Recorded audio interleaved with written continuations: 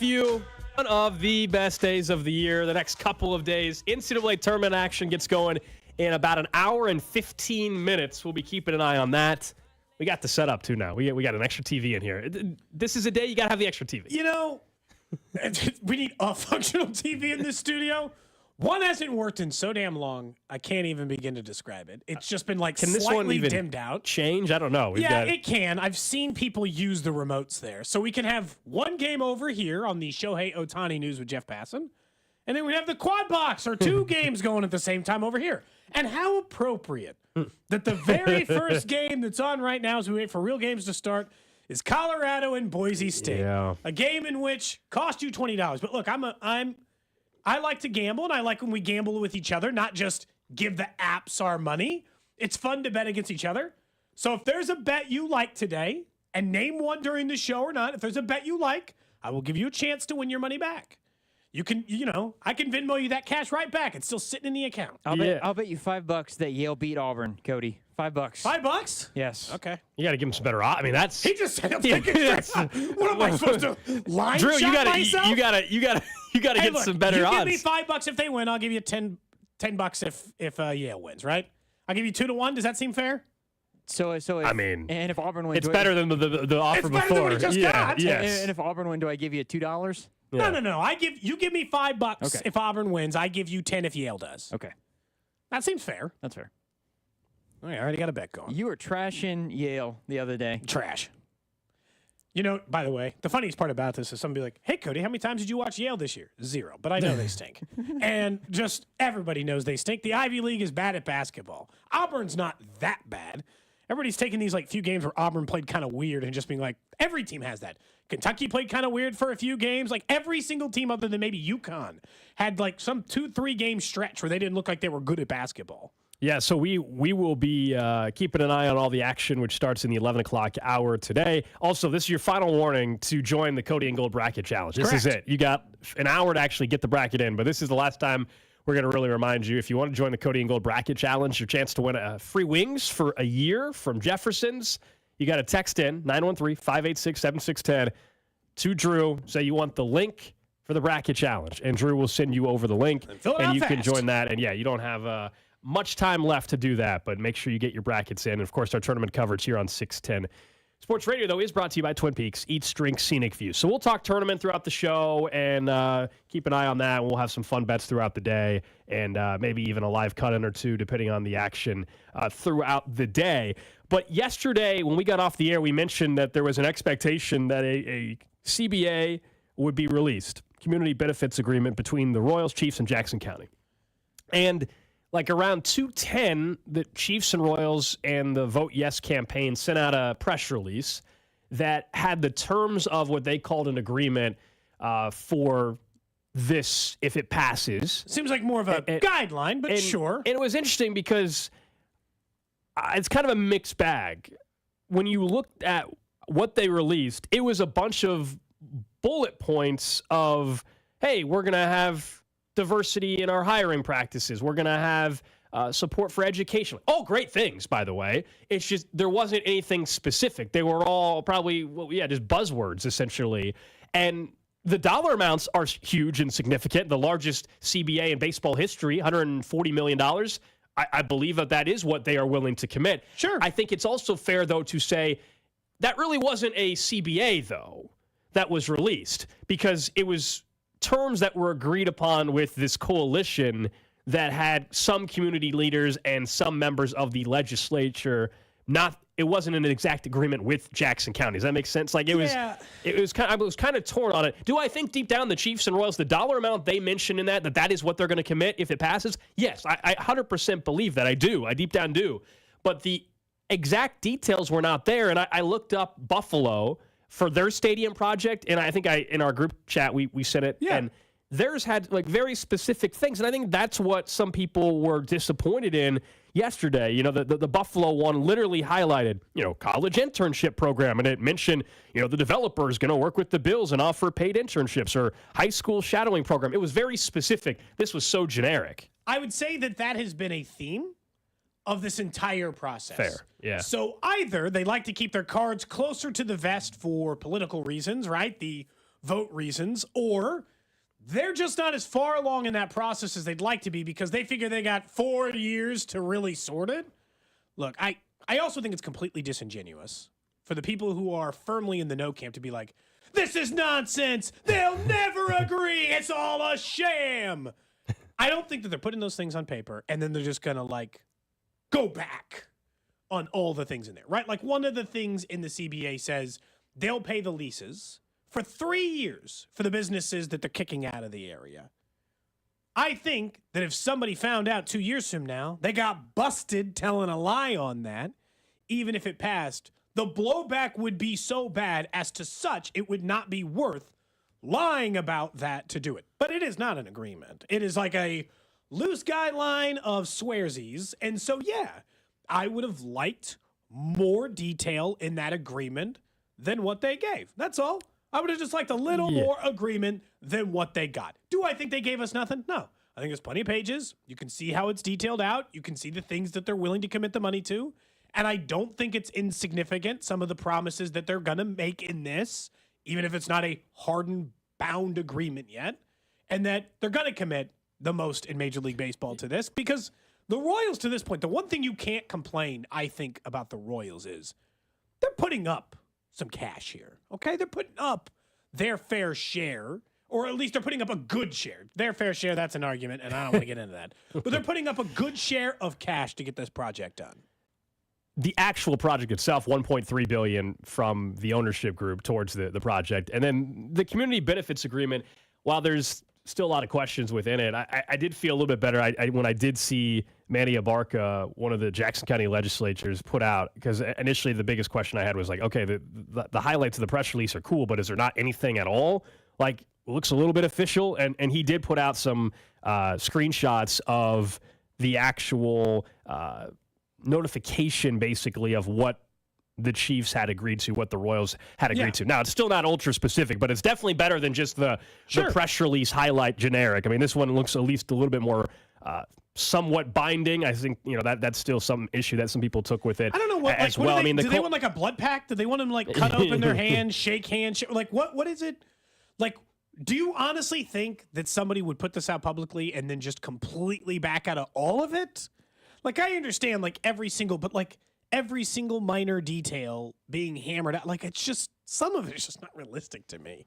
Yeah, again, I felt better once I saw the screenshots that Manny Abarca had sent out, because that was more, those were documents. You know what I mean? And I think that's what people wanted to see in the original press release. The original press release was truly just a bunch of positive quotes and highlights of buzzwords. The documents that eventually got sent out on social media that actually had, the Chiefs letterhead. I'm serious, like little things like that do matter. Like, sure. And them versus attaching their name, and it has Mark Donovan's name on it. Like that stuff matters a little bit more to me than the press release. So that made me feel a little bit better about that. I still will go back to the thing you and I have probably said 100 times by now, which is like, I still, the people that were upset about the CBA and how it was actually released yesterday, the same individuals that feel that way, they're not changing their mind in a week and a half. Like, it could have been, Cody, it could have been the perfect, most detailed CBA in world history. And it's not like they would switch their vote to yes. You know what I mean? Like, so it matters. Absolutely. It's very important that there are benefits that are laid out. Yeah. But I don't know if, the uproar yesterday with like how it was released or not. I had questions with it as well. But I don't. The people that were most vocal about being upset with what was released, are the same individuals that are going to vote no matter what happens. I will say, I don't know why every step has to appear publicly like you don't have a plan. That's the thing I would say is and I get it, but this is less of a plan than most teams put out in these community agreements. So like, why is it from the beginning? It seemed like it took you too long to choose which ballot to be on. Then it took you too long to choose which site. And then it took you too long to get out this agreement. And then the agreement doesn't have enough detail. Yeah, it's never been smooth from the beginning. And look, I know they threw some of that weight on Frank White. They were like, we've been working on this for years, and that guy's been unhelpful. And I'll be honest, I think there's probably some truth to Frank White not being helpful in this situation. Well, you saw his statement yesterday. Right after this, he said this is not a real community benefits agreement. I think, again, there's a lot of half-truths going on throughout both sides throughout this. Nobody is fully lying, but nobody's, you know what I mean? Like, very, very. The wording is always interesting that everybody uses in how they've gone about talking about the project. Again, we're less than 2 weeks away. Ready. I'm so ready for this vote. Just to know. Campaign One way or the fatigue. other. Well, honestly, if they vote yes, then there's not much to know. Downtown bound, right? We're heading that way. Coffin will be demolished, and the projects are heading that direction. And at least we won't have to beat our heads against the wall. If it doesn't pass, then we got a whole other Everything's open. web of questions. All options are on the table at that point. There will still be plenty of questions after it passes. It's just no longer will people be debating, is the project happening? There will still be important issues that the Royals and Chiefs have to sort out, specifically the Royals with the community and, property owners and things like that. Sure. But the actual, hey, is it going to happen or not? Is the county putting the money forward for it? That would be answered. And then don't forget, there will still be plenty of the battle, although it won't be something that people will vote on, of the state money or if any money from the city is going to come into play for the project as well. So we'll see. We'll talk about this continued plenty. And if you missed it, the KC tenants were on with Carrington yesterday. The interview's up on 610sports.com in the Odyssey app as they joined him in studio. Can I ask you something about, Drew, you watch a lot of college basketball. And obviously over the next 4 days, we're going to consume infinite amounts of college basketball. So if you got some bets you like, text them in, 913-586-7610. I'm going to be making live bets all day. I've got some bets already in. Yep. But then once the itch, starts to happen a little bit and these games are on, I'm going to do it.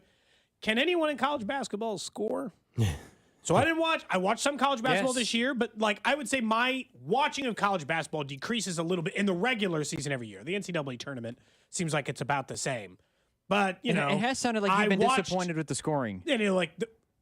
Grambling State, man. Great game last night. 88-81. I mean, look at this game. There was 12 minutes to go in this Colorado-Boise State game last night. It was 38-37. Yeah, it was a slugfest. Virginia scored 14 points in the first half. What do you mean? All right. No one scored. The game that you want to watch, unfortunately, is not today. It'll be tomorrow. If you want to see points, Charleston against Alabama. Alabama averages 90. They average giving up 80. Charleston score 80. So that game, we refrained from betting it, correct, in our unders? It's not in our under parlay. It's not in our under parlay because we were concerned. It's the highest total of an NCAA tournament game, I think, in 25 years or something like that. No, Cody, the Gramblings, I know it was 16 seeds, but it was the most entertaining tournament game of the first 4 games so far. Grambling State and Montana State went to overtime, 88-81. There's your points. Do you guys count the first 4 games as tournament wins? Yeah, I think we talked about that. Yeah, I do. Yes, I also count them as losses. Yes, I was going to say I am 0 for 4. Oh, you actually picked the first 4 games? Oh, yeah. He sent out like he's Barack Obama, dude. He sent out a paper. He sent out a picture of his paper. Oh, you're old school. I kind of like the old school. I should have signed it. I kind of respect the old school handwritten. I mean, I think you should do a digital one as well, and you did, I think. But yes, I respect the handwritten bracket, old school approach to it. I love as long as it's just one bracket. We're good. I do it by hand. I use like the preview stuff and everything online to help myself, but I do one bracket, and it's the same on paper as it is for our Cody and Gold pool, same as it is for the tournament challenge. So, yeah, I'm over 4. I'm not off to a good start, but technically the games don't count that I'm not over 4. Not for bracket purposes. You're 0 for 0 for your bracket purposes. Back in 2010 when they switched to the first 4, then to me they became tournament games. Back when it was truly called a play-in game, no, those were play-in games. Literally is what it was called. So now that they are the first 4, this is the first round. All the teams playing today technically are in the second round, I think, of the NCAA tournament is how I think that's how they phrase it. The round of 64. Yeah. Mm-hmm. Now the field is fully set. I am excited for the first game though today.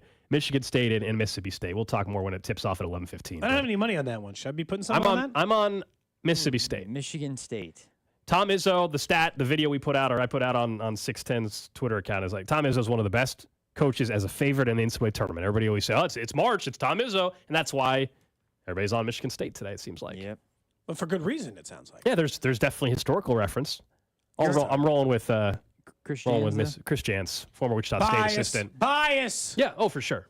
But also treated me well in Vegas. Mississippi State beat LSU and covered, and that was very important to me when I was out in Vegas. So we'll talk plenty of tournament. Don't worry about that. I did want to get to thinking of betting and everything. What has already become a fascinating story, and it's not ending today or anything. This is only going to get crazier, I have a feeling.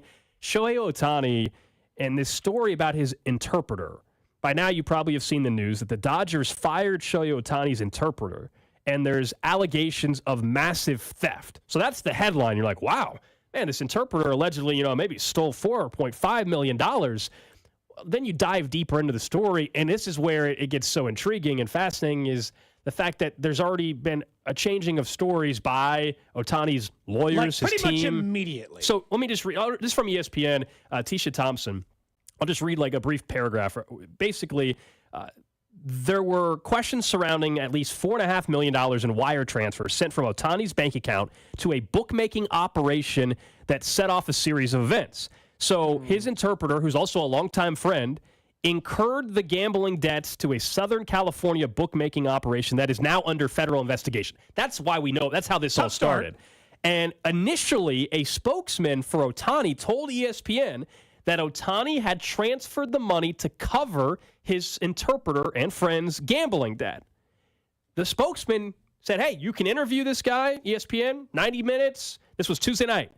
During that, the interpreter laid out his account in great detail. But as ESPN was about to publish the story, they claim the spokesman disavowed the account of the interpreter and said Ohtani's lawyers would issue a statement, and they did. And now they're claiming, no, it was all theft. And that's why it's so fascinating. What's true? There's the way out there. I don't want to call it a conspiracy, but worst case scenario is that it was his debt. That's what people are speculating on. So I'll start with his being Shohei Ohtani. I do not think that is a the moon isn't real level conspiracy. Okay. Yeah. Like if we're ranking it based on this show's history, it's not that level of conspiracy, and it's not the Avril Lavigne is body switched level conspiracy. The ones we've covered on this show that are a bit far fetched that maybe some of us or our significant others believe. Because, Gold, you know this. If an illegal bookmaking operation, even if you're best buds with Shohei Ohtani, extending $4.5 million in credit is awfully hard to imagine from a bookmaking operation. It just is. So he would have had to have. The problem is, if you believe the first part of the story, which is he just paid off his debt, then I have to assume this book extended him a $4.5 million credit, which is not impossible, but long odds of that possibility. And then, or he stole it slowly over time, and Shohei didn't know it. Here's what I got. The reason why they probably, I don't know. I mean, again, none of us know. It says the wire transfer payments were sent from Ohtani's account to an associate of this Matthew Boyer guy, which was the bookmaker who allegedly was running this operation.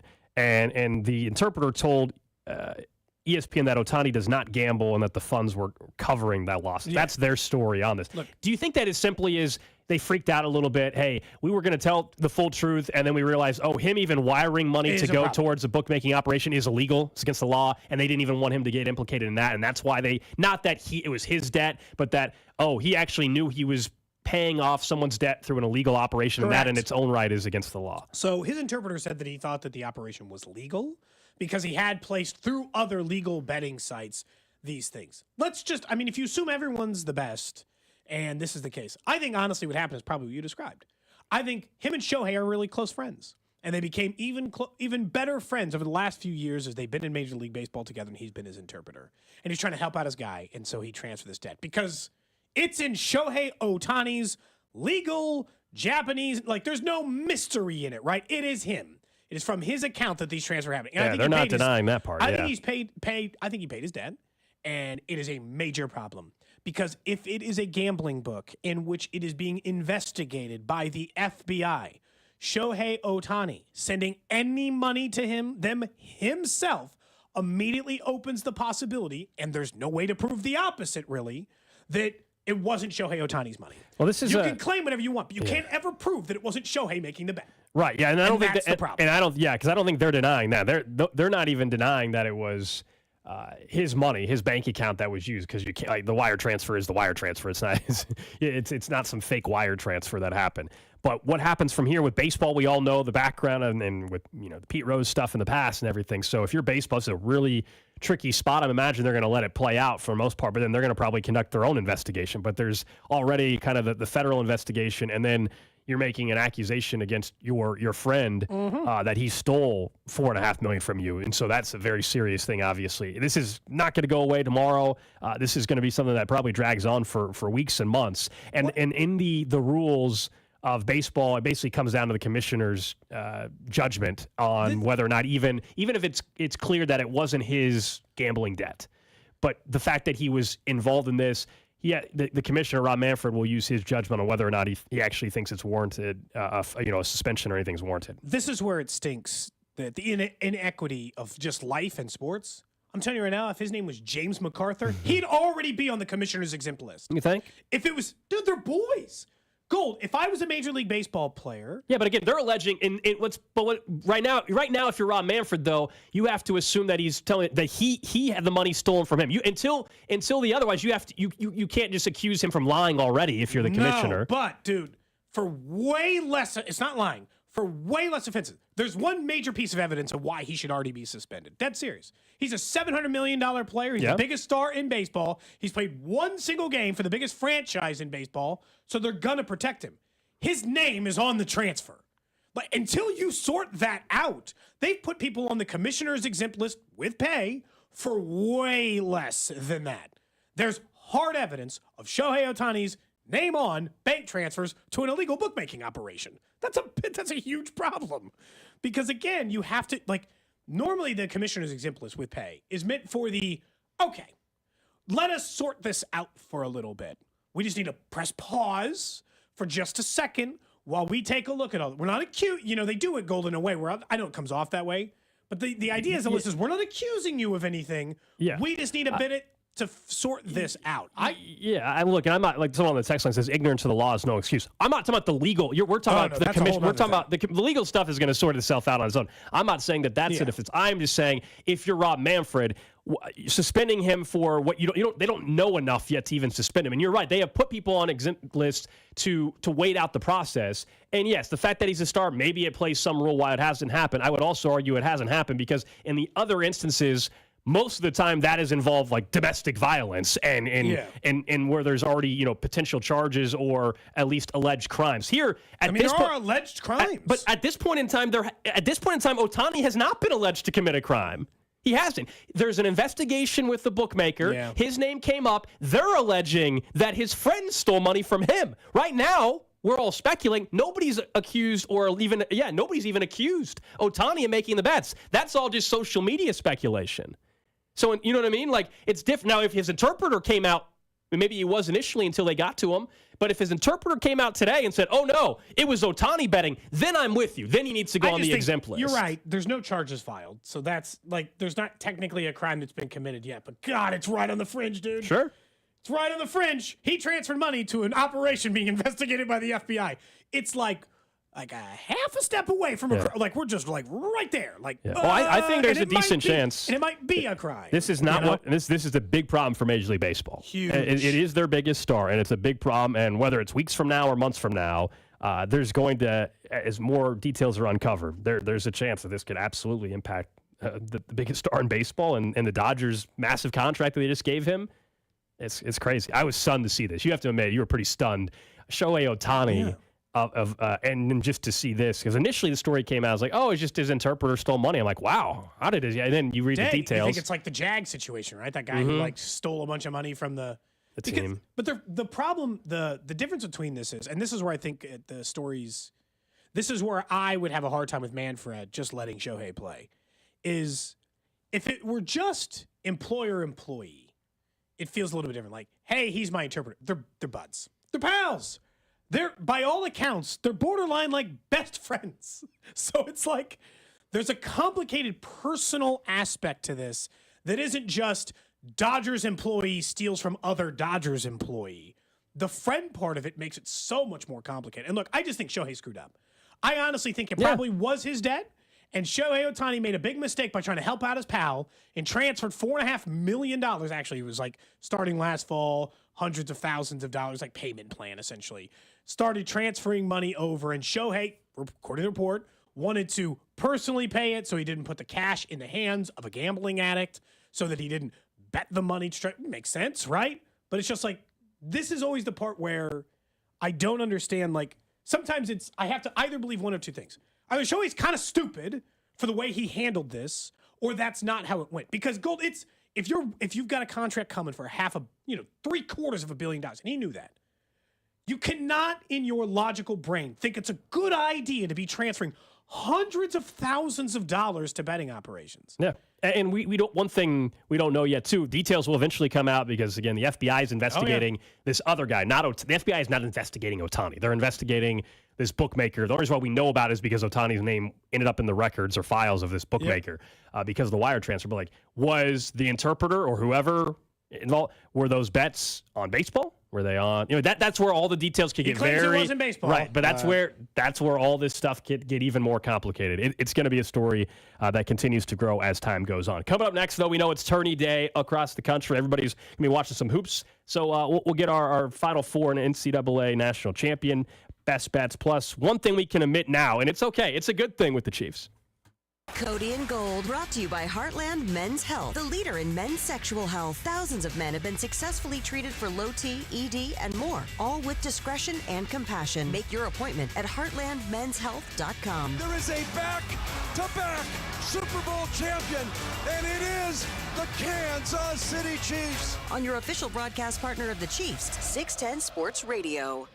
Sometimes you got to look for a new career, because you did stuff for your interpreter. No, one way or the other. If you're looking for a new career, look at IT.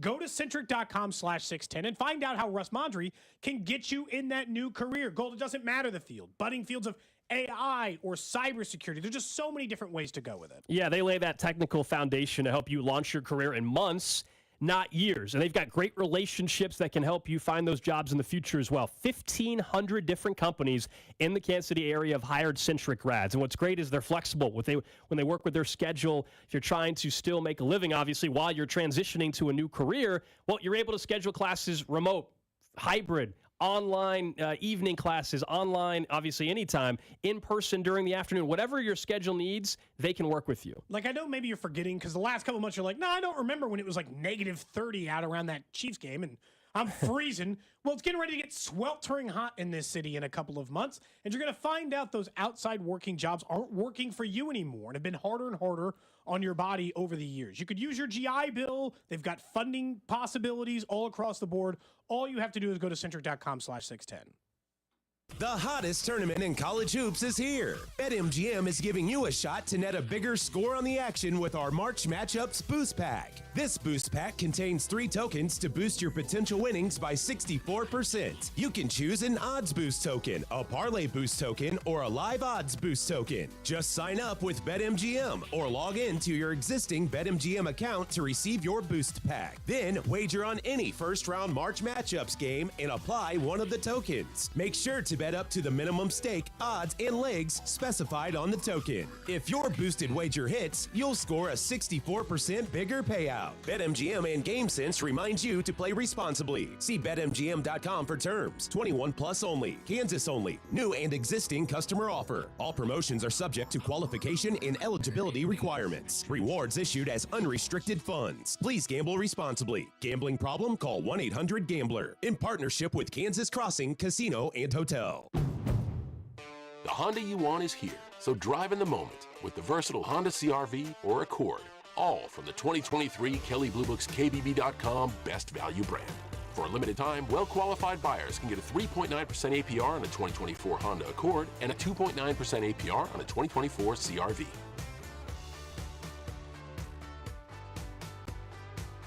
See dealer for financing details based on 2023 brand image awards from Kelley Blue Book. Visit KBB.com for more information. O'Reilly Auto Parts can help you find a repair shop with our shop referral program. Stop by O'Reilly Auto Parts or visit O'ReillyAuto.com. O'Reilly Auto Parts. When a cold comes on strong, try DayQuil's Severe Honey flavor. The daytime, coughing, aching, stuffy head, fever, honeylicious, power through your day medicine. Powerful cold and flu symptom relief with a honeylicious taste, so a cold won't slow you down. Get back to your day feeling relieved, enjoying the delicious flavor of DayQuil Severe Honey. DayQuil Severe Honey flavor soothes your symptoms with a delicious taste. Use as directed. Keep out of reach of children. O'Reilly Auto Parts can help you find a repair shop with our shop referral program. Stop by O'Reilly Auto Parts or visit O'ReillyAuto.com. O'Reilly Auto Parts. eBay Motors is here for the ride. 120,000 miles of night drives, daily commutes, and who knows how many. Are we there yet? Through countless fixes, elbow grease, and a new radiator, you kept your ride alive. With eBay Motors, you have over 122 million parts to keep it running. And with eBay Guaranteed Fit, they'll be the perfect fit every time. Plus, at these prices, well, we're burning rubber, not cash. Keep your ride or die alive at ebaymotors.com. Eligible items only. Exclusions apply. You've heard it said, he's a diamond in the rough. Or maybe, diamonds are forever. Here's something else I've learned about diamonds. They're just pieces of coal put under pressure for a long, long, long time. So when I start feeling like I want to give up, I think about that little piece of coal. And if that piece of coal can make something of itself by not giving up, so can I. Persistence is in you. From PassItOn.com. Now, during Staples Print Big Sale, get $20 off your print purchase of $100 or more, $50 off your print purchase of $200 or more, and $100 off your print purchase of $300 or more. So the more you print at Staples, the more you save. To demonstrate, print at Staples, you save. But if you print at Staples, you save. See how that works? Staples Print Big Sale. Print more, save more. Up to $100. Ends 4/6. Visit staples.com/print for details. Paid for by government.com. Did you hear? A recent stash of $10 gold Liberty coins from the 1800s has been found. These gorgeous gold coins are as bright and shiny as the day they were struck in the late 1800s, and less than 50 of these gold coins are available. Coin experts are calling this gold find an incredible opportunity. Call 1-800-473-3993, and you are guaranteed a $10 gold Liberty coin minted by the U.S. Mint in the 1800s. But with extremely limited availability, you must call now. These gold Liberty coins from the 1800s are still in uncirculated condition. That is history you can hold in your hand. To learn more, call 1-800-473-3993. Call now and you'll receive a free American Coin Collector's Bonus Package, a $40 value, free with every order. Call 1-800-473-3993 now to secure your $10 gold Liberty coins dated from the 1800s before they sell out. That's 1-800-473-3993. What up, y'all? It's your boy Danny Green, 3-time NBA champ. You either rooted for me or rooted against me. Join myself and my co-host Harrison Sanford on the Inside the Green Room podcast. It's a podcast that brings you never-before-told tales from the locker room to candid interviews with basketball legends to breakdowns of what's happening in the NBA right now. Whether you're a diehard fan or casual about your hoops, this podcast brings you the game like never before. Follow Inside the Green Room on the Odyssey app or wherever you get your podcasts. The 610 Sports Radio phone line is brought to you by Onder Law Injury Lawyers. Visit getjim.com. Brought to you by Ashley Furniture. Celebrate and save at Ashley's Anniversary Sale. With Hot Buys, your choice of colors starting at just $3.99. Ashley Sleep mattresses start at $2.50. Plus, receive a free adjustable base with select mattress purchases. Only at Ashley.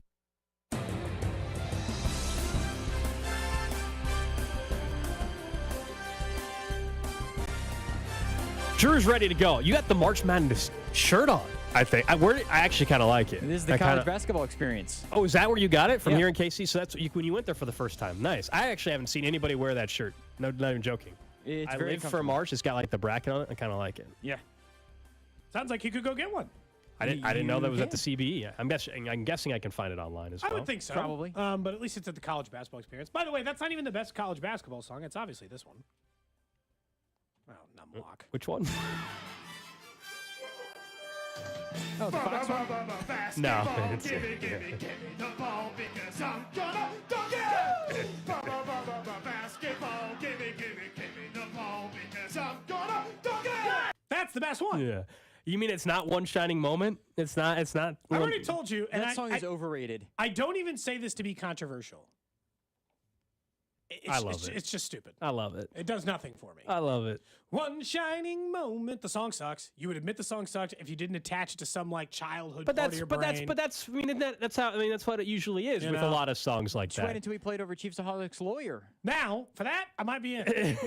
When it's over That's different. If your team just won the title, it has it has some sentimental value, which makes the song good. Well, as on a its own UMKC right. fan, I don't think I've run into Like if they played that after in the Summit League, if they finally won the Summit League, I think you'd like the song a little bit more. I just think it's too late for me now. Like that song's not coming around for me. At least when they put it back on I just don't watch it. It's fine. Like I don't care if you like.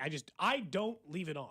The game's over and then I just turn it off. The one thing I will agree on the Chiefsaholic, the one shining moment thing is the original. You got to keep it on the original. I know they tried for a couple years to mix it up. What was it, Jennifer Hudson, and she's very talented, but just go with the Luther Vandross normal original version. That's probably smart. That's all I need. Thinking of the tournament, though, and again, we appreciate those of you who joined our bracket challenge. And if I said last reminder, I lied. This is your last reminder. You can text in. No if more you wanna... text messages. No, Drew's not after done. this. The reason why I wanted to push one more out, we're 10 away from a 200. So I want to get round number. I want to get an even 200 roughly. So that's why I'm pushing it again. 913-586-7610. You want to win free wings for a year? Your chance to do that is in our bracket challenge. So anyway. How do you guys see the Final Four going? We're not going bracket region by region, but just who's in your Final Four, that would be a lot. And who's winning the national championship. Okay, so I thought... So we can laugh at each other when they lose in their first game. I will admit, I legitimately try to think about this, but I'm also a little worried that I could just be... I could be eliminated very quickly in this. Okay. But I base it on teams I've watched play this year, the style of play that I think works in the tournament. And I'm a big believer in the Big 12, I'm not going to lie to you. So there are teams just in the Big 12 I think have a good chance to do it. So my Final Four, after saying all that, does not include Kansas. That might shock you to find out. I'll go ahead and spoil mine. They're not in mine either. Oh, wow. They're not in my Final Four either. God, I mean, really? I know. Stunning. That's tough, okay? So my Final Four, UConn. I'm assuming he's in everybody's Final Four. UConn. Baylor. So already a shocker. Houston. Not scared away from their injuries. And Creighton would be my Final Four. Blue Jays. Yeah. Well, with the Blue Jays. Got the 6th seed in there. That's my final. Okay, so those I are have a hard time imagining it'll be like 1-1-1-2 based on where like college basketball is these days. I don't know. I just felt like it needed to be a little more all over the board. It's always that balance of like you don't want to be too chalky, but because the upsets are happening, but this is what makes it fun. So ultimately the Final Four ends up a little chalky for me. Some upsets along the way, but I end up with UConn in the Final Four. I ended up with North Carolina in the Final Four, so 2 number 1 seeds. Then I do have Kentucky, so not Houston, the one who I have liked for much of the year. I have Kentucky, the 3 getting to the Final Four, and then I do have Purdue beating South Carolina in the Elite 8. So you stuck with Purdue, huh? Yeah, and then I went back and forth on them the entire time. And national title at UConn, Kentucky, and I've got UConn winning it all. Back-to-back national champs, huh? Yeah, I know. Very chalky. It's been a very, very, very, very long time since that occurred. Yes. And just because it's the nature of the tournament makes that a big challenge. But okay, yeah, that is pretty chalky. I'm not gonna lie. Yep. Didn't entertain someone else, huh? No, the highest seed I have beating Houston. The highest seed I have going even close to that again is South Carolina. I have them as a 6th seed going to the Elite 8. Other than that, I think it's they fairly lose in the chalky. first round. Oh, they definitely could. Yeah. Like I don't want to say for sure. Yeah. But I don't like. I'd have to look. They're playing Oregon. A lot I of think people I like might Oregon. have Oregon They are. winning that game. Mm-hmm. Okay. Yeah, I did. Yeah, this is the same bracket that we have entered in our Cody and Gold bracket challenge. So Hooray! we'll see. Well, we're gonna have two. I'll say this: one of us is gonna do really bad. Like just based on. Well, I think all 3 of us are going to do really bad. Yeah, but just based. Well, it's 200 people, so like, but like What's the based best you on guys have ever done? based on the differences of. I mean, I've won like small local like office brackets before, but I mean, I don't know if that counts as like 30 I or definitely 40 have people. not won a bracket challenge before. I've won a bracket, but it was like 30 or 40 people. Not I'm just saying like our Final Fours are so different.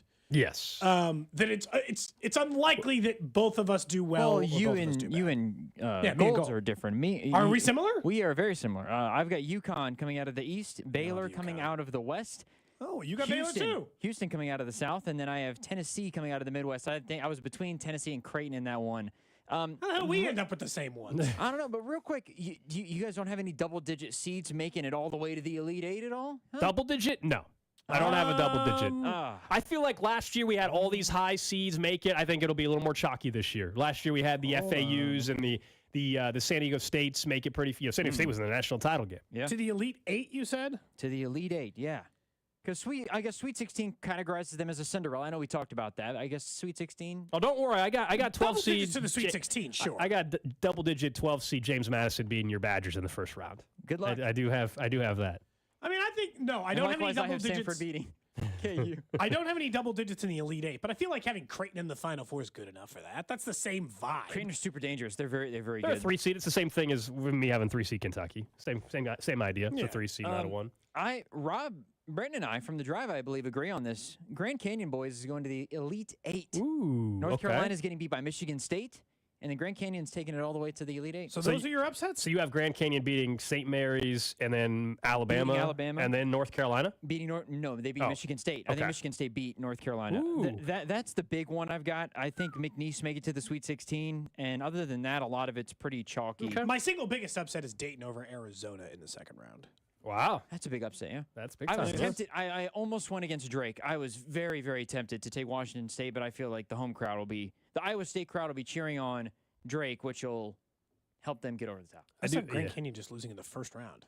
Like, everybody's upset. St. Mary's is a tough draw I went back for them. and forth. I went back and forth on it. I do have them being St. Mary's, but I don't have them going any further than that. So, all right. So those are. So you gave us your full Final Four? Yeah, it was 3 of the same as me. You guys are right. That's what it was. Yeah. Did you guys give your champions? I did. Okay, UConn. I'm sorry. I have UConn beating Tennessee in the final. So you both. I chose Baylor as the national championship. Ooh, yep. Wow, they won last one in 2021. The Baylor Bears. All right. Look, I felt like UConn's a little too obvious, and I don't think it's all that easy to go back to Look, back. I would even love though I think they're the best team. I would love for one of our listeners for us to get through the first weekend. One of our listeners still to be one of the 0.003% that has a perfect bracket. That'd be fun. And I'll promise you this: if you're a listener and you get through a perfect weekend still and have a perfect bracket through the first and second rounds, we'll get you on the show on Monday. I will promise that. Or can they just come for like Club 610? Sure. We'll get some more Dom. Perfect bracket. I mean, there's only that's what I'm saying. That many people. That's a perfect bracket. Not first place in the pool. That'll win free wings for a year at the end of the thing. I'm talking about you have a perfect bracket. Even through the first weekend, we'll get you on the show for Club 610. You know how hard it is to get through the Sweet 16? Exactly. Well, that's extremely impressive. It'd be hard just to get the 16 teams right. If we just narrowed it to that, just have the correct 16 teams, not every single game right. I'm not sure we'll have anybody in the We're up to 196 now, guys. Okay, 4 more, please, in the next half hour. We need 4 more before it locks. Before it locks, 913-586-7610.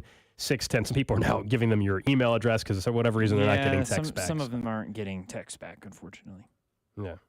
But we want you to get in, so I will email you. Yeah. Someone says, is it too late? Have the game started? No. You still have time. You have a half hour. 11:15. So by now. You need to get it in now at this point. So we'll get back to hoops. Michigan State, Mississippi State starting in about a half hour or so. Back to the Chiefs though a little bit. This run that the Chiefs have been on in their division, they're going for 9 straight. And it is getting more and more realistic to catch what the Patriots did in the AFC East. I mean, it's so funny watching, I don't know if you watched any of the Dynasty show that's been on for the Patriots, and history just, it truly seems like it's repeating itself here. Like, at some point, there will be a Dynasty show about the Chiefs. And in that Dynasty show, one of the episodes, they talk about the run the Patriots went on through the AFC East. And I feel like history is repeating itself right now with what the Chiefs are trying to do. Now, they got some work to do still, but they're going for their 9th straight AFC West title, and the division right now doesn't seem like it's catching up. Unless something dramatically changes in the draft, the Chiefs might play in the second worst division in football next year. And now, as a reminder, just 2 years ago, we were talking about this like, oh my God, this might be one of the deepest divisions of all time. It did not work out that way. We understand that Russ stunk, the Chargers fell flat, and that the Raiders were nowhere to be seen in that situation. But go through them one by... This is great news for the Chiefs, by the way. Go through them one by one. We know the AFC East is better. Okay, I mean, if Aaron Rodgers stays healthy for more than 3 snaps, how many did he get in? 4, I think. 4 snaps. Wasn't it? Something like that. If he stays healthy for more than 4 snaps, they're better. Hard for the Patriots to be worse. Miami and the Bills were both AFC contending teams last year who finished with 11 games. The North is obviously better. The South, so here's the question. The Chiefs are better than any top team in the South. But when you start looking at the depth, Do you think that the Chargers, Raiders, and Broncos will have a better combined record, or the Jags, Colts, and Texans? I'll be honest. The AFC South, yeah. The South. So, okay, now we're right back to this. So they're the worst one in the AFC. Go through the NFC. East is interesting because there's only maybe 2 good teams, and the Chiefs are better. But I think the Eagles and Cowboys both will win 10+ though. But the Giants and the Commanders have stunk. They have, but like in the AFC West, you can maybe there's a chance that the Chiefs are the only, even though only playoff team. Yeah. Well, the only double-digit win team. Even there's a chance that it happens. Whereas in the NFC East, I think there will be at least 2 teams that win 10 games in the NFC East. Whether it's the Cowboys and Eagles, or you think there's all of a sudden the Commanders nail their first pick and Jaden Daniels is the greatest quarterback we've seen since Mahomes or whatever. You know what I mean? Like that could happen, but I'll let you keep going through. I think the NFC East is definitely going to be better. So I think that one I'd at least make an argument for. North is definitely better. West is definitely better. And the only one that the Chiefs are definitively better than, the NFC South. The mess that is the NFC South, which means we could be staring down the fact that the Chiefs are in the second worst division in football. Look at where the teams are. Like, honestly evaluated. Right now, look, maybe the Chargers get Marvin Harrison Jr. and their offense finds a click right back through there because they pick 5, and some people think quarterback's going 1, 2, 3, 4. The odds makers, I think quarterback's going 1, 2, 3, 4. But the Raiders are restarting again. The Broncos are restarting again. They don't have a quarterback. Maybe they get J.J. McCarthy. What, year 1? Year 1 of a rookie quarterback? Okay, sure. The Raiders, year 1 with Aiden O'Connell or okay. Like, just look at the starters. Right now, the projected starters at quarterback, other than the Chiefs, are Gardner Minshew, to be drafted quarterback if they can get high enough. So at best, let's say J.J. McCarthy. It could be McCarthy and Minshew and Herbert. But Herbert was on one of the league's worst defenses last year and now has currently no offensive weapons. Like normally you would say if the Chargers were and the Chargers finished 5-12, they're picking in the top 5. They were one of the worst teams in football last year. They were a bad team. They can't just fix all their problems in a single offseason. Like, it's a bad division. It's great for the Chiefs. And I also think the Chiefs are I think they're the party that caused this, which is great. I think they just keep, stepping on the throats of these teams, and they're forcing them to restart over and over. You don't win 8 in a row in your division unless you're also dominant. Yeah, were bad decisions made that help you. You need some help to get to what the Patriots, when they won, what was it, 12 in a row? 12 in a row or 13? 12 in a row? 11 or 12. Okay, whatever the number is. 11? Yeah. Whatever I don't think it was 13. It was 11 or 12. Whatever the number is, yeah, they were dominant. It also took crappy decisions from the Jets and from the Dolphins. And we went through one time, I remember on the show, all the quarterbacks the Jets tried to start during that run. Really and the bad. Dolphins had, they had some unbelievably bad draft picks. It was 11, and that's what's it was 11. And that's exactly what's happening here.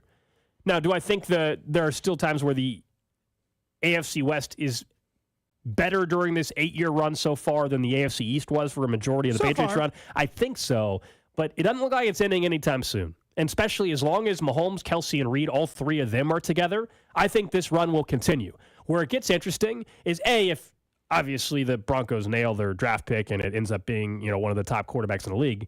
But on top of that, it would probably take a year in which Andy Reid and Kelsey weren't part of the grouping with Mahomes for me to actually believe they're going to lose a division. Like, it's not even a homer thing. I will not pick, I'll tell you, and I'm guessing you're kind of in the same boat. There's no reason to pick the Chiefs to lose the AFC West until Andy Reid, Travis Kelce, and Patrick Mahomes, all 3 of them are not together. Then you can start questioning it, and I'll have some questions then because it'll be an unknown, new territory, new era, if you will. But until then, I really don't care what the other 3 teams are doing. No, this is definitively Kansas during its Big 12 run. There is honestly, at this point, I 1,000% think that they are going to win. They're going to tie at least that record. You got to think about how far away these teams are in years department. Right now, the Raiders and the Broncos are in a complete teardown. Okay, so they're starting over. Broncos are trading Jerry Jeudy, letting Justin Simmons go, starting over. So they're at least 2 years away from competing for this division. And that's if they get a lot of decisions right. And most importantly, the quarterback decision right. But a lot of other decisions right, too. The Raiders even further away, in my opinion, maybe 3 years, because we don't even know if they're going to take a quarterback or just start Gardner Minshew. The Chargers are the only team who even has a chance. Yeah, because they have the better quarterback. They got the quarterback. Yeah. So if they made 5 great decisions in an offseason or figured out a way to flip their defense around the way the Chiefs did, They are a formidable opponent.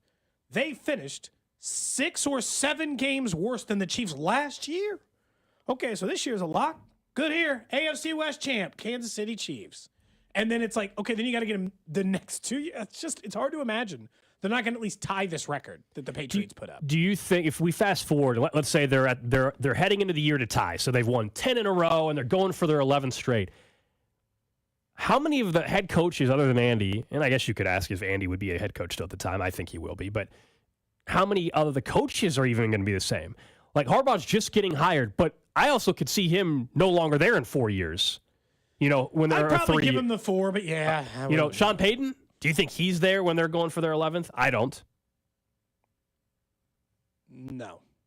Antonio Pierce, I think he gets 2 or 3 years. Yeah, he won't make it to see what happens, and it's Unless not even they just his get fault. quarterback right, he's going to be gone. Ultimately, that's the key. Although I think the Chargers got quarterback right, and it didn't save Brandon Staley. No, you know but what it I gives mean? you a better chance of getting saved. Because I think they got Staley quarterback more years than he probably deserved there.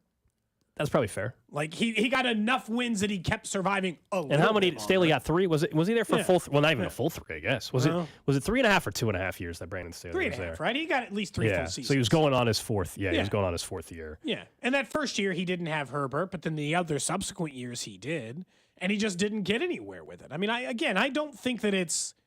I think it's objectively a good thing for the Chiefs, but they play in maybe the second. I think they play in the second worst division in football next year. But this is the beautiful thing. It's like when you're going for history, and as much as we give the AFC East crap during the Patriots run, it's probably how Patriots fans feel. Yeah, like you don't apologize for it. It's still the NFL. These are still the same. These are teams that all have the same amount of money to spend. They make bad decisions, sure. But it's the NFL. You don't apologize for how you became a dynasty, for how you won a Super Bowl. Honestly, the same thing when we're talking about the NCAA tournament today. The bracket opened up, and oh my gosh, their path is wide open now. You don't apologize. If the path opens wide and you get to the Final Four, so be it. Like what do I care? It's unless it's your rival and you're just like, it annoys you because it drives you crazy. Your rival won a bunch of games, but otherwise, like. You don't apologize. I don't think San Diego State or FAU last year, who made it to the Final Four, and San Diego State, I don't think they were apologizing for how they got there or anything. No. You never should do that. I told you, K-State, just based on how the matchup ended up lining up, I thought it was disappointing they didn't get that one more win. Things opened up okay for you. You got to take advantage of it in the years that they do. That's all that matters. Nobody cares that Kansas, the second to last title, not the one they most recently won, but the second to last title, they had a really easy path. A lot of good teams. Who cares? Yep. Do you think anybody remembers Kansas faced a bunch of double-digit seeds to get they don't care. They hung a banner. They don't care about pathway. I told you that in the playoffs too. I don't care if the starting quarterback twists an ankle before the game starts against the Chiefs in the Super Bowl. Win's a win. Yeah. Rings count. Banners hang up. Doesn't matter. Nobody apologizes. Definitely not. Coming up next, though, we'll stick with the Chiefs a little bit. And one question that was actually posed yesterday from one of our listeners about the big 3 and what could be the big 3 for this Chiefs offense. Plus, we will talk KU Sanford. That's the game tonight. And some comments, again, yesterday from a couple of Jayhawk players. Next. Cody and Gold, brought to you by Heartland Men's Health, the leader in men's sexual health. Thousands of men have been successfully treated for low T, ED, and more, all with discretion and compassion. Make your appointment at heartlandmenshealth.com. There is a back-to-back Super Bowl champion, and it is the Kansas City Chiefs. On your official broadcast partner of the Chiefs, 610 Sports Radio.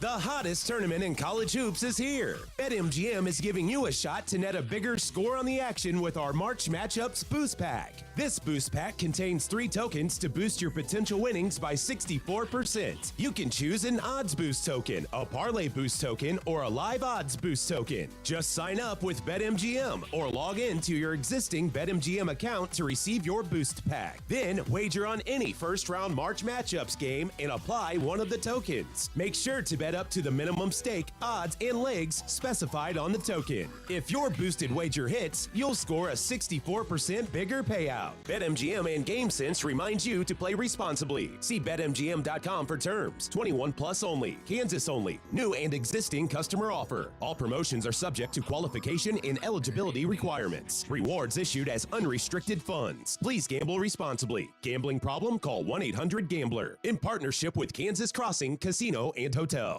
Outdoor America with Tommy Bench, Saturday mornings on 610 Sports Radio at 5 a.m. and the Odyssey app. This week, Tommy answers your questions. Outdoor America. Presented by Wholesale Batteries. The right battery the first time. Spring is here, and it's time to spring into action to get into shape and feel great. Hey, it's Bob Fesco. I know there are so many options when it comes to home workouts. It can be overwhelming to pick out home fitness equipment, but not anymore. It's time to discover Johnson Fitness and Wellness stores. Their expert staff will help you choose the best home fitness equipment for you, for your unique goals, space, and budget. Johnson Fitness and Wellness has a wide selection of top-rated treadmills, ellipticals, strength equipment, rowers, and exercise bikes. Also, find the latest selection of massage chairs in Kansas City. Right now, get a free kit of massager with purchase of any massage chair or Matrix fitness equipment by mentioning 610 Sports Radio. Soon, you'll be seeing home run fitness results to get in shape and feel great. Johnson Fitness and Wellness is in Overland Park and Lee Summit. Visit johnsonfitness.com. That's johnsonfitness.com. It's Johnson Fitness and Wellness. Bowling Warehouse has taken over KC with a mashup of football, bowling, drinks, and fun. And with 3 15-foot televisions in the hottest bar in town, there's absolutely no better place for watch parties, get-togethers, and happy hours. And what could be better than splashing down pins at your next business event or private party? Plus, Bowling Warehouse KC is convenient for everyone off 435 and State Line. Whether it's a fun night out or a way for your organization to unwind, make your reservation now at bowlingwarehousekc.com. It's time to fool around and find out. Congratulations to the Kansas City Chiefs. Another year, another Super Bowl. Did you know that the Chiefs won their Super Bowl in their first year of their partnership with Window World? And here we are, 5 years in. The Chiefs are a dynasty, and they're still going strong with Window World as the official window of the Kansas City Chiefs. Window World windows are one of 2 windows with a good housekeeping seal of approval, ranked number 1 in number of windows sold in the country by Qualified Remodeler magazine. In just over 20 years of business, they have improved the look and thermal efficiency of over 54,000 customers right here in Kansas City. So be sure to call this number, 816-799-0820. Learn more about the double-strength glass that gives it strength that's not commonly used in replacement windows. Learn more about their products that are not only durable, but offer security, beauty, and energy efficiency. Give my friends at Window World a call. That's 816-799-0820. 816-799-0820 to learn more, or also go on the website, windowworld.com. We're the Hellsberg Wedding Band, and whoa, look at that ring. Boy, is she fancy dancing with that ring. Everybody checking her dancing with that ring. Disco ball on her finger, dancing with that ring. Honestly, nobody's dancing because they're just staring at that ring. Ha! For a great selection of high-quality natural and lab-grown diamonds and custom rings at a great price, visit a Hellsberg near you or Hellsberg.com and she'll be dancing with that ring. Do you want to skip your car payment this month? I'm Jeff Davis, owner of Volkswagen Lease Summit. We're offering payment relief. Buy a new car at Volkswagen Lease Summit and get no payments for up to 6 months. Get payment relief today at Volkswagen Lease Summit. Visit VWLeaseSummit.com. Look around. You can find cars like these on AutoTrader. Like that car right in your tail. Or if you're tailgating right now, all those cars doubling as kitchens and living rooms are on AutoTrader too. Are you working out and listening to this ad at the same time? Well, multitasking pro, cars like the ones in the gym parking lot are for sale on AutoTrader. New cars, used cars, electric cars, maybe even flying cars. Okay, no flying cars, but as soon as they get invented, they'll be on AutoTrader. Just you wait. AutoTrader. Pizza's here. Oh, great. I'd love some, but I'm worried about my stomach issues. If you're worried about having diarrhea, gas, bloating, stomach pain, or loose, oily stools, it may not just be stomach issues. It could be a condition called exocrine pancreatic insufficiency, or EPI. With EPI, the pancreas doesn't release enough enzymes to break down food, but EPI is manageable. Use the symptom checker on identifyepi.com and talk to your doctor. That's identifyepi.com. Sponsored by AbbVie. Texting enrolls you in a recurring automated marketing text messages. Consent not required to purchase. Message and data rates may apply.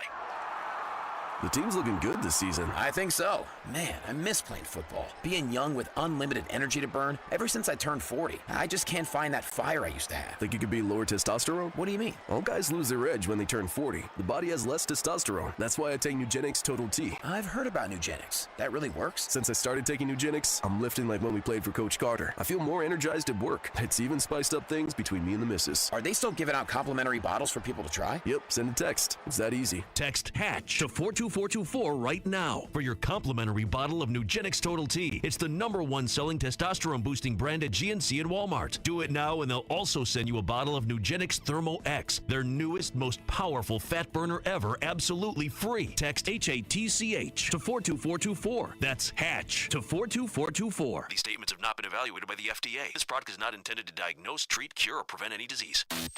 You're listening to 610 Sports Radio from the Mission Plumbing, Heating, and Cooling Studios. Hey, this is Trent McDuffie, and you're listening to the official broadcast partner of the Chiefs, 610 Sports Radio. KCSP Kansas City, WDAF HD2 Liberty, always live on the free Odyssey app.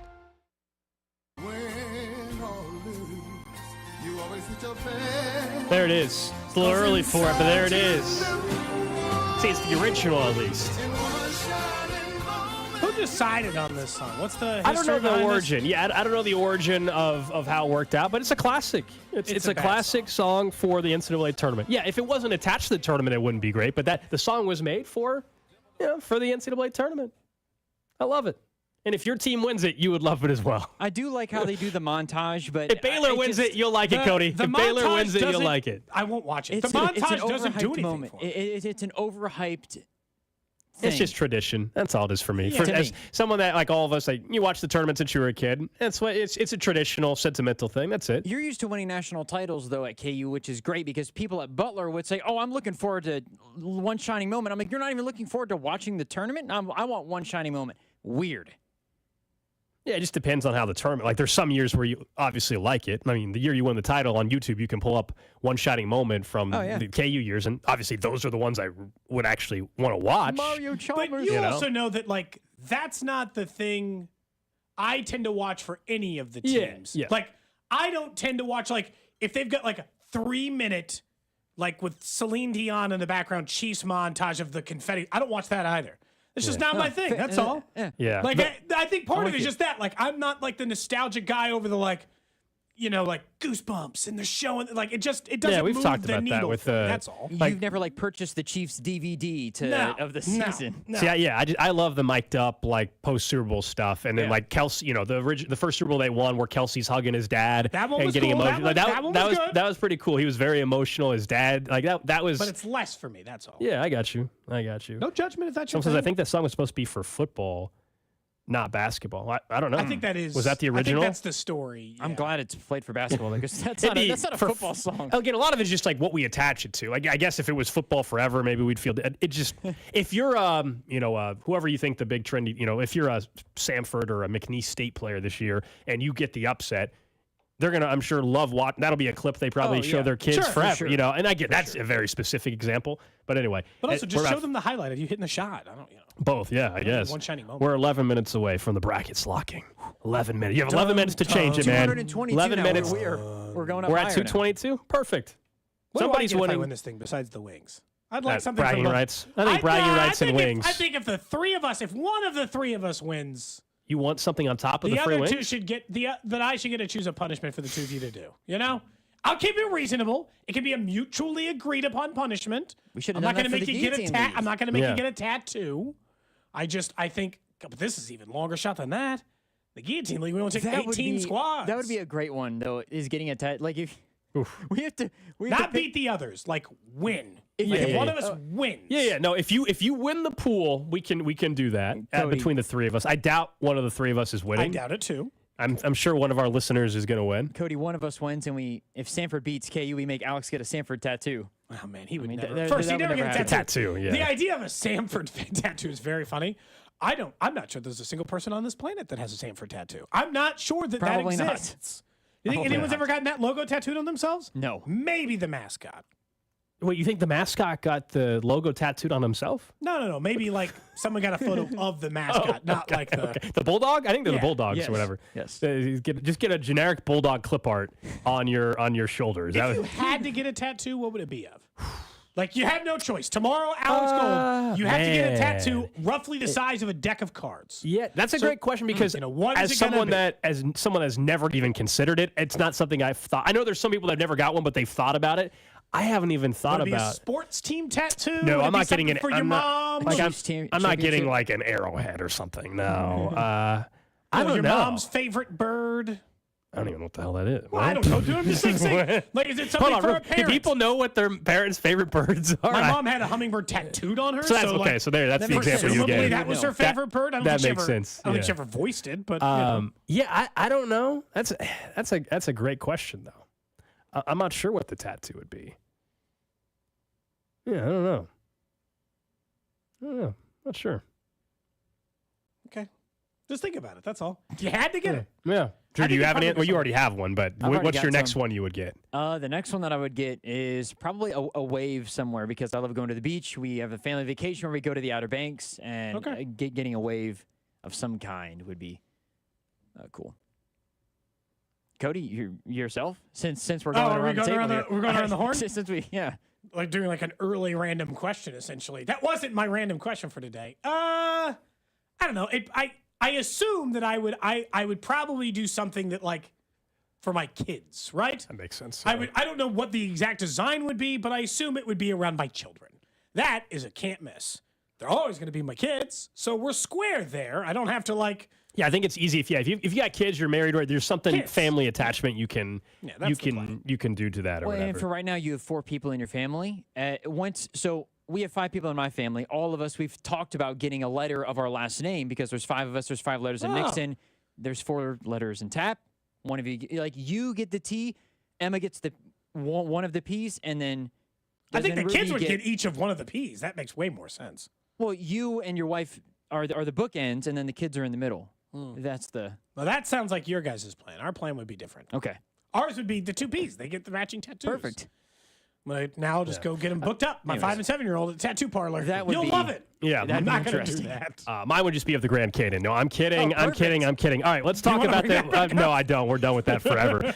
Let's get to something we did talk about yesterday when it came to how the Chiefs 1-2-3 punch, if you will, on offense stacked up, or the perceived 1-2-3 punch. And I'll give credit to one of our listeners. They texted in. They said, "Hey, what if Rice, Kelsey, and Hollywood Brown all get 1,000 yards next year?" And I think briefly we're like, what territory has that put this offense in? And so what's the chance that next year you're sitting here and both all 3, Kelsey, Rice, and Hollywood all get 1,000 yards receiving? I still think it's very slim that happens. If it does, they once again will be on a historically great offensive path, and that we'll be talking about them being a top 2 offense, if not the best offense in football if that happens. Because we even remember some of the years where they had Tyreek. It was Tyreek and Travis being 1,000-yard receivers, and we were talking about how small the group had been with multiple 1,000-yard receivers. Yep. You're in this scenario talking about 3,000-yard receivers for this football team. I think, and that's going to be awfully challenging to do. I don't see that happening. Do you? No. Do you realize? I mean, I guess I wouldn't put 0 on it, just because all 3 players in the list are capable of it, and 2 of the 3 have technically done it. Right. So I can't ignore that. Right? I can't just like pretend that's not the case. But do you know how few times that's occurred in NFL history? 5. Yeah, that's the problem. 5 times, man. 5 times. 1980 with Kellen Winslow and Charlie Joyner and John Jefferson. 89 Washington. 95 Atlanta. And by the way, it's very rarely the team you would expect it to be, except for the 2004 Indianapolis Colts. Marvin Harrison, Reggie Wayne, and Brandon Stokely. Okay. Makes sense, right? Now that you know their careers, that would be the case. The most recent time was 2008. Larry Fitzgerald, Anquan Bolden, Steve Breston. The only reason I'd give Steve Breston. The reason why, and then he came to Chiefs, Kansas City. Great. The reason why I would give it a 5 to 10% chance, like I wouldn't completely rule it out, is I think Kelsey's pretty much a lock for 1,000 any year. I think because Rice was really close to that number as a rookie, I think he's going to get 1,000 yards. I actually think the hang-up is Hollywood. The thing that helps him is 18 games. But do they ever, so they don't need to play in the 18th game because they used to not play in the 16th game, whatever, or the 17th game, sorry, not 18. 18 weeks, 17 games. 17 games is, they do get an extra game, man. They get a chance to squeeze that number They do, but a lot of these years they're not playing, and I know that's the debate. The argument is it used to be 16 and then they played 15, but in the case of the 2008 Cardinals, they played 16 games. They did. Look, if that happened where they had 3,000-yard receivers, Mahomes will be MVP. Like that's the thing. Like Mahomes will be the MVP. Yeah. Mahomes could win all these sorts of break all these other records as well. The most passing yards Mahomes has had in his career was 2 years ago. We know that 5,250. If they were to have 3 1,000-yard receivers, Mahomes is throwing for like 5,500 yards. If you know what I mean, like he's breaking a record in order for that to happen. We've individually, Kelsey typically has been a 1,000+ yard receiver. I still think at some point, and technically he was just shy, whatever. But technically, looking ahead, I could see him being more of consistently the rest of his career like a 900+ yard guy, which is still probably tops in the league at his position. Rashee Rice. The issue with each one individually is Hollywood Brown's been a 1,000-yard receiver once. It was a couple years ago. Rice, 1 year in the league, hasn't been one yet, but we all think he will be one, but still hasn't. Kelsey wasn't this past year. So this doesn't seem like the group that is getting, all three of them are getting 1,000 yards. I would be very, very surprised. You said like 5 or 10%. Yeah, you always have to say there's a chance. It's like a 1 or 2% chance that they have all three wide receivers at 1,000 yards. Not to mention, we all think they're drafting one. If they actually draft the correct one, that guy's taking some of these yards away too. You probably right now, just if you're trying to pre-do your math on the teams, and I know we'll talk about this stat, and we'll talk about this more as we get close to training camp because this conversation will reignite. You should choose the guy you think is 750, and that's why I think it's Hollywood Brown. Do you know how many times 3 players in NFL history have had 900 yards or more on the same team? Only 14. 14 times in NFL history have 3 teammates had 900 yards or more. One was just last year. Justin Jefferson, Jordan Addison, and T.J. Hawkinson all had more than 900 yards together. The one before that was 19 with Keenan Allen, Austin Eckler, Mike Williams, and then in 14 with Edelman, Rob Gronkowski, and LaFell. So in the last 10 years, 3 times, 3 players on the same team have had 900 yards. That's a more realistic number. But even that's, 1 in 4 shot maybe? 3 times, 30% over the last decade. So it's not, even that itself is not a common number for teams to hit. And a lot of these are modern era, because I told you it's only 14 times in NFL history. So more realistic, but 3,000-yard guys, it's just like a drop in the bucket. I mean, they do that, they're winning the Super Bowl, and they're the best offense in football. Yeah. It's plain and simple. They're the number 1 offense in football, for sure. And their defense, with what we think they're going to have on defense, depending on the Snead trade, would be a top 10 defense probably again, and they would absolutely roll towards the Super Bowl. Yeah, I'll be honest. I do think if they hit that number, they're winning it. I don't think that. There's no other with team. no other stat being known. I don't think there's any team that's going to have 3 1,000-yard. There's not. Again, one. It's rare. It's only happened 5 times in NFL history. And I don't know. I mean, you can make technically a case. You would say the Vikings have a better shot than the Chiefs. I was going to say Jordan the Addison Vikings, had 1,000 yards or had 900 yards last year. Justin Jefferson's good for 1,000 kind of whenever. Yeah, but they got Darnold throwing the football though. Oh yeah, good point. But from a weapons standpoint. yeah. Now look, if you took those 3, although in fairness, who the hell threw them the football last year? They had 3 900-yard guys. Yeah, a mixed bag. Now Kirk Cousins, when he was healthy for 9 of the game, 10 of the games, he was actually playing really well. Mullins and the fun story for like 2 weeks. J.K. or Dobbs, Joshua Dobbs for like 2 weeks is like, oh man, and then they benched his ass pretty quick. And he that got traded to I do think Arizona, something like that. Anyways, yeah, but Kevin O'Connell I think is a really good head coach, but that's a whole other conversation. Someone said, did any of those teams also have a 1,000-yard rusher? I don't know. I didn't look that up. If you were going to make me, I mean, if you had 3 1,000, they'd be like the best offense in NFL history if they had. That's why I'd say it's possible for the 2004 Colts. They might have had Edgerrin James getting 1,000 yards. Think about that. If you had 3 1,000-yard receivers and in the same year 1,000-yard back, my goodness. They didn't even win the Super Bowl that year. They didn't even make it to the Super Bowl that year. Major disappointment. Yeah. Well, that kind of sums that was the up. Colts technically. Peyton Manning, why Manning didn't have? That's like the 5th highest scoring offense in NFL history. They scored like 33 points a game that Makes year. sense. Well, yeah. I mean, for the same reason. Edgerrin James had 1,500 yards that year. Oh, my gosh. And 9 touchdowns and 483 yards receiving. Did they have 2,000 yards pretty much James on was purpose? a hell of a player. Did they have Dallas Clark that year too? Dear God. Was that the Dallas Clark year? So how many yards did he have? That offense, you just said it was a top 5 historical offense. But. Okay, so Reggie Wayne finished with 12-10. Marvin Harrison 11-13. Stokely 10-77. Dallas Clark was on that team. He had 423 yards receiving. Edgerrin James was 4th at 483. Yeah, Edgerrin James was part of the all-decade team. By the way, what's funny about that, and this is the way you'd have to view the Chiefs' offense, essentially at that point, depth doesn't matter. If you have 3 1,000-yard guys, and I've gone through 3 of them now, that's your offense. You don't throw like Justin Watson on like 200 yards. Nobody else even matters in the offense if you have 3 1,000-yard guys, because who the hell else are you throwing it to? God, what an offense. Wasn't planning on looking that one up, I guess, but all of a sudden, yeah, Edgerrin James had almost 2,000 yards from, let's see, he had 2,031 yards from scrimmage, in addition to their 3 1,000-yard receivers. They didn't win the Super Bowl that year? God, that's embarrassing. We'll get to the trash of the day in about 5 minutes or so. Patriots. Yeah. Patriots, yeah. Tournament's just about to get underway. First game, Michigan State and Mississippi State. We'll keep an eye on that one. We know later on tonight, the one local school in action that's still playing basketball these days, Kansas, taking on Samford. The Jayhawks down to a 6.5-point favorite. So we know there's been a ton of speculation around this game all week. We played the audio yesterday from Bill Self. We know Kevin McCullough's done for the tournament, not going to play. Hunter Dickinson is going to play. And this has been the popular pick. Like, I would say it's one of the 3 most talked about games for the first round, not just in Kansas City, but nationally, because Samford, one of the best 3-point shooting teams in the country. Kansas has not looked great, to say the least, here as of late, and they don't have one of their best players, Kevin McCullough. So I'm curious, we did our bracket, just the Final Four earlier. Sure. Do you guys have Kansas losing to Samford? I feel better and better as we've gotten closer, because the line already had baked in the thought that McCullough or Dickinson, one of them, wouldn't play.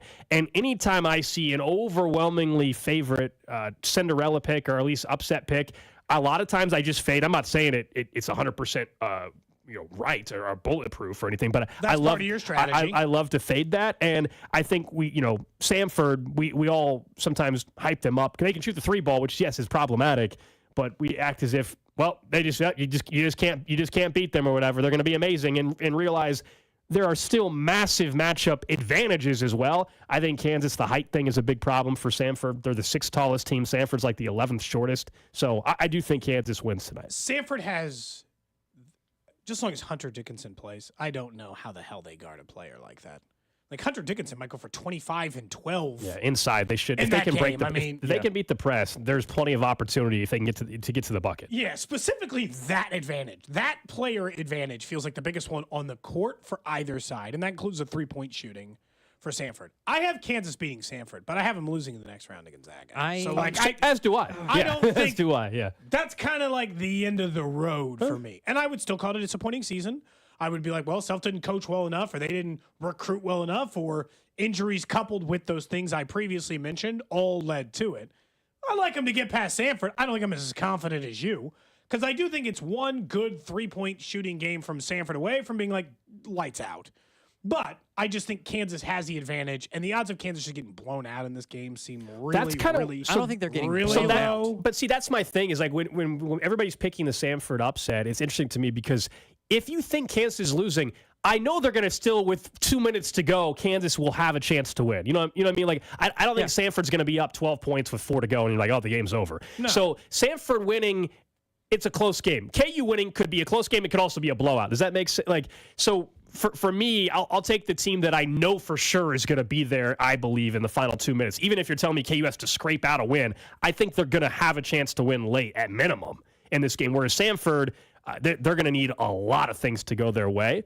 And the biggest is, for them to keep shooting the way they have as we have our first game. Michigan State up early, just underway. Michigan State up 5-2. I have Samford beating KU, and the thing about Samford is if they struggle from 3, they're going to get killed. It's not even going to be close.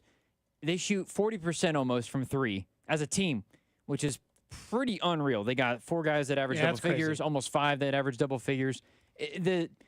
The thing that'll be dangerous, I think, is how do they handle? Can they collectively rebound as a unit, and can they make their threes? If they're making their threes, I think they win the game. It's just they seem like the epitome of a live and die by the 3. If they are living, if they're making them, they can beat a lot of teams. But it tends to be that's where the height Gold's talking about matters, because in the conference limiting in their which opportunities, in the conference level at which you play, and I know this because of like UMKC in the Summit League, the tall players in conferences like that are like 6'8" or 6'9" and unskilled.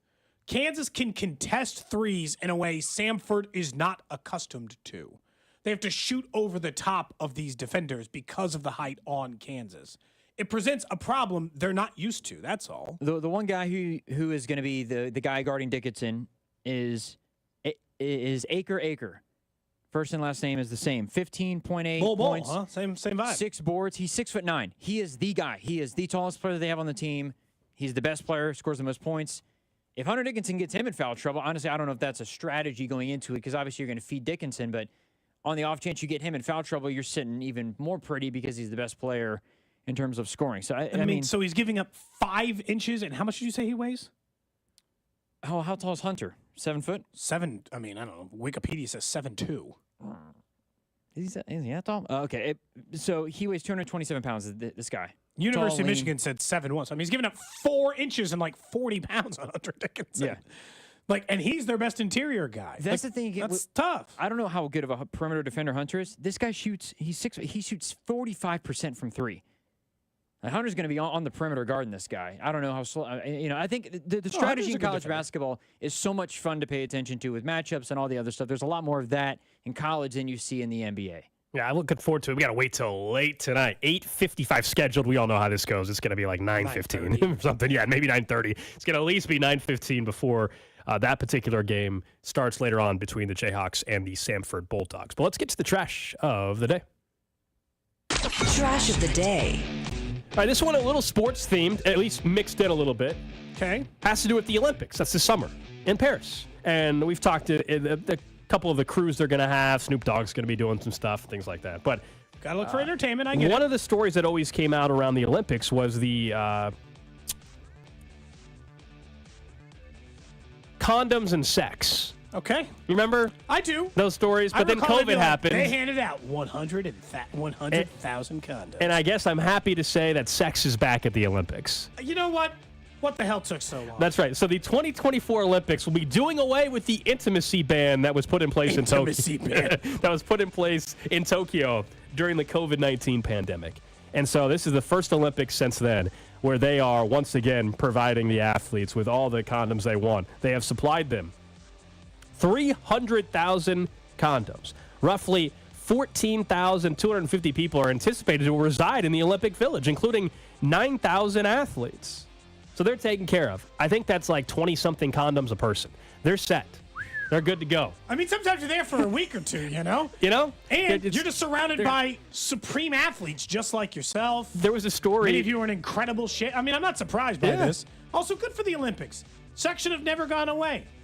When they had them like those, remember they were like making cardboard beds 2 weeks to support 2 bodies, as if you can't have sex somewhere else besides the one cardboard bed you're providing. These are professional athletes. You don't think that they could stand up and have sex? Yes. There were some great stories from like 2016, I think, or whatever. It's talking about I think there was some reporter did like they kind of went inside the Olympic Village and they went on like Tinder or one of the dating apps and they swiped and they were just like explaining like how it's just full of people from all these different nationalities, and that's how these other athletes met. Some of them know who the other athletes are, some of them don't. But before you know what, you're stressed out before you got a big race in the morning. You know what? Swipe How often right. do you think that there's a swipe and you do not speak the same language? Like that you're choosing to just go, but like we're not worried about language here. We can't speak the same language. That's fine. This is about sex has no barriers, language-wise. Say, there's a lot. It seems like a lot of European countries, for example, no English are like it's a parameter to no English. Like you might be German or Slovenian or Slovakian. A lot of people whatever, speak English. But, you know what I mean? And a lot of people speak English. So if you're an American, I feel like you might be all right. Man. But yeah, it's back. That means we're going to get some funny story that's going to come out during the Olympics as well. That's what this guarantees now. There's going to be some story. Yeah, now because that's what usually happened almost every Olympics, and it didn't happen in Tokyo because of the pandemic. There's been a lot of great Olympic stories. You had Bob Costas getting pink eye one year. Oh yeah, that was bad too. It was bad. Pink eye. They had to take him off set for a couple days. Nobody wants to look at. Take him off set Bob Costas for a few of the days. It's true. I'm assuming Tirico is the guy again, right? Someone says they bring up Sports Science in an episode that if you had sex the day before a big match, you perform better. There's plenty of stories with boxers the night before a big boxing match and stuff. I think there's actually research on this. Well, they're helping themselves. If they're into these guys that are running like the 200 or the 100, let me relax a little bit. Honestly, I don't know. This is cheating. It shouldn't be. This is doping. Performance enhancing. This is performance enhancing sex. This is nonsense. I can't blood dope, but now I can be full of endorphins. So you're saying if you this is cheating. If you strike out, if you're trying to get some action and you strike out and you perform worse, they should be mad. Yeah. Could you imagine also, by the way, using that is the excuse? Yeah, I couldn't swipe right last night, and I just, I kind of struck out, Yeah. and unfortunately, because of that, I didn't feel like I performed at my best. It's too tense. Woke up feeling Something anxious. tells me these world-class athletes that are in incredible shape probably aren't struggling, especially at the Olympic Village. There's a reason why, again, they're handing out 300,000 condoms at the Olympic Village. Insane. 300,000 of them. All right, that's the trash of the day. Up next, though, Chiefs Red Half Hour. One thing that is good for the Chiefs, and it's about that time where we got to hear another mock draft sounder next. Cody and Gold, brought to you by Heartland Men's Health, the leader in men's sexual health. Thousands of men have been successfully treated for low T, ED, and more, all with discretion and compassion. Make your appointment at heartlandmenshealth.com. There is a back-to-back Super Bowl champion, and it is the Kansas City Chiefs. On your official broadcast partner of the Chiefs, 610 Sports Radio. Erectile dysfunction affects many men in America today, but it's not just the man who's affected, it's also often their partner. But successful treatment of ED can truly bring relationships back to life. This is Jeff, the CEO of Promenic Restorative Men's Health, and that's why I'm pleased to announce the opening of our second location of Heartland Men's Health right here in Independence, Missouri. As a Promenic affiliate, Heartland Men's Health is a part of a group that has successfully treated tens of thousands of men over the last decade with treatments that are shown in medical studies to be effective in well over 90% of men. And unlike wave therapy groups or online pill sellers, we offer a variety of treatments to help you get the results you want. You could even find you're performing like you haven't in years. So call Heartland Men's Health today. Your initial visit is only $99 and includes a medical consult, blood work, and if medically advised, a test dose. And if that test dose doesn't work in the office, your visit is free. Call 844-447-6600 or go to heartlandmenshealth.com. That's heartlandmenshealth.com. It is caught by Kelsey! Touchdown! Kansas City! And the Chiefs have won! Mitch Oltis here. There's nothing like a game at Arrowhead. For over 50 years, we've shared incredible moments and created unforgettable memories there. Now we've got to keep it going. On April 2nd, vote yes on question 1 to keep the Chiefs here in Jackson County, with real benefits for every community. New renovations at Arrowhead, and you don't pay any additional taxes. Chiefs Kingdom, this is a golden era of sports, and together we have built a major league city. There's no place like Arrowhead. Let's keep it going. Intercepted! It's intercepted! Kansas City, you've got a champion! On April 2nd, vote yes on question 1 so we can keep the Chiefs in Jackson County. Paid for by the committee to keep the Chiefs and Royals in Jackson County. Whitney Beaver, Treasurer. Say goodbye to busted brackets because FanDuel lets you bet on every single game of the tournament. So whether you're betting on the big upset or you're picking the 1 seed to advance, it's time to go dancing on America's #1 sportsbook app. Right now, new customers get $200 in bonus bets if your first $5 bet wins. There's nothing more exciting than having some stakes and some wagers on the tournament. So, again, whether you're picking that thrilling upset or you feel like you're going to have the perfect bracket, the best place to showcase that is with my friends at FanDuel. They're giving you $200 to use on point spreads, money lines, player props. You can even pick who you think's going to cut down the nets. So visit FanDuel.com, use my promo code CDOT, and you can bet college basketball for a fun and exciting March. 21 and present in Kansas. First online real money wager only. $10 first deposit required. Bonus issued in non-withdrawable bonus specs that expire 7 days after receipt. See terms at sportsbook.fanduel.com. FanDuel is offering sports wagering in Kansas under agreement with Kansas Star Casino, LLC. Gambling problem? Getting help is your best bet. Call 1-800-522-4700. Visit kansasgamblinghelp.com. At Fisher Investments, we may seem like other money managers, but we're different. Are you really that different than the rest of us?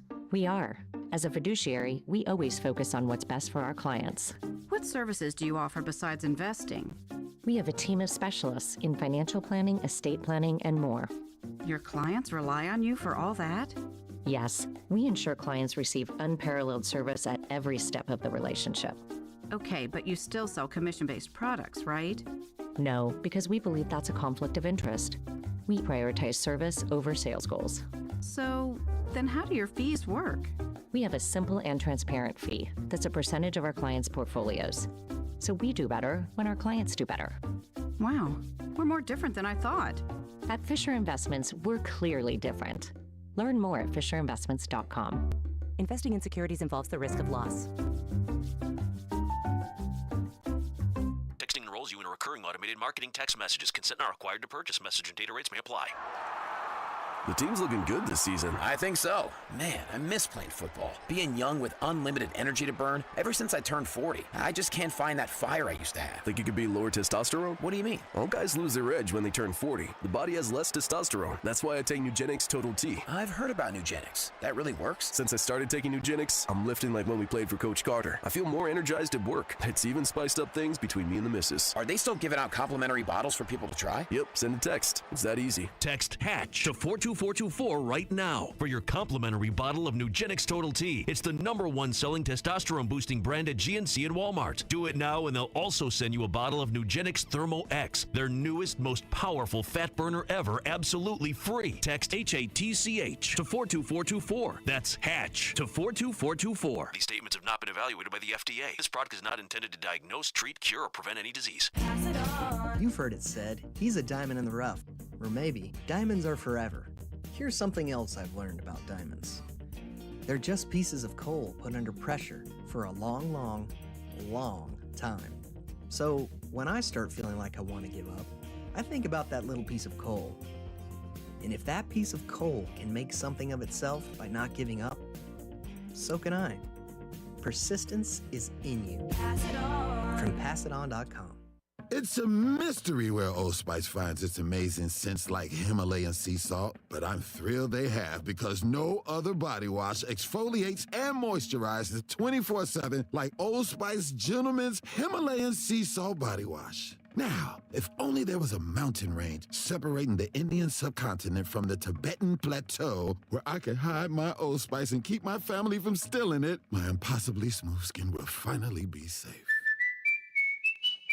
You're all set with your new Navien water heater. I can't wait to take a shower without running out of hot water. I'm just gonna love my Navien tankless water heater. I just want to say Oh, no need to say that, ma'am. You'll always love Navien's high efficiency that will save you money on gas bills compared to other water heaters. I love how I have more space with its wall-hanging design. Please let me say Nope, sorry, miss. I know you appreciate it, but I can't let you say it. Why not? Because with Navien, it's a tankless job. How long you been waiting to use that? You'd be surprised. Find a Navien installer near you at tanklessmadesimple.com. The 610 Sports Radio phone line is brought to you by Onder Law Injury Lawyers. Visit getjim.com. You can change your career in just 4 months. Go to centric.com/610. If you're ready to flip the script on your future, imagine transforming your life and career in just a few months with Centric. You can do it as little as 3 steps or change your career in as little as 4 months. Go talk to our guy, Russ Mondry, and find out about that new career in IT. Go to centric.com/610. Chiefs Kingdom. This is Mitch Holtis, and welcome into the Chiefs Red Half Hour on Cody and Gold. Every day at 11:30 on your official broadcast partner, the Chiefs, 610 Sports Radio. It is the Chiefs Red Half Hour here on Cody and Gold. We'll keep an eye on the NCAA tournament, just underway. First round action, 8-9 game, Mississippi State and Michigan State. Good start for the Spartans so far, 18-8 lead early on. That's the only game on right now. We got a couple other ones starting over the next hour or so. So we'll keep you aware of that. And the brackets obviously are locked at this point. So thanks to everybody that joined our Cody and Gold bracket challenge. But let's talk a little Chiefs football here because we were discussing the divisions and in the breakdown earlier just about how bad the division has been. And yes, the Chiefs are a huge part of that. Who do you think still is, if in 2 years somebody actually were, none of us think the Chiefs are losing the division, but in 2 years, who is still best positioned? Chargers. It has to just be them, right? Because now maybe after the draft, maybe after the draft it changes. I mean, the Chargers are picking 5th. After the draft, I'm way more likely to still think it's the Chargers. They have the best quarterback. That's the key outside of Mahomes. But I'm just saying, like, if the Broncos were to actually trade up and they end up getting the right quarterback. I'm not high on McCarthy. If they draft McCarthy, I'm going to be happy. Because McCarthy's right. Sure, and, or they get Penix, and I actually think Penix is good. Something like that. I think, believe it or not, the Raiders after the Chargers are probably better positioned to me than the Broncos because we all know the money they still have tied up in Russell Wilson. I feel like I need some money on this game. And then I'll tell you about my... Tyson Walker, baby, already up to 8. Unfortunately... What's the live under? I'm thinking a lot of Mississippi State looks lost on Pre-game, I was on Mississippi State. Unfortunately, there are 8.5-point dogs live. Live right over now. under right now is 129.5. What's the first half? First half is at 58.5. That's just below what it was to start. I bet it at 62.5 live. I can't tell you how many shots I've seen not even hit the the rim in Teams are this tight. game. Teams are tight. You know, it's tight early on. It's always That's it. I'm on the 58.5. Okay, I'm going to bet the live. Go for it. Go for it. Let's just go ahead and just get that bet Tom in. Izzo in March. The While first I game is make that always bet, shaky. let me tell you about why the Chargers are the only real answer. I've told you before, first-round quarterbacks and the way that it works, man, the odds of you getting it right are like getting it right, as in getting a fundamental, decent NFL-level starter, 30%. Getting a star-level starter, 5%. Okay, so either below average, probably another 30%, and then just like miserably bad, like Jamarcus Russell level, 20, 30%. So, or 10%, whatever the math adds up to. But when you start doing it, you realize how hard it is for those teams to actually get it right. And I'm not even convinced the Raiders are going after quarterback. So, like, I'm not even convinced that that's what they're going to do. And instead, they're just going to roll the dice with Gardner Minshew. So I'm at least 2 years. I don't think any rookie quarterback is taking the crown from Mahomes in the division. So if they do take J.J. McCarthy and they get it right, let's say you and I both aren't like high on McCarthy, but whatever. Quarterback evaluations are hard, and teams do a really bad job about it all the time. So let's just say they get it right, and he's a dude. He's at least Justin Herbert level. It's still going to take a couple more years, man. Oh, I think they'd be thrilled if they got Justin Herbert level, by the way. The problem I continue to point out, the reason why the exact ranking system of teams most likely to be close to the Chiefs are the Chargers, then the Raiders, then the Broncos. Even though I'm not even sure the Raiders are going to take it is. I told you, the Broncos normally, if you get quarterback right, okay, first year, second year, we're in. He's cheap. He's not cheap. He is. But quarterback room as a whole is not for years because of Russell Wilson. They stabbed themselves in the leg. They're just bleeding out, waiting this thing down the road. No, we're on the same page. Before we were talking about basketball. That's what I'm with you. That's what I was saying as well. I think the Raiders, because they don't have the Russell Wilson money to worry about still for the next couple of years. So I'm with you. If you were to actually rank out over the next 2 years the likely teams to closely compete, if you even think that's going to happen, obviously Chargers would be number 2, and then Raiders and Broncos after that. Not that Antonio Pierce is still a very much unproven head coach, but they might, with Tom Telesco, who's now their GM, who came over from the Chargers, I actually think that was a smart hire by the Raiders. We shall see. The style of the challenge with the Raiders is the style of play that they're going for. They're clearly just loading up on the defensive line, and their defensive line is impressive, but offensively, they lose Josh Jacobs. They have Devontae Adams, but I'm still not convinced he's going to be there for after this season. I think this could be the last year for Devontae in Las Vegas. And yes, they don't have a quarterback, and I don't think they're drafting one, Cody, because they are going the Gardner Minshew and Aiden O'Connell route. So no, we're on the same page when it comes to the Raiders' chances of actually competing anytime soon. That's the Chiefs are going to win. I think the Chiefs win this thing at least 10 times in a row. So 2 more. 2 more. Get to 10. And then the reason why I say that when it gets trickier, only because at that point, Kelsey maybe is not there. That point, it's 2 more years of Reed. Is he still coaching? You know what I mean? Is a real Harbaugh's won literally everywhere he's ever gone. That's why I still take the Chargers seriously. Harbaugh's taken over bad programs, good programs, everything in between. They win. No matter where Harbaugh ends up, they win football games. So I do think that they got an upgraded head coach. They were also a 5-win team last year. And look, Andy Reid came in here for a team that was the worst run franchise in probably the entire NFL, coming off their bleakest season in their entire franchise's history. And Andy Reid immediately had them relevant. So I'm assuming that and I don't think Harbaugh's as good a coach as Andy Reid, but I do think he's a really good coach. So do I think he can make the Chargers relevant again? Yeah, they were relevant 2 years ago. They just became irrelevant this year due to injuries and Staley and a million other reasons why. I got it at 59.5, by the way. There you go. So just another one that they're not even close. These shooting's shots. Been way off. Both teams for the last 4 minutes have just been banking it off the backboard with no rim, 4 inches short on the shot. Yeah, this is again the 8-9 matchup. Dribbling it off their foot. We're watching Michigan State and Mississippi State. The 11 seed Duquesne and 6 seed BYU game starts here in about 1 minute. So we'll actually have 2 games going, which is when it starts to get fun. We get the multiple games going overall. Dukes, Cody, correct? Yeah, I've got Duquesne. You see the video? LeBron sent the whole team a bunch of his shoes, which was those are always cool. He sent the team because his former coach is coaching the Dukes. This is I'll just be honest, Drew. The last 5 minutes of this game is why I asked you the other day, can anyone in college basketball There we score? go. 3-pointer. Bulldogs, let's go. Let's go, Bulldogs. Oh, that's right. Do you have money on them or just the bracket? Bracket and then a very small bet on Mississippi State as an underdog. They open as a favorite and then they're underdog plus. It was plus 130 maybe. Oh, okay. It's something. Yeah. But you don't have a mortgage payment on Mississippi No, and I don't State. have them in a parlay. No, I just it's a. the bracket is the bracket. Early. Oh, no. I respect the siren. Great timing. That means I can watch this game for a minute. I got the under in this half. I didn't want that 3. Bet the 59.5 under, then immediately a 3. We're going to go to a new one, guys. The Athletic put out a mock draft, but it's not from like somebody like Dane Brugler. It is from all of it's the staff mock draft. So this is Nate Taylor's pick. The beat writers. The beat writers draft. Making These the are usually picks. actually pretty good. Always a big fan of these because these guys are usually dialed in.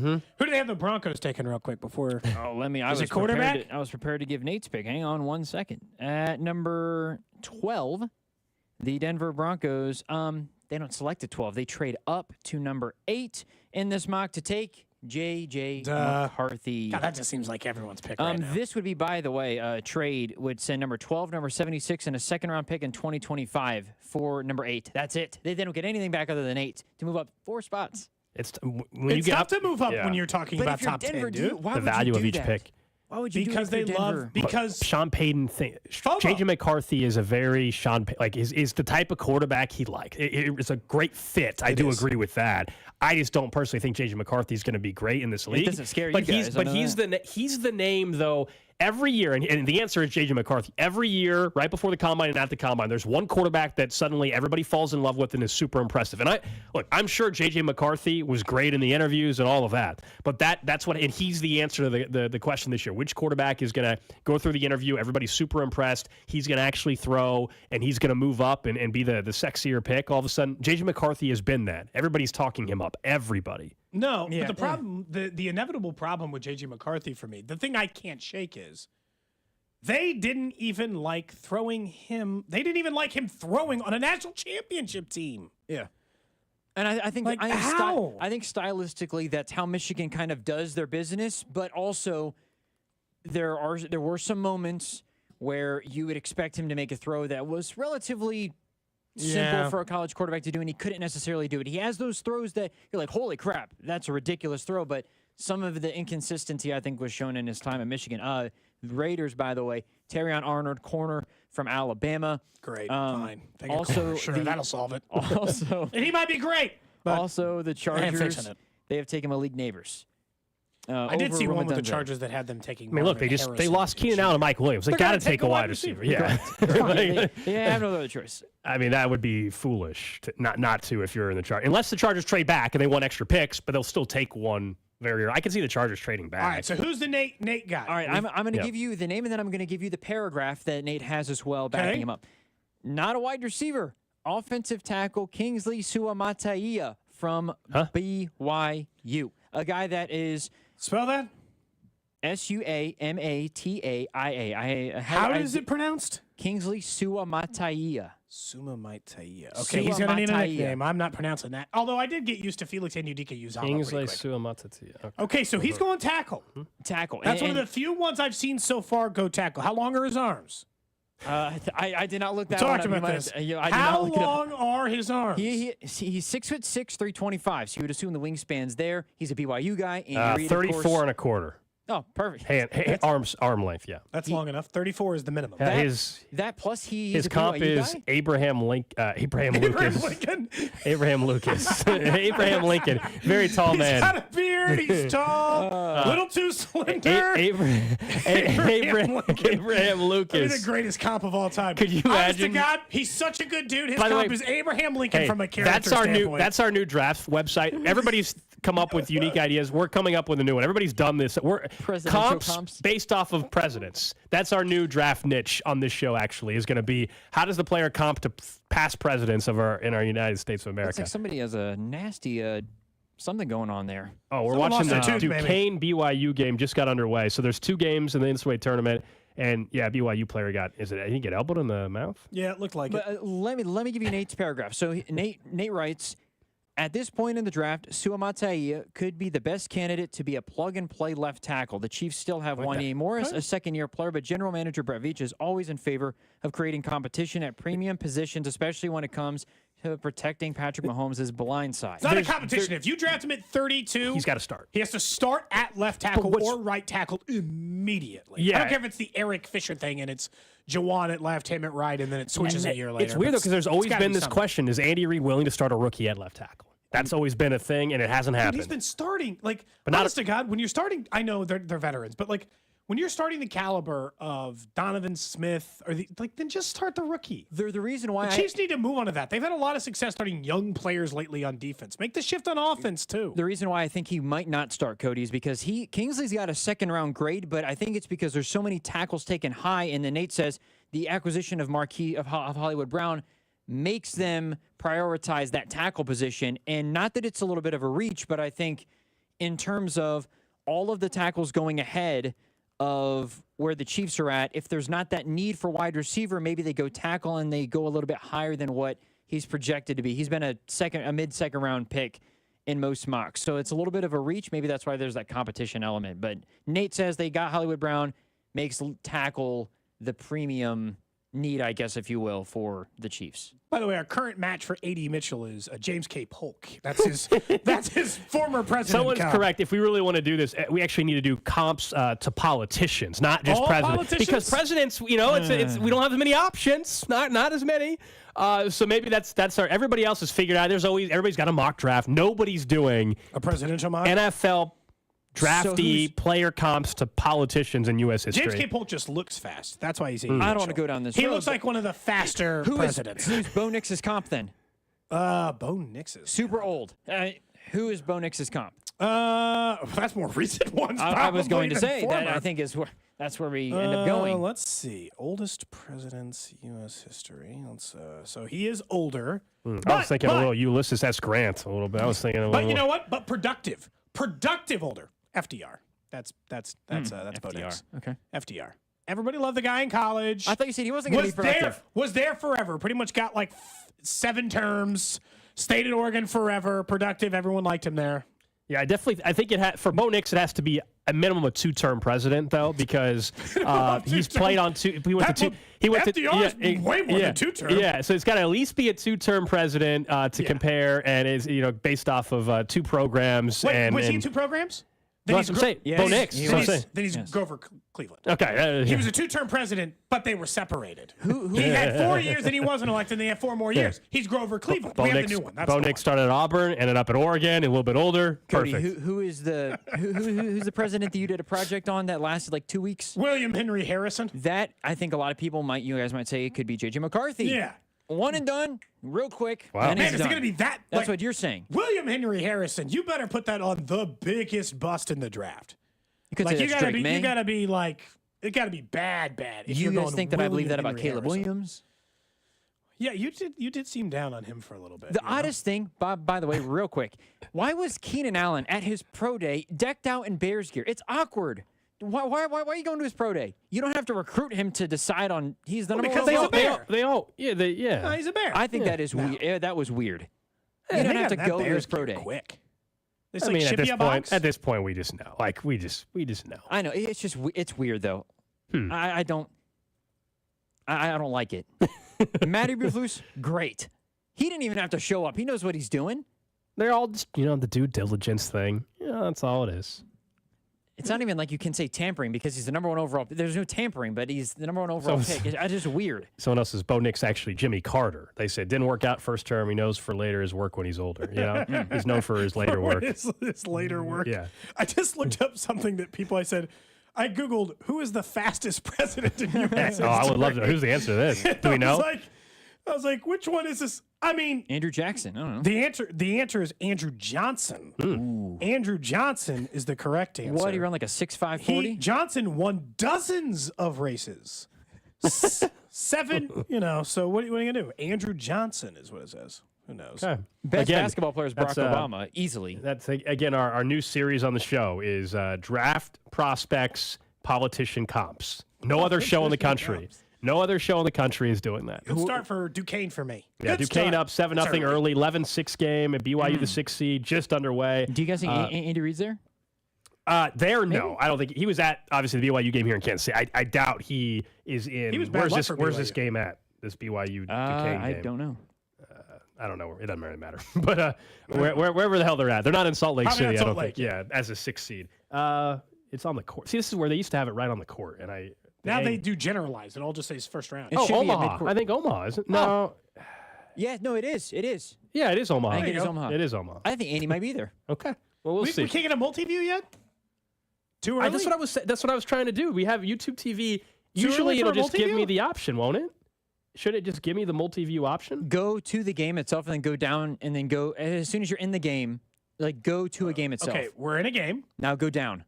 Go down again. Multi-view. There it is right there. Yeah, there we go. I was like, why can't we get two And things now going you at can once? customize it too. It's beautiful. Jackpot. Now we're set Nah, up. stop going in between. We don't want that There we in go. our life. Now we're set. Now we're set up. We don't want that. Someone says, you guys might not get it, but Chris Jones would be Lyndon B. Johnson. Thank you. Real quick on the good stuff. On the mock draft, out of Great curiosity, who was taking Roma Dunze and who was taking A.D. Mitchell in that whole thing? I have to go back to it. Okay. Xavier Worthy, by the way, was not picked in the first round. Troy Franklin not picked in the first round. That's great news for the Chiefs, honestly. You'd like some of those wide receivers to fall down if you take a tackle. Bink does not like Troy Franklin. The Giants take Roma Dunze at number 6. A.D. Mitchell, or Brock Bowers for note, goes to the Jets. He's been mocked there a lot lately. There's not as many wide receivers taken in the first round as some people. Might just be too deep. They've got Brian People always Thomas Jr. underestimate from that. LSU going to the Colts. They have A.D. Mitchell going to the New England Patriots at 23. So the Patriots essentially trade back up into the first round. Who the hell's going to be the? I mean, are they really going to start Brissett? They're not going to really start Brissett. They have right? them start. They have that whole thing is weird though because I guess Ryan Tannehill's still out there, isn't he? Has Tannehill signed anywhere? Yeah. No, he hasn't. he I has don't think not. Darnold's actually going to start for the Vikings. I think they're taking. They a have the quarterback, too. Vikings I don't trading know. up to 3 though Well, 'cause to it- take Drake May. So the Patriots don't have a quarterback then, and they don't take one at 11. So, maybe they'll roll freaking Jacoby Brissett. Oh boy.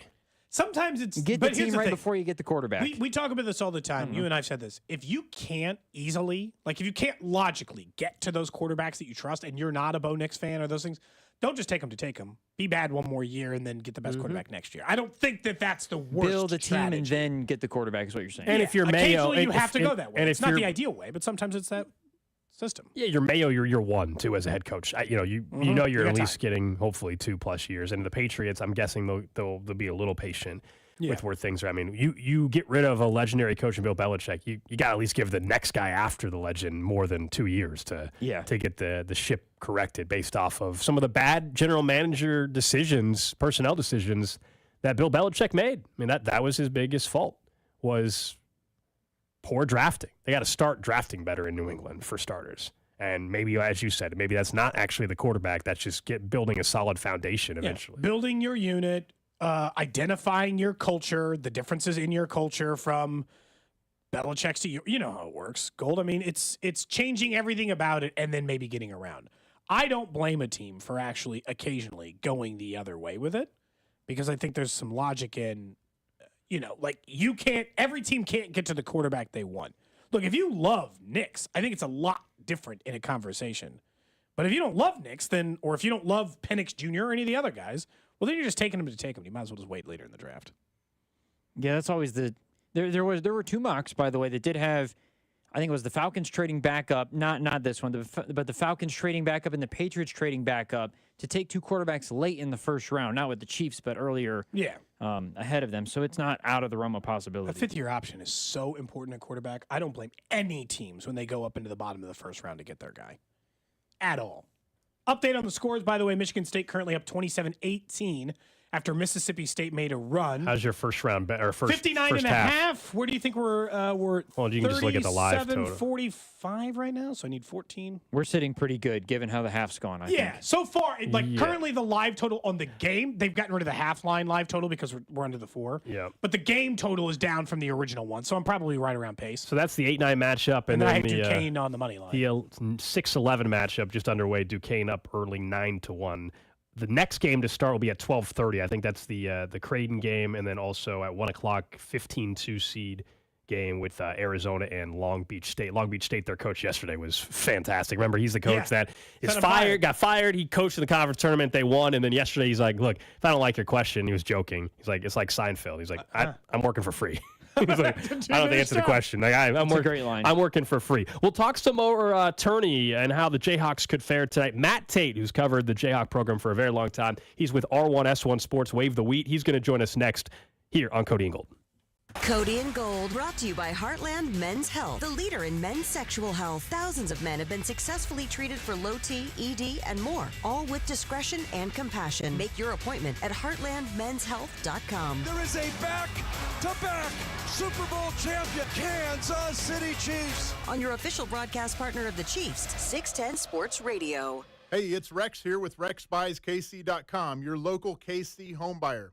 If you own a property in the Kansas City or surrounding area and want to sell it fast and at a fair price, write this number down, 816-330-6000. I'm a private real estate investor, not some hedge fund or large national chain.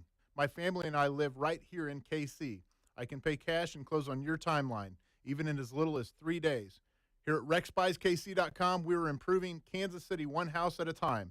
I buy inherited houses, vacant houses, foreclosure houses, behind in payment houses, my tenant won't pay the rent houses, and properties that need complete rehabs. Do you own a house that's trashed and needs thousands of dollars in repairs? Great. If you own a house and want to sell it fast, call me at this number, 816-330-6000. That's 816-330-6000, or go to RexBuysKC.com. That's RexBuysKC.com, and I look forward to working with you. Hey guys, I'm talking to you from right here. Now's the perfect time to take the family planning into your hands and make things easier on your wife or partner. Book your vasectomy now at KCUC. Now, I had mine last year, and I'm in the clear now. The whole process of getting a vasectomy takes less than a week. I went into KCUC. The procedure itself is about 30 minutes long, and then I was back on the couch at home for a few days resting up. And not long after, I was back into my normal routine. So book your vasectomy now at KCUC. KCUC's doctors are opening up their schedules for more slots for vasectomies. With 15 locations in the KC Metro and 11 more around Kansas and Missouri, there's a KCUC close to you. Now's the time to book your vasectomy. So call 913-348-8264 or just go to kcuc.com for more information and to book your appointment. At KCUC, you see the best in KC. Do you want to skip your car payment this month? How about for 6 months? I'm Jeff Davis, owner of Volkswagen Lease Summit. We're offering payment relief. Buy a new car at Volkswagen Lease Summit and get no payments for up to 6 months. That's right, no payments for up to 6 months. Or we have low leases starting at $239 a month and rates as low as 0% for 60 months. Get payment relief today at Volkswagen Lease Summit. Visit VWLeaseSummit.com. Financing through VCI on approved credit. Call 816-841-7383 for details. You know what happens when the smart group of medical professionals get together and commit to a technology designed to relieve your aching joints without surgery? It's called QC Kinetics. And this guy knows the power of a solid team. Emmitt Smith, football legend and Dancing with the Stars champ. This elite medical group, some of them orthopedic doctors, got together and said, why are we prescribing so many medications? Why are we sending so many people to surgery in droves? Let's change this. The answer? Natural biologics, our own healing properties. And the outcome is the country's largest provider of non-surgical regenerative treatments, QC Kinetics. Actually, the real outcome are the tens of thousands of patients who finally got their quality of life back without surgery. Thanks to QC Kinetics. Call QC Kinetics, 816-412-6299. That's 816-412-6299. 816-412-6299. The hottest tournament in college hoops is here. BetMGM is giving you a shot to net a bigger score on the action with our March Matchups Boost Pack. This Boost Pack contains 3 tokens to boost your potential winnings by 64%. You can choose an Odds Boost token, a Parlay Boost token, or a Live Odds Boost token. Just sign up with BetMGM or log in to your existing BetMGM account to receive your Boost Pack. Then wager on any first-round March Matchups game and apply one of the tokens. Make sure to bet up to the minimum stake, odds, and legs specified on the token. If your boosted wager hits, you'll score a 64% bigger payout. BetMGM and GameSense reminds you to play responsibly. See BetMGM.com for terms. 21 plus only. Kansas only. New and existing customer offer. All promotions are subject to qualification and eligibility requirements. Rewards issued as unrestricted funds. Please gamble responsibly. Gambling problem? Call 1-800-GAMBLER. In partnership with Kansas Crossing Casino and Hotel. When people have a craving to explore new and traditional Asian cuisines, they head to P.F. Chang's, where scratch-made dishes come from the 2,000-year-old tradition of wok cooking. P.F. Chang's wanted to explore new possibilities for their website. They turned to AmericanEagle.com. AmericanEagle.com re-architected P.F. Chang's website, integrating multiple third-party systems to create a unified digital experience. The results? Improved page speed and performance, personalized content based on users' location, intuitive online ordering, an increase in organic search visibility, and a 40% increase in new users. For scratch-made Asian cuisine, visit your local P.F. Chang's or go to pfchangs.com for website design, development, digital marketing, and hosting that produce efficiency, revenue, and results. Visit AmericanEagle.com. P.F. Chang's and AmericanEagle.com. Another example of the best businesses in the world, turning to the best in the business for websites. Go to AmericanEagle.com or call 877-WEB-NOW1. That's 877-WEB-NOW1. Are you a victim of the timeshare trap and think there's no way out? Well, Chuck McDowell, founder of Wesley Financial Group, has helped over 35,000 families out of financial hardship by getting them out of bad timeshares, and they may be able to help you too. If you were misled into signing a timeshare agreement that is a lifetime commitment, if you were told timeshare is a great investment or your maintenance fees will never go up, you need to get the facts about timeshare cancellation. For over 10 years, Wesley Financial Group has been dedicated to helping folks get out of a lifetime of debt by canceling their timeshares. So they created a timeshare exit information kit, which reveals how the timeshare industry works and what your options are for cancellation. Simply call Wesley right now and they will send you a timeshare exit information kit absolutely free. See how you can become timeshare free. Call 800-761-0000. That's 800-761-0000. Again, 800-761-0000. You're listening to 610 Sports Radio from the Mission Plumbing, Heating, and Cooling Studios.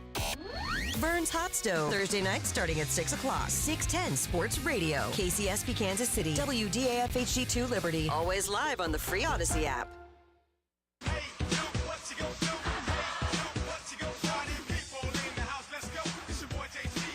Noon hour here on Cody and Gold. Alex Gold, Cody Tapp, Drew Nixon with you. Keeping an eye on the NCAA tournament, obviously. We got 2 games right now. A third game going to start in about a half hour or so. It is halftime in that Michigan State-Mississippi State game. I know that you guys were both closely watching that one. And you got the under, right? Both of you? Did you both get the under in the first half? Yes. I got it at 59.5, so just under. I had it at 62.5, so I'm very comfortable. comfortable. You were more than comfortable. 31-24 at halftime in that game. And then Duquesne and BYU early going. Duquesne does have a lead over BYU. Later on tonight, we're going to have to wait a while, though. The Kansas Jayhawks out in Salt Lake City, 8:55 projected start time, against the Samford Bulldogs. Matt Tate, who's covered the Jayhawks for, I said yesterday, Matt, like 30 years, and Cody was like, maybe more. I was like, I don't know. I don't think Matt's old enough to be over 30 years covering the team, if it's even been 30, but it's always good to have you on the show. Matt Tate with R1S1 Sports, Wave the Wheat. What's going on, man? Damn you, Cody. I'm not that old.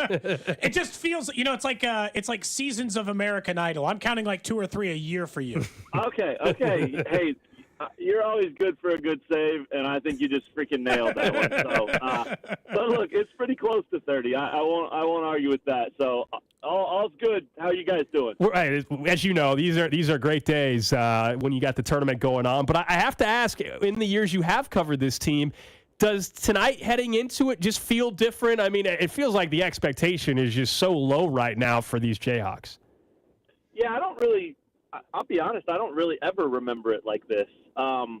There's certainly been, you take it back to the 2019 when they were most recently a 4 seed, and expectations were lower then, largely because that team was so young and they didn't have the best year ever anyway. But what was interesting about that was, if you remember, if they had got through Salt Lake City and made it to the Sweet 16, that was coming to Kansas City. And so much of that bracket and leading up to the release of that bracket and where they landed was like, well, they're probably done in Kansas City. They don't get a shot there because they're not a 1 or a 2. And then once the bracket came out and they were in the Midwest region anyway, it was like, oh my God, now if they could win 2 games, they'll get to play North Carolina in Kansas City. And, so there was still some buzz and some anticipation and some excitement.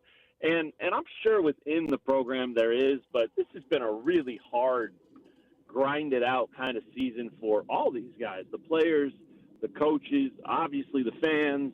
And so I think that when you combine that with the fact that it just seems like March keeps showing up faster and faster every year too. I don't know that very many people can believe we're already at the end of March, So those two things combined make this feel definitely different than anything I've ever experienced. And I know Coach Self's, saying the right thing about how he kind of likes the no expectations or low expectations. Sure. And number one, you have to say that because that's your reality right now. And number two, it's probably true. I mean, the expectation is always, if they do anything but win the national title, they failed. And that's certainly not how people feel with this team right now. If they make a good run and somehow get to the Sweet 16, Elite 8 or beyond, I think people would say, hey, that was pretty good for that team, So it definitely feels different. And, I don't think very many brackets are picking Kansas to do anything or go very far. But, none of that really matters, right? It's all about the matchup on the court. And I think this first-round matchup's a little bit scary. And I think Kansas could impose its will just as much as Stanford could impose its will. But if it goes the other way, this could be a very, very short tournament run. So there's still enough storylines to make it interesting, but it definitely does feel different. Before I ask you about some of the specific things in the game tonight and where I think Kansas's big advantage is with Hunter Dickinson, this year, how would you rank where it went wrong? Like, is this Bill Self's worst coaching job, worst recruiting job over a 2-year stretch? Just injuries were the biggest. Like, what were the biggest reasons that led to this? Because to this point, especially if they get knocked out early, Matt, this will be one of the, if not the most disappointing year under Bill Self. Yeah, and I know this is going to sound like a little bit of a cop-out and kind of soft, but I would say it's bad luck, man. It really is. Like, you can point to Bill Self for sure because he's the GM and he's the roster constructor and all that stuff. Like, I get that. But if Arterio Morris had been able to stay with the team, that would have changed a lot. Now, it's good that he did not remain with the team. That's not the kind of player you want on your team. So they did the right thing, and after doing the wrong thing by bringing him here, as it turns out. But at the time that he was brought in, nobody was like, well, that's too much. I'm sure there were a handful of people saying, I don't know if they need to risk it. And maybe as it turned out, they didn't. But if that had worked out and he had stayed, a model citizen and been a great teammate and a great human being and all that stuff, this team's totally, totally different. Everybody on that roster slides down a spot. He brings three-point shooting. He even makes the defense that much better. I saw him in Puerto Rico with this team, and, what he brought to the floor was incredible. And obviously we saw him play at Texas too the year before, but truly playing within the Self system with these teammates that would be Kansas teammates, the guy was absolutely dynamic out there. And so for me, if you want to hammer Self and say that's all on him, A, go for it. I think that's fair and I think that's fine. And B, I think he probably doesn't really care either way.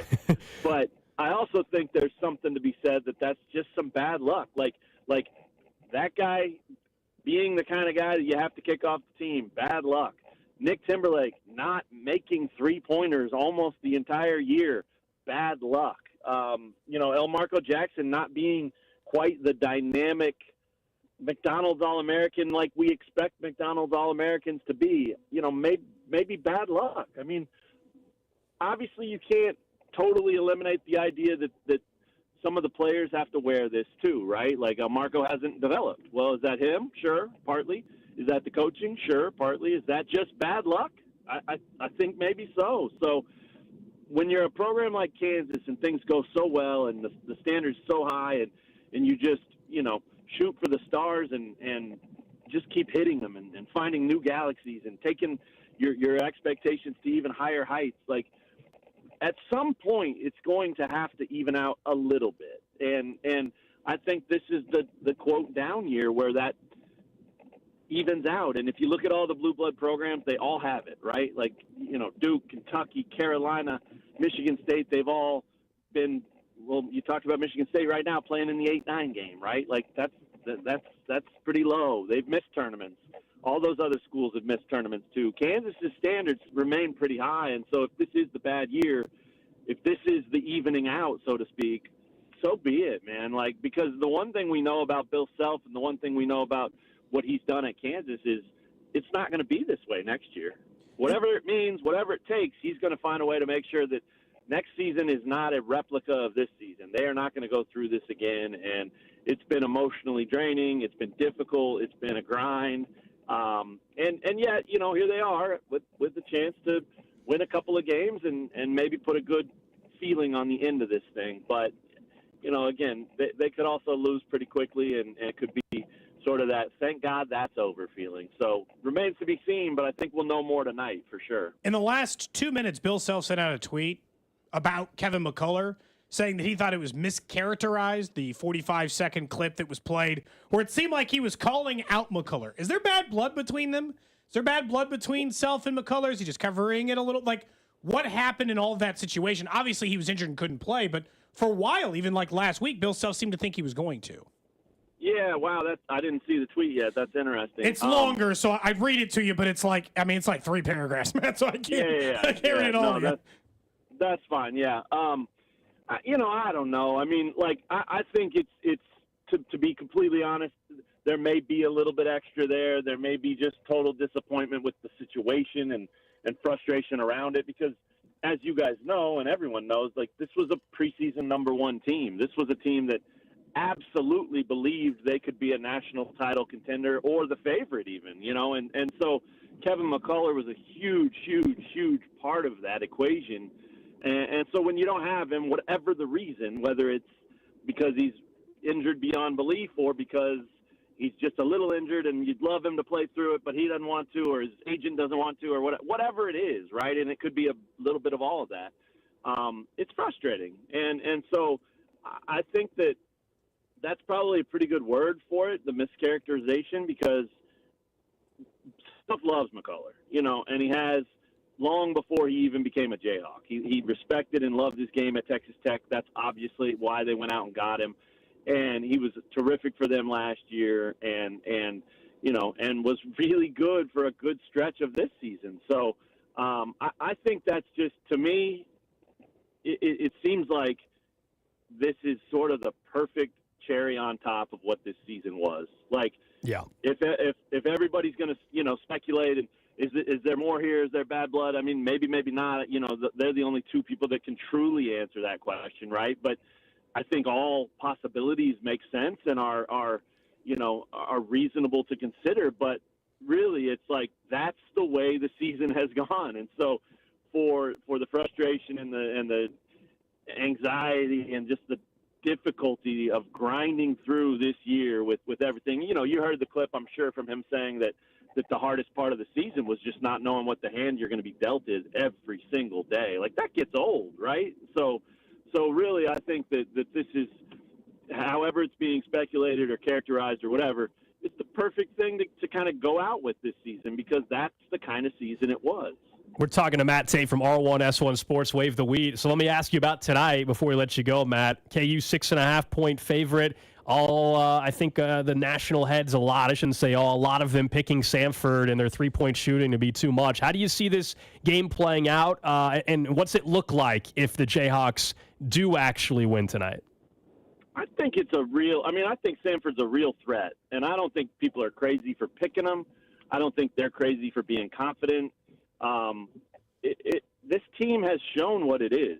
Kansas has shown what it is, and what it is a team that occasionally struggles to score, but certainly struggles to score from the outside, and a team that really struggles to guard the three-point shot. And so if they get in their own heads tonight, asking Nick Timberlake and Elmarco Jackson and Jamari McDowell to maybe play bigger than they are or more than they're ready to do, it could go bad in a hurry. And I still think, too, that there's a real possibility that, you could have a 40-point night from Hunter Dickinson, and it still might not be enough because it wouldn't surprise me at all if the Samford side of this thing is sure, let's let Hunter go nuts. I mean, we'll say that we're going to make more threes than if he gets 40 points on 31 shots, and even if he shoots 20 for 31, it just takes us 13 shots to equal that, and we make 13, and then we take our chances with the rest of the guys.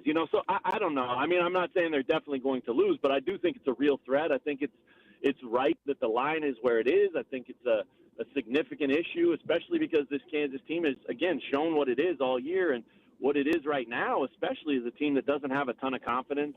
And they're talking a good game. They want to say that they're good. They're back. They're Kansas still, and they should say that. I mean, they've got 3, 4, 5 really good players that should be enough. But this time is all about matchups. There's no question about it, and there's no doubt that they would have rather seen a different draw. Probably. I haven't looked at the other 13 seeds closely, but isn't Yale a 13?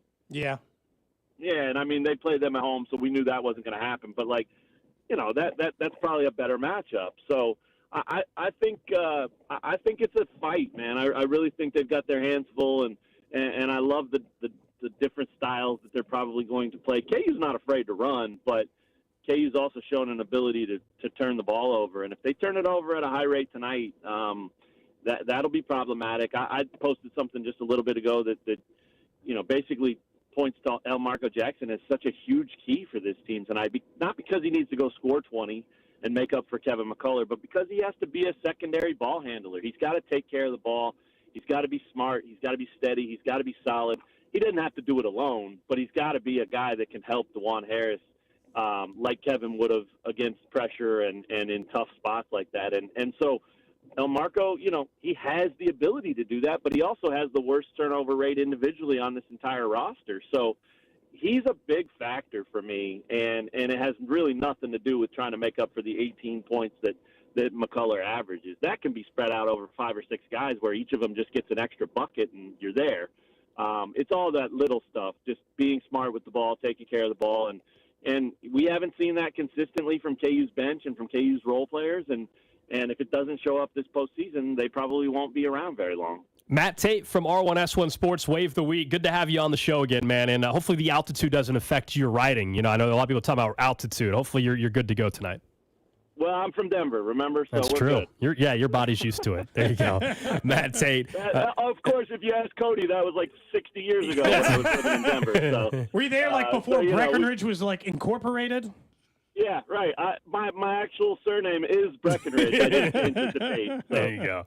No, great to talk to you guys. Thanks a bunch. Enjoy the ball. Absolutely. There you go. Matt Tate, longtime reporter covering the Kansas Jayhawks, and now with R1S1 Sports. No, I joked about the altitude because that was Seth Davis 5 seconds after the bracket was unveiled. He was like, kids didn't have the numbers to run. And I get his thought process. Yeah, it's like running and not a deep team, but also it's Sanford's used to running, but they're in Birmingham, Alabama. I'd be more concerned if you told me Sanford was in Denver. That's if KU loses, it's not going to be because of the altitude, I guess is what I'm trying to say. They're going to lose for a lot of other reasons. I don't think beside the altitude. Altitude depth is going to be the issue. Just their depth is the problem, not the altitude as it relates to it. As you pointed out, though, when we were talking to Matt, look, Bill Self does not use social media. I think his last, not including retweets, his last tweet was in November. And for him to come out today and put out that message defending Kevin McCullough, look, I think it's a good thing that he did it just because Kevin McCullough was getting dragged in the mud quite a bit. We talked about both sides. Kansas fans. We talked about both sides of it yesterday. I think there's probably some truth on both ends of, is he actually hurt and all that? Of course he is. Is there also a little bit maybe about the future being discussed? Maybe so. But this idea that he's a soft player and is it quitting, I think that's unfair. And that's why Bill Self put, as you said, we're not going to read the entire thing because it's very long. Basically, to sum it up, he just said that he was told that Kevin in this situation has been portrayed accurately. What I said in the 45-second clip is true. He said his knee hasn't improved in the last. We made the decision to shut him down, not McCullough. Yeah, and that's the difference from the clip that we played and plenty of outlets played was on that. But it made it seem like it was Kevin's decision. But he said we made it. At the time, our team doctors collectively came to the decision to not play and allow the healing process to not be interrupted at that point in time. And they basically said, hey, 9 days off, they all felt it would put them in a position to play in the tournament. It didn't happen. And I'll say this for Bill Self, because it happened in the tournament too. He actually has a good reputation of protecting players in the draft, not the players protecting themselves. He told Joel Embiid, no, this won't work, man. Where you're going to go in the draft. You remember the whole story. He said, don't come back to college. Don't do it.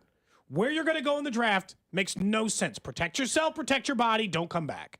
And so if Self's got a good reputation for that, then I at least think I can give a little edge there. 8:55 tonight. KU Samford Jayhawks 6.5-point favorites. A very, very popular upset pick is to have the Jayhawks lose tonight. 6.5. I think I'm betting. I'm going to follow you there. That was the one we were watching the last couple days to see what happened. We're also keeping an eye on some other tourney games going on. It's halftime still between Michigan State, the 8-9 matchup, and Mississippi State. A 7-point lead for Michigan State. Also, BYU, who got off to a really slow start, playing a little bit better right now. They trailed the 11-seed Dukes 26-20, about 4:45 to go. Those are the two games. We're 10 minutes away from the third game of the day starting, which will be the Creighton Blue Jays. 3 going now? We're really of course. Like well, then at 1 o'clock, really 1 o'clock we'll have 4 games going at once. That's when it's full March Madness, man. While we were talking to Matt Tate, a little news in the Royals world that I think is important for what we talked about with Vern yesterday. The Royals have announced that Jordan Lyles is going to go to the bullpen, and instead, Alec Marsh will be the 5th starter for this team. Last night, you probably saw that Daniel Lynch was optioned to AAA. Alec Marsh has been named the 5th starter for this team with Jordan Lyles. I'm going to tell you real quick why I love it, and this is not a knock on Jordan Lyles. Jordan Lyles gave this show a great moment. Toast forever, Champagne Lyles. If you are serious about winning this year, which every single thing the Royals have done this offseason pointed to that, a completely revamped bullpen, hundreds of millions of dollars to Bobby Witt Jr., the acquisitions of Lugo and Waka, those were all win-now moves. So is putting Marsh as the 5th starter. The last 6 weeks, 8 weeks last year, Marsh was the better starter. Offseason, Marsh was the more promising starter. This entire preseason, spring training, Marsh has been great. Lyles was hurt. Everything pointed to Marsh having earned the spot. And I think Vern was right yesterday in the way he said this. Old Royals start Lyles, knowing that at some point they're going to need a gajillion innings out of somebody on maybe a losing team, and they're going to let Lyles start eating those up now. You can always get those innings later. To win now, Marsh is the right choice. I am very happy with the Royals' decision to start Alec Marsh. It's another move. You laid out what they did in the offseason with free agent acquisitions, but it's another decision that points to this not being the same old process, and that there's different people in charge. Colo's different. Because, when we did talk about this scenario, like typically it is just, hey, the Royals are going to give the veteran the opportunity. They don't need a 5th starter early on. They're going to let him figure it out, and if he's fails for 4 outings, then they move to the young guy. No, why wait?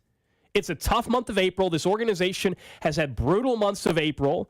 It sets the tone in a negative way for how the season is going to go, and it sours fans. Spot. Yeah, and it sours the fan base. So when you go the alternative path, so I think you have to be excited. It doesn't guarantee that Alec Marsh is going to be great. It's still a 5th starter for this team. Yep. But we all know up until the end of the season when we were having fun with the Champagne Lyles stuff, Jordan Lyles was an innings eater, and that was it. He was brutal last season, okay? He'd give up 6 runs, but he'd pitch 8 innings. Can your 5th starter give you a lot more than what you had last year? You're not asking Alec Marsh to pitch like a number 2. That's not at all what you're asking for. He's earned the opportunity. I'm glad that they're going to roll out a 5th starter that, from a fan base perspective, doesn't automatically have the feeling when he steps out of the mound like, oh, boy, we know what we're getting here. Because when Jordan Lyles pitched last year until the end, you kind of like, okay, well, this is going to be a loss or this is going to be ugly. I mean, what was it, 0-14 to start or something like that in outings with Jordan Lyles to begin last year? 0-12, something like that. When Alec Marsh steps up to the plate, you feel like you at least are going to have a chance until he proves us otherwise. Now, maybe the tune's different in June, but right now, there's some optimism. Sure, and Lyles steps in to eat those innings. No team in the history of baseball, I don't think, has ever gone an entire baseball season starting the same 5 guys for 162 games. Every time you need Lyles to do it. This is the problem for Lyles, though, is I think Vern's probably right. He is in full-blown mop-up duty. Yeah. The game is 10-0 Blue Jays. Congratulations, Jordan. Pop on in. Game is 8-1 Royals. Congratulations, Lyles. Pop on in. Because unless he proves he can just shut innings down later, there's no real reason to do that. I think the reason they went Marsh, by the way, instead of Lynch is Lynch's velocity is still not all the way back, and it may never be after the injury last year. I don't know. We can talk about that with J.J. Piccolo next week, because I'm sure this was a difficult decision, but they made the right one. Going with Marsh in the early part of the season is 100% the correct decision. Annie Rogers from MLB.com, as she was there, of course, speaking with Matt Quatrero, and he was asked what dictated the fifth starter decision. His response, quote, "It was a competition. Marsh exceeded in the spring what we could have hoped for. Really just made that decision to put Jordan in the bullpen for how we thought we were going to put the best 13 together." And that is, it sounds so simple, but that has not always, I feel like, been how they've operated. It should be, but like sometimes there was financial reasons for why someone got more of an opportunity and things like that. I also kind of like that, Daniel Lynch, you can't treat him the same way we all thought he was going to be 2 years ago. So start him in AAA. Yeah. And he'll be. And when a spot comes open, maybe start him instead of Lyle. I can promise you, and I'm sure you agree, like Daniel Lynch at some point will be up with a big league team in pitching. But right now, give it to the guy that's performing well and give some more hope. Here's where I think the thing's a little bit different. From the 9-1-3, just cut him, DFA him midseason, don't let him start again, do that. And admit the signing was a mistake. Here's the difference. I don't think the signing was a mistake last year. They were a 56-win team that had to get innings somewhere, and it was going to be Jordan Lyles. In an evaluation year. They were never, it wouldn't have met, Clayton Kershaw in his peak. Zach Greinke could have been reincarnated as a 25-year-old. It wasn't saving last year's team. So they're making the right decisions now. Last year, especially because of the injuries, had the team played better and there been more starters available, I think there's a decent chance that Jordan Lyles wouldn't have been in the rotation all year. But once the season went the way it went, they were just going to wear one. Does that make sense? We're just going to wear this one. Sorry. But again, I want the team to prove that they're serious about winning. Look, they might not get the decisions right. That's still how sports work, unfortunately. But every single decision, 50 in a row this offseason, bullpen, starting rotation, signings, extensions, they are all about winning. Every single one of those decisions is about winning now. That's all. Coming up next, we'll get right back into the tournament going on, update you on some of the action. Again, another game about to start, our Final Four picks, and the random question of the day right here on Cody and Gold. Cody and Gold, brought to you by Heartland Men's Health, the leader in men's sexual health. Thousands of men have been successfully treated for low T, ED, and more, all with discretion and compassion. Make your appointment at heartlandmenshealth.com. There is a back-to-back Super Bowl champion, and it is the Kansas City Chiefs. On your official broadcast partner of the Chiefs, 610 Sports Radio. Every once in a while, I'll run into someone, or we'll get a text right into the show that'll say, "Hey, DuraVision, I hear you talking about it. I've been putting off LASIK for a while. Is it really as easy as you make it seem?" And the answer is yes. I called DuraVision, same way you guys should do it. Call them up. Schedule that free consultation. You're going to go in. The staff is great. They're going to take all these images of your eye. They're going to put together a great plan that's designed just for you, not a one-size-fits-all approach. And they'll show you the images. They'll exactly explain, here's what's up with your eye. Here's where your eye can be. Here's where your vision can be. And here's how we're going to do it. And just a few days later, I was scheduled for my SBK Advanced LASIK. The very next day, I was able to drive in the work. And as the weeks and months went on, I don't have any pain. I don't have any vision problems. The haloing I had at night while driving, all that is gone.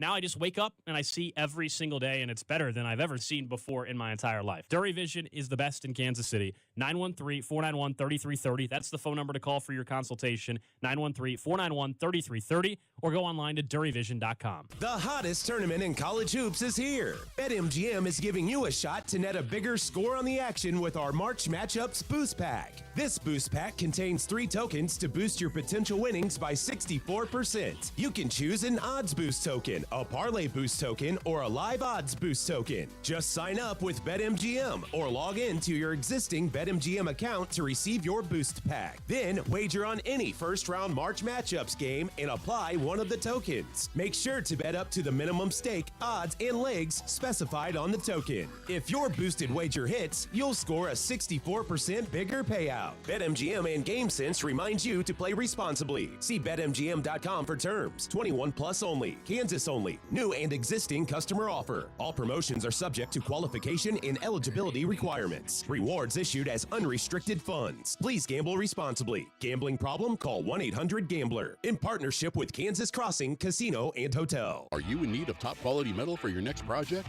Look no further than Metal by the Foot. Whether you're a DIY enthusiast, contractor, or business owner, Metal by the Foot has the perfect solution for you. Steel, aluminum, brass, and stainless. The Foot.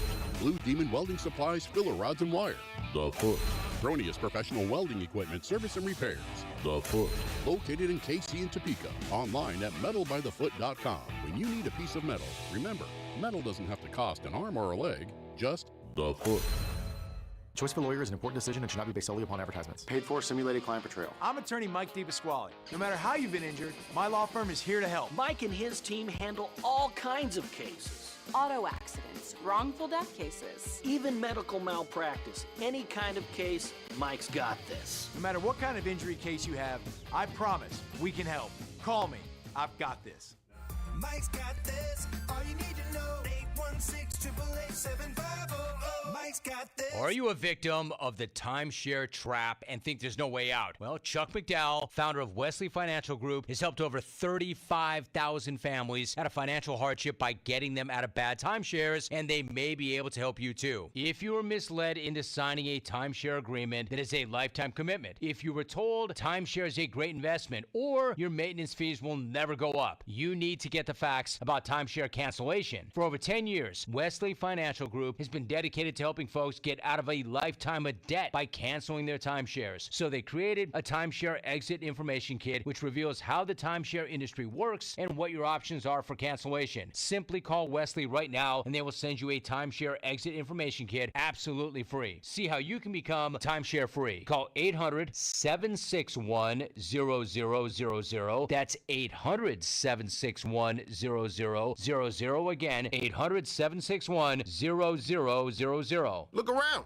You can find cars like these on AutoTrader. Like that car riding your tail. Or if you're tailgating right now, all those cars doubling as kitchens and living rooms are on AutoTrader too. Are you working out and listening to this ad at the same time? Well, multitasking pro, cars like the ones in the gym parking lot are for sale on AutoTrader. New cars, used cars, electric cars, maybe even flying cars. Okay, no flying cars, but as soon as they get invented, they'll be on AutoTrader. Just you wait. AutoTrader. Get the one and done you want for your dog's monthly protection. NexGard Plus, afoxolaner, moxidectin, and pyrantyl chewable tablets. Protects against fleas, ticks, heartworm disease, roundworms, and hookworms. All in one delicious, beef-flavored soft chew. Use with caution in dogs with a history of seizures or neurologic disorders. Dogs should be tested for existing heartworm infection prior to starting a preventive. Ask your vet about NexGard Plus Chews.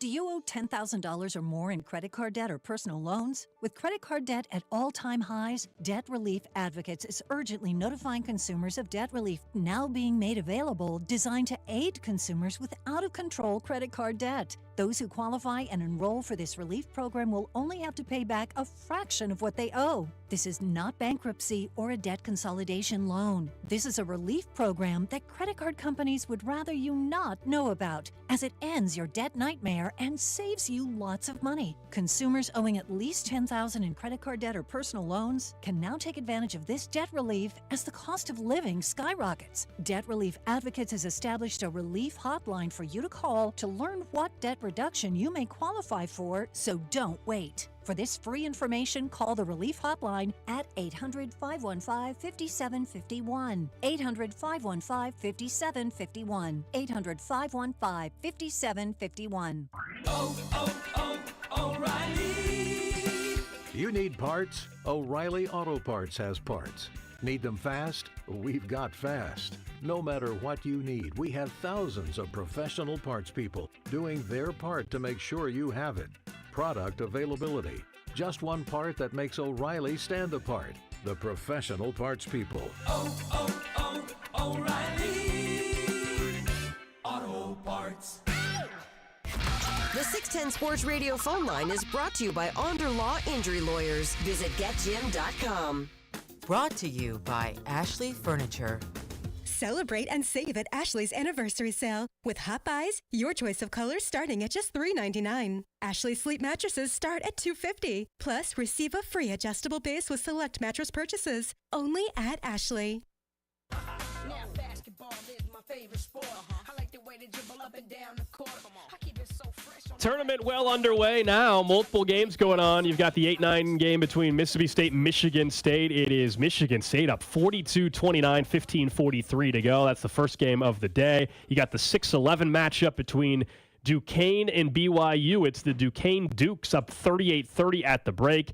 The Akron and Creighton game, a 3-14 matchup, just got underway very early. It's a 7-6 Creighton lead, 17-37 in the first half. So we'll have another game starting in, 25 minutes or so. That'll be the Arizona and Long Beach State game. So we'll get 4 games going here before not too long. Drew, you got any money on any of these? We've been talking about our bets. You got anything going? So I had a parlay Tyson Walker over 13.5. He is already at 16 in the Michigan State game, so that's good. I have BYU money line in the parlay, and then Ryan Kalkbrenner for Creighton to get 6+ boards. A 7-footer hopefully shouldn't be a problem, but I need BYU is your problem right now. Yeah, BYU is the question mark. Yeah, so if you're just on like upset watch, it's very, very, very early. But obviously the Duquesne BYU game would be the first double-digit seed. It's the first game that started with double-digit seeds, I should say, today. But that one's the one to watch early in the day so far for a potential upset that could swing some things for a lot of people. It's too early for me to count my money. Yeah, it's halftime. Yeah, See how I got Duquesne on the money. I took him on the money line. 9.5 point dogs. I took him on the money line. Well done. Got to be wonder what the line. Look, you just like to be alive. If you're taking a 9.5 point underdog on the money line, you're just hoping to be alive in the second half. I'm definitely that. Yeah, and for Michigan State, Tom Izzo, man, unbelievable. They're up 11 right now. Soon to be single digits actually, but Tom Izzo and March, they're hanging around. Cody and I were talking during the break. It's been like this 7 or 8 point. Yeah. But Tom Izzo, one of the best coaches against the spread in March. There's a reason why the line flipped. I did. Well, mainly because of Mississippi State and Chris Jans, but yeah. Well, sometimes you try to go the opposite. Michigan State and maybe this is just because I'm a Big Ten guy, but to me, they have more notable guys like A.J. Hogarth, Tyson Walker, 2 studs that average 15-ish plus points a game. I think like Boise State, for example, their stars struggled mightily last night. You need your big players to step up, when you need it most, and Boise State didn't have that happen. Michigan State is so far. At least with Tyson Walker. Yeah, we got our Cody and Gold bracket challenge, and then tomorrow we'll check in to see how everybody is doing. Some of our listeners, we'll see who's pacing well and who's pacing poorly after one day and all that as we're just getting started. Who was in Drew? Who was in your guys' Final Four again? Creighton, who's currently playing right now. Okay. Houston, Baylor, and UConn was my Final Four. All right, go ahead. UConn, Baylor, Houston, Tennessee. Oh, man, I went to go look for, I was like, I'm going to check scores real quick. And then I just saw this headline on ESPN. It relates to college basketball. Okay. Fire this guy just for this comment. Long Beach State athletic director says he fired the coach to inspire the team. Okay. Get out of here. Stop. You. He fired the coach to inspire the team. Don't take any credit. The fact that you just shut your mouth and you sit back. I can't believe he's trying to take credit. So he fired the man. He got him in the NCAA tournament, and now he wants a pat on the back? Yes. Get rid of his ass. Get out of He must not like the coach. Like, he must really not like him. Because their team had lost like 5 in a row, I guess. They fire the coach. They say, hey, you can still coach us in the conference tournament. He wins the conference tournament. He's the 15 seed. They're going to take on Arizona later. And now the AD is like, I just did it to inspire them. Yeah, that's ridiculous. Take it away from the team's moment, man. Quote, my belief and hope is that by doing what I did and the timing of it, they would play inspired, and that's what they did. You don't get credit for this move, buddy. Quote, I'm not trying to pat myself on the back, but it worked. As the university president, you have to fire him. By the way, if you say I'm not trying to pat myself on the back, you absolutely are trying to pat yourself on the back. That's exactly what he's trying to make sure, because he's getting crushed because everybody's making fun of him for firing the coach and now he's trying to act like it was a calculated move. He made it worse. To make the team better. No. They need to get a petition out so everybody can sign it to get rid of him. Yeah. We have nothing to do with Long Beach State, but we would sign it. That's right. That's exactly right. I have, to answer the question that I asked you guys, I guess, the UConn. So I have UConn, I have Kentucky, Purdue, and North Carolina. So pretty chalky except for I do have Kentucky. Title? I have Kentucky, UConn in the national title game. Look, if we look at just the general state of college basketball, and this is not to pick on your bracket versus mine. Mine could be wrong. I mean, today. Yeah, nobody should be picking on anybody's brackets. Creighton getting knocked out by Akron, and I can look like Akron's off to a good start with them. The question I'm asking about your bracket is a question I would ask about generally the field as I was going through my own. more and more in college basketball, NIL is keeping people in school longer, Sure. but not keeping them in the same teams longer. I feel like it gives me a really hard time to feel like I can just go chalk anymore in the tournament. I don't think the separation between the 1 seeds and the 6 seeds is what it was 10 years ago. And that's where I just run into this like mess of every single team I've watched play this year has just looked bad for a while. Arizona's a 2 seed. I'd be like, well, you just looked bad. Yeah, UConn's the only team. Yeah. And that's why I mean, yeah, UConn's the only team Sure, that I so think I don't blame you for I have in the Final Four too. Clearly the best. No, I mean, I have some upsets along the way, but I don't have, to me last year, just because it happened last year doesn't mean it's going to happen again. And that's the beautiful thing about when we fill out We could all be wrong, and we all will be. These brackets. So, yeah, it's a fun time. I mean, these next 2 days, really the whole weekend, but the next 2 days are incredible. Till 11:30 or so tonight. Tomorrow we do it again at 11 a.m. till 11:30 on Friday night. Okay, so I don't get to live bet because I live in the Missouri side and I've got my daughter's dance class tonight. So I can't live bet. I can watch the games, but I can't live bet. What do you got for me, Gold? Normally you have your Saturday show. What do you got? What are your best bets for tonight?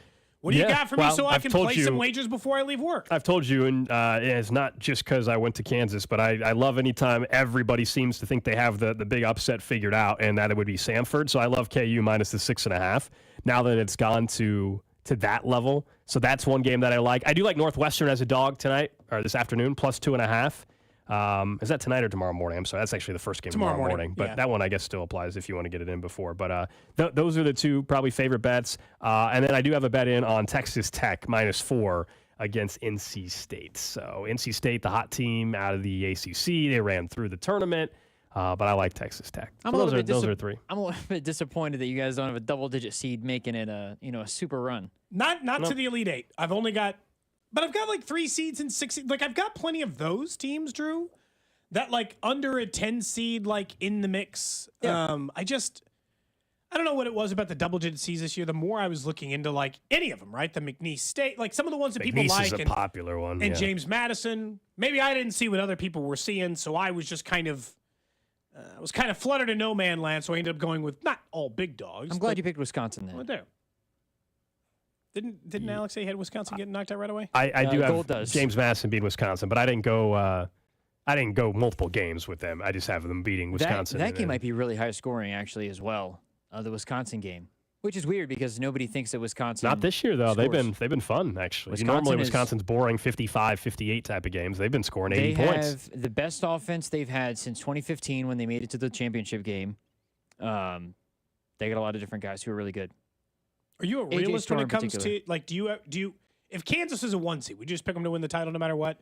No. So this goes back like to it's a our 4 thinking. seed, you can't. But. Yeah, this goes back to our conversations even with like the Chiefs and other teams. So the balance of like, if KU is the one, I would not pick them because then you're happy either way. Does that make sense? Sure. Like if they win the title, you're like, so what? Like, if they were a 1 seed, like if you're a UConn fan, my guess is you at minimum have them going to the Final Four. How could you not? I mean, there's no, you know what I mean? Like, not to. They won the title last year, and they've been the best team in college the basketball. Trickiest one, if you want to know, is the 1 seed is Purdue.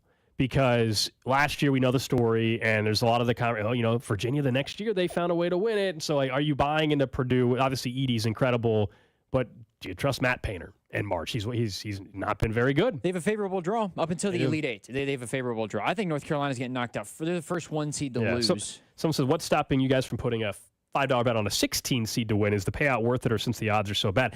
Look, we all know that it's happened twice, no more recently, but it's only happened twice in the entire history of the tournament. Bet it. So it's probably not a bet that I'll make. I think the only way I'd bet it is if it was UMKC. If you want to know the truth, that is fair. If it was UMKC, I probably just put like $50 on it. Way more money than you should ever put on it because it's my alma mater. If it's not that, I got other bets I feel like have a better chance of hitting on a long shot.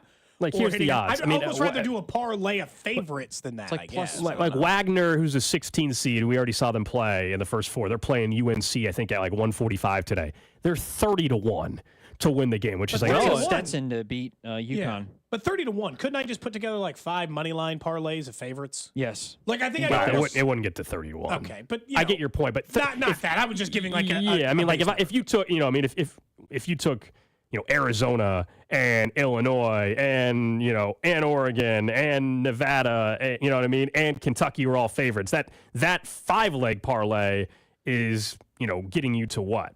+3 47. So you That's can't. it? That's what I'm saying. So like, I get All what right, you're fair saying, enough. but no, So I maybe will not that's a little be. too stretched. I would love for a 16 seed to win again this year. Being It's incredible. hilarious. I just don't think that's happening. To your question, Cody, I did almost talk myself into putting Wisconsin over Houston and getting them to the Elite Eight because they're a good enough team to do it, but they've been a little bit inconsistent. So- Houston, of course, is not a team that you want to play where if you struggle defensively, going up against a really good defense doesn't necessarily help. Houston was easily the team I had the most trouble with. Great I at one defense. point had them knocked out early in the tournament Just and because then of what ended up happened? back in the Final Four because they have been one of the best teams, but then the injuries and are they healthy In the enough? Big 12 tournament. Because that's the thing, like, the one thing that I'll say about Kansas is, and I know we're going to get back into them in a minute, but the one thing I would say about Kansas is they, at one point this year, beat the best team in the country. They beat UConn. Home court, and it was when they were fully healthy.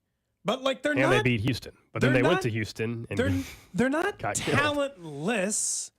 They're just confusing. And then, so it's just, I don't know what to think of them. I just got them knocked out early. But with Houston, I ended up going the other way and just took them deep. Almost around to 4 games. Goldie, you excited? Absolutely. That's why we brought in the extra TV. We Are you brought, going to leave it? There's some debate about whether or not you should leave it in the I studio think for Carrie. it's an so it's not a TV that I currently use at my place. It was honestly in the closet, and I hadn't used it in a couple years. So we said today's a perfect day. Go multi-view. We know we're going to want it tomorrow as well. So maybe, yeah. I mean, I'm not going to leave it for next weekend. Obviously, I mean, I'll bring it home after tomorrow's show. I think I'll leave it here. The question is the afternoon show has also brought a TV. I think for their like office area. Actually, they had it out here in the bullpen. They So just should put I it just at Drew's desk earlier? Should I leave it because it's hooked up to my YouTube TV? As long as I can still not be as long as it doesn't mess me up when I go home tonight. I don't You can want to log out. Make them log in. Oh, yeah, they want to use the TV but log into their own Yeah, thing. Maybe I would do that. Maybe Or- that's the move. Or you said that the March Madness live app is on there, correct? They I don't know can if it was log up to date or not, but yeah, that's true. They're able to I log don't. into their I have- provider then. I have no problem with them just if they just want to leave it on like this. These are all 4 of the channels that matter, and just leave it there and don't touch it. We're good as long as it doesn't make it so where I can't watch at home, which I don't think it will. No, unlikely. I think you should probably make him sign a waiver. You know, A waiver. prove that he'll take care of your things. Hey, What's he going to do? What's he going to do? Throw a baseball at the TV? I'm going to be honest with you. This is not Carrington specific. This is just about the difference between things you own and things that people are borrowing from you. You know this the same as I do. If it's not yours, Yeah. you do not take care of it the same way as you do something that belongs to you. That's all. Yeah, look, it's a 32-inch TV. It's From one like I 2 don't years use. ago? Yeah, it's What could you get that? What could you get for that bad boy on Facebook Marketplace? $40.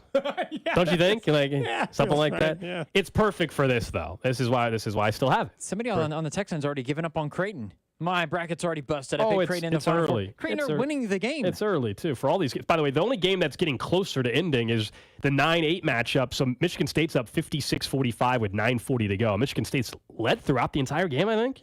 Big Ten hoops, baby. Yeah, I think so. And Mississippi State just cannot make a shot. Michigan State's in a great spot right now. Cody, was the question to us your random question, or do you have another one? Oh, I have a random question. Let's sure. get to it.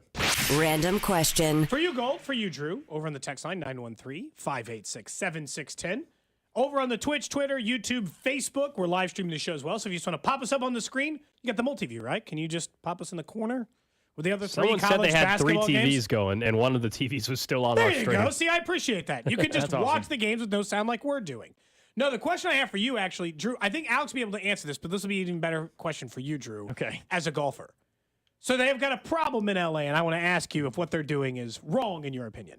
What's happening in LA public courses is you cannot get a tee time on Friday, Saturday, or Sunday without going through a broker. So a guy like you, Alex, has wow. decided to make his living booking up all the tee times.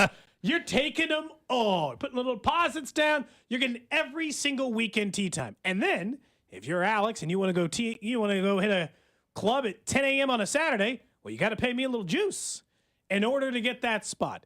Do you respect the hustle, or should they make some sort of system out of play to allow this from occurring? So I respect it until it's no longer allowed. You know what I mean? Like if that's available and it's working and people are actually paying it, to me that's just a new line of business, a new line of work. He just created himself as the middleman. Do I think that very soon the public courses should all get together, and the city, I guess, we should all get together and be like, yeah, we're going to do our own system. We're going to have a way we're not allowed duplicate bookings or whatever for the one guy. Yeah, that's probably what they should do. But while he's not breaking any laws, I actually think let him make his money, and then they need to close the loophole here pretty soon. A lot of money in LA, so I mean, money, LA golf, but it's public courses. First of all, I'm stunned that they don't have a system already in place because a lot of places already LA, there's like, you would software think where LA. you can do that. There's software where you can go and book a tee time and you book for a certain amount of players. It's like a bookie for golf courses. So I have to pay That's somebody. essentially what it is. Yeah, so I have to asking pay for a fee. somebody to get the tee time. Then I have to pay the green fee on top. This is just ridiculous. Yeah, so let's say it's 50. It's extortion. This is ridiculous. Let's I say think it's extortion. It's ridiculous. Let's say it's $50. It might actually be $57 No.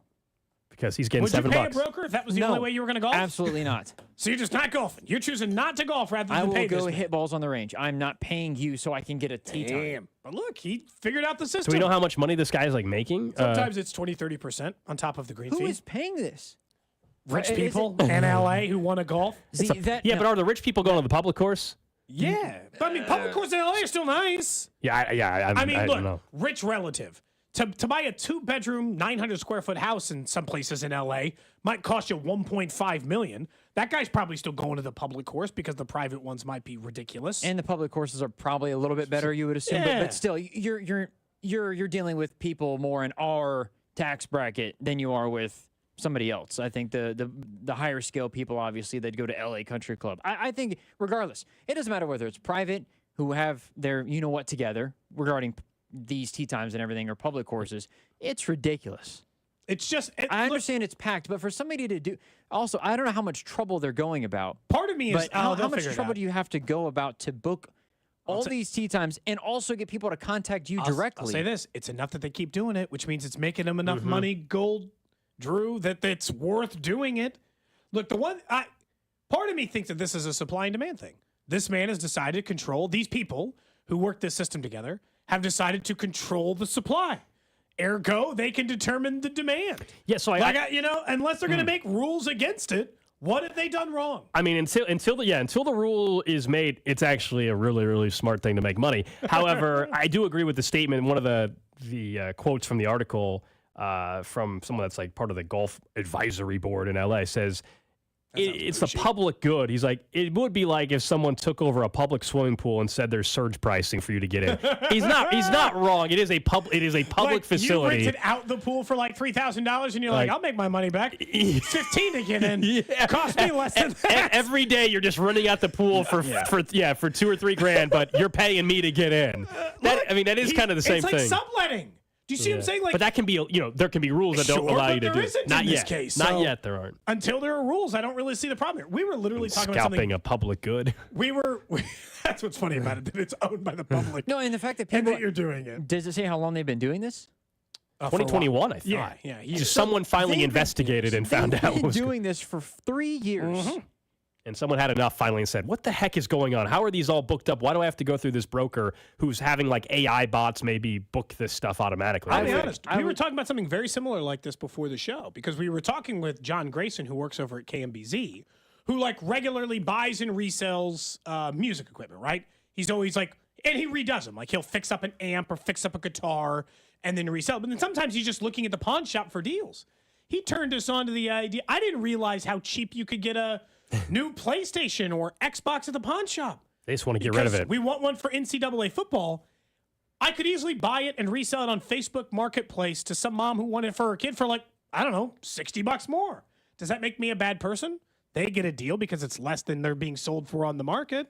No, it's a supply and demand thing, But it's not okay. The reason why I think it's okay in their case is they're a business that has gotten a good from somebody else, and they're deciding a public good, and then they're deciding to sell it at a cheaper price to get rid of it. Sure. That's fine. If Gold went to Sykes and Lady and bought all the tee times, said, all right, anybody who wants to play has to pay me $5 to get in. You see that's the thing. I'm just sitting out in my car being like, the golfing. Damn, they got any tee times? I'm like, I got all the tee times. The thing that's crazy about the golfing. I just go online and for the next 3 weeks, I book every single tee time. Whoever did this is not having to pay the cost of the tee time anyways because you don't pay until you get there. So they're booking the times. And then in order for people to go, I know, that's why it's genius. You have to front almost no money to make money in this scheme. Mm-hmm. That's what makes it so good. As a golfer, I would be... if it was one course, I'd be like, "What the heck is this? This is stupid." I'd go to another one. If I went to 15 courses and it was all like isn't this, the simple I would be pretty fix pissed. for this in LA? If there's bots or whatever booking the tee times. Now, if it's bots, it's trickier, I guess. But if it's one guy, is there not a way to, you know what? For the time being, sorry, we're just to cut this out because we want people to have you.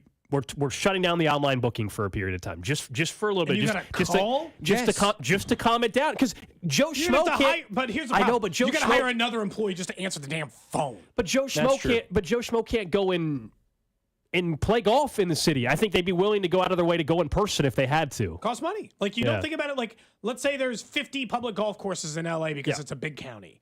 There's 50 public golf courses. They each got to hire one person making, it's LA. So $20 an hour, 8 hours a day to take these bookings. You might cost the city hundreds of thousands of dollars to do it. If people they really don't want to care golf, if this they guy can, resells it. The course is booked. People are getting paid. City's making money. I think though you could have if the random person wants to golf, they're willing to go through more loophole or not loopholes, but more hoops, because if I have to wait on hold for 15 minutes, but I haven't been able to golf for 2 years anyway, I don't care about the 20 minutes. You know what I mean? Like, that's the thing. You haven't been able to golf. You're just like, God, this green fee was going to cost me $100, and this guy wants $120. That's why this guy has a good setup right now. They just pay it. You know what I'm saying? This guy's got a good good I think setup. for the most part, Drew, you're in the minority. Most people would just be because, like, look, but we all look for golf deals, right? So, like, if I want to go golfing at 6 a.m. at Tiffany Greens, or I want to go golfing at 11, I have to pay more money sometimes, depending on that price difference. And some people are willing to pay more money for the more convenient time. This guy's figured out that people who have golf have money, and they will pay that extra 20% in order to get the time they want. Like, you know, he's rigged the system a little bit. The reason why I think I wouldn't pay it isn't because I'm looking for a deal. It's I could use that $20, that extra $20, and get myself a sleeve of balls at the course. I could get a sleeve of brand new Pro Vs if I wanted to for $12. But where are you going to use the sleeve of balls if you're not even anywhere? Where are you going your backyard? Where are you hitting them? Well, if I can book the tee, if I can go through the trouble of calling and pay my $100. Also, never buy golf balls at the golf course. Way too expensive. Yeah. I hate buying them there. That is the random question of the day. Up next, we'll continue keeping an eye on the NCAA tournament. We've got one game that's got about 5 minutes or so to go in it. Another one about to start. We'll update you on that. Plus, the the community benefits agreement. Everybody, I'm thinking CBA. Collective bargaining agreement. No, it's the community benefits agreement. Difference. Was it really an agreement yesterday, and what does it actually mean next? Cody and Gold, brought to you by Heartland Men's Health, the leader in men's sexual health. Thousands of men have been successfully treated for low T, ED, and more, all with discretion and compassion. Make your appointment at heartlandmenshealth.com. There is a back-to-back Super Bowl champion, and it is the Kansas City Chiefs. On your official broadcast partner of the Chiefs, 610 Sports Radio. Congratulations to the Kansas City Chiefs. Another year, another Super Bowl. Did you know that the Chiefs won their Super Bowl in their first year of their partnership with Window World? And here we are, 5 years in. The Chiefs are a dynasty, and they're still going strong with Window World as the official window of the Kansas City Chiefs. Window World windows are one of 2 windows with a good housekeeping seal of approval, ranked number 1 in number of windows sold in the country by Qualified Remodeler magazine. In just over 20 years of business, they have improved the look and thermal efficiency of over 54,000 customers right here in Kansas City. So be sure to call this number, 816-799-0820. Learn more about the double-strength glass that gives it strength that's not commonly used in replacement windows. Learn more about their products that are not only durable, but offer security, beauty, and energy efficiency. Give my friends at Window World a call. That's 816-799-0820. 816-799-0820 to learn more, or also go on the website, windowworld.com. Say goodbye to busted brackets because FanDuel lets you bet on every game of the tourney. Whether you're betting on a big upset or a 1 seed, it's time to go dancing on America's #1 sportsbook. Right now, new customers get $200 in bonus bets if your first $5 bet wins. You gotta love the 12 seeds beating the 5 seeds. And let's check out Kansas. They could be primed for an upset. That's $200 to use on point spreads, money lines, and you can even pick who's going to win it all. Just visit FanDuel.com/610Bob and bet on college hoops until they cut down the nets. 21 and present in Kansas. First online real money wager only. $10 first deposit required. Bonus issued as non-withdrawable bonus bets that expire 7 days after receipt. See terms at sportsbook.fanduel.com. FanDuel is offering online sports wagering in Kansas under an agreement with Kansas Star Casino, LLC. Gambling problem? Getting help is your best bet. Call 1-800-522-4700 or visit ksgamblinghelp.com. It's easy to think all money managers are pretty much the same, but at Fisher Investments, we're clearly different. Different? How? You sell high commission investment products, right? No, Fisher Investments doesn't sell any commission-based investment products. Well, you must earn commissions on trades. Nope, never at Fisher. We're a fiduciary, obligated to act in our client's best interest. It's the highest standard of care for a financial advisor. How do you know what's in their best interest? We get to know our clients and then tailor a portfolio based on their goals and needs. But you probably sneak in some hidden and layered fees. No, we have one transparent management fee, structured so we do better when our clients do better. Wow, you really do look out for your clients. That's because our top priority is helping them achieve a comfortable retirement. It might be why most of our clients come from other money managers. Visit FisherInvestments.com to find out why investors like you switch to us. Fisher Investments. Clearly different money management. Investments and securities involve the risk of loss. Braden's Hope for Childhood Cancer and Jersey Mike's 14th annual Month of Giving is going on now. Visit all area Kansas City, Topeka, and Lawrence locations and donate. Together, let's make a real difference. You can donate in-store or through the app. Save the date, next Wednesday, March 27th. 100% of proceeds from Jersey Mike's will be donated to Braden's Hope. That's 100%. Join the mission to conquer childhood cancer with Braden's Hope and Jersey Mike's. Discover, this is Daniela. Hi, it's Jennifer Coolidge. I just want to thank you for making me feel so special. I earned cash back on debit for my dinner party groceries. That's great, but with Discover Cashback Debit, we give everyone cash back on everyday purchases. Anything else I can help you with? Do you like asparagus and mushroom sorbet? I've got leftovers. Introducing Discover Cashback Debit, a checking account with cash back. It pays to Discover. Eligibility and terms at discover.com/cashback debit. Discover Bank, member FDIC. You've heard it said, he's a diamond in the rough. Or maybe, diamonds are forever. Here's something else I've learned about diamonds. They're just pieces of coal put under pressure for a long, long, long time. So, when I start feeling like I want to give up, I think about that little piece of coal. And if that piece of coal can make something of itself by not giving up, so can I. Persistence is in you. From PassItOn.com.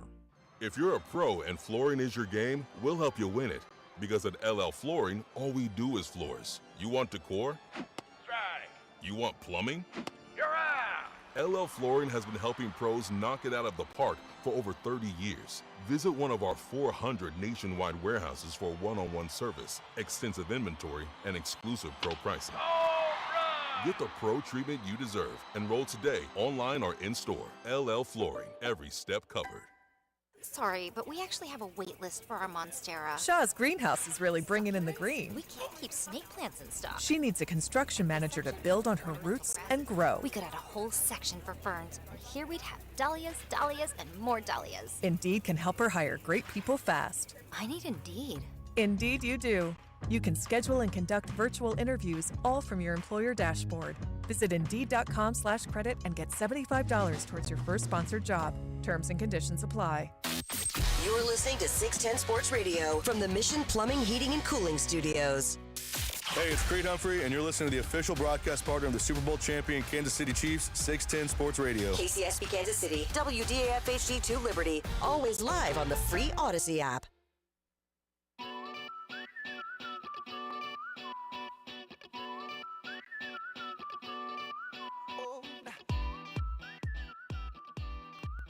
One o'clock hour here on Cody and Gold. 4 games now underway in the NCAA tournament. The latest to tip off the 2:15 matchup, Arizona and Long Beach State. That one in Salt Lake City today. The game closest to ending, and this one probably already over, 8-9 matchup. Tom Izzo Magic again in March. Number 9 seed Michigan State up 66-50 with 4:10 to go. Your boy Jans let you down. He did. He won me some money in Vegas, thank you, but not Not he won on you this more than group. you lost today on them, I hope? Yes, I showed you the ticket earlier. Yes. So you didn't put So- that amount on No, Michigan. no. That's what I'm checking. This was a $20 bet. Duquesne's looking good, Cody. Duquesne, the 11 seed. Got him on the money line, baby. 11 seed Duquesne up 43-32 Took a on risk on this one. BYU, 17-19 to go in that game. And then Akron, the 14 seed, tied with 3 seed Creighton at 31. So those are the games going on right now and will be the games until the second window. So that's what we got to deal with. We'll keep an eye on these and see how they go. But yeah, Michigan State, my goodness, that's a dominant win they're about to have. If Duquesne could hold on, this might fund the rest of my evening's betting. Get the bets in before you Got him in almost leave 4-1, Kansas. you know? Before you leave Kansas, man. Oh, I will. Don't worry. I'll just sit in my car for like 15 minutes. I can always come back Who's, across the state line because, you know, but That game should be Is done the by then. is the Michigan State winner? Is that North Carolina? They would play. Yeah. If That's North how Carolina Drew wins. had So you'll Michigan have, State beating North So Carolina. you'll have North Carolina, Michigan State, assuming North Carolina wins and barring a dramatic comeback here down 15 from Mississippi With State. 4 minutes to go. That would be We've seen that would crazy be stuff happen. We have. That would be a crazy one. When I don't understand why college basketball hasn't fixed some rules to line up with the NBA. So like last night, we're watching that Colorado Boise State game because you and I had money on it against each other. And they went to the scoring table 7 times in the last 2 minutes. Yeah. Stop it. Yeah. For every time a ball got touched out of bounds, just make the call and make them challenge. That's what the NBA does. It's super easy. Yeah, inside 2 minutes, Just make you're it not allowed to. challengeable so we can stop going to the scoring table all the time. Yeah, It's crazy. they should replicate the NBA with that particular rule. Inside 2 minutes, you have to challenge in the I think NBA. if it's like 4 minutes, it'd be fine. I think I'm fine with the 2 minutes. I mean, at some point, you do want to make sure the calls are correct. So I've always been like, yeah, let's get the calls correct, but let's be smart about it and either do what the NBA does and have inside of 2 minutes. It has to be challenged, or can they not have a fourth person, like a fourth official, at the scorers table, and he's already on it. He's the one that has to be on it, and we don't have to all huddle around the monitor. Yeah. He looks at it, and it becomes his call. I also think, I genuinely believe this. Shot clock it. You put a clock on literally everything else you do in the sport, except for watching some old white dude stare at a 9-inch TV monitor next to a table. Shot clock it. You got 20 seconds to decide on this. You don't need 78 angles. You get 20 seconds. In the final 2 minutes, it can be 40. I don't care. You got 20 seconds to figure this out, man. We're not waiting here all damn day. Looking at the back of your head, your thinning spot on the back of your head, waiting to find out whether Basketball that's in gonna general work has got out. a problem with that because the Oh, it's NBA, horrible. they'll say, we're going to go to commercial break because there's a challenge, and then they still But at haven't least even it's a reviewed- challenge in the NBA, so it's capped to a certain Yeah. extent. Like college basketball, I mean, last night almost was It was unlimited. as bad It was as it unlimited. got. It was the last 2 minutes. They had They- at least a couple. They could have had 3 It was more. 6 or 7. Yeah, they could have had 3 more. So yes, I think we're all about get the call right. I do like that we have replay. I don't think let's just go back to not ever having replay. I'm kind of on that. It also doesn't take but that you long. can do the challenge, and sometimes it should be. Yeah, maybe you do need a clock. I don't know, Cody, but like you get 30 seconds, you get 60 seconds to look at it, and whatever your decision is, you either stand with the original call or what. If you can't make a decision to change it in 60 seconds or 30 seconds, then keep the then call. it's the call. That's it. The problem is I sometimes don't understand. Sometimes both officials will be like, they'll put their hands up in the air, like, oh, I don't know. Well, and let's review it, and like so they don't even actually make a call. That's the only problem you run into with that. Mm-hmm. Yeah, look, jump ball it's- sometimes is what they'll go to if it was really, if it's like out of bounds or something like that. Man, Duquesne's opened up a 14-point lead on BYU. Okay. 16:44 to go in that one, and that's an impressive score right there. Duquesne would be early in this tournament. Well, obviously a big-time upset anytime an 11 seed wins. Especially when they win by a lot. Like, it's one thing to win. It's another thing to dominate. That's what we were talking about with that Kansas match upcoming later, Gold, is it's hard to imagine Kansas just getting run out the building, which makes it a little bit more challenging. Well, also, Go ahead. they're in the Big 12. This should debunk. We need to get rid of these smaller schools because the Big 12 is more competitive, so we need more Big 12 schools in. No, we don't. No, well, that goes back. Yeah, the expansion thing. I'm No, we do very not. much anti-expansion. I So don't was need. John Calipari. Yeah. Did you hear him last night? Yeah, he went on like a. I mean, I was saw a the 2-minute quote. rant I in saw the the system. quote. Like someone, I didn't read the whole thing. I saw the quote come out, and it was like it was this long. Duquesne is the response. reason why is example one of the tournament this year. Why we don't need to expand to get rid of those teams. I know, but we knew that on the bubble. The bubble enough. Correct. Like watching Yeah, the bubble Virginia alone. play. I didn't even have to get to this game. Watching Virginia play was enough to be like, okay, please let's not do this. That was just a committee selection thing.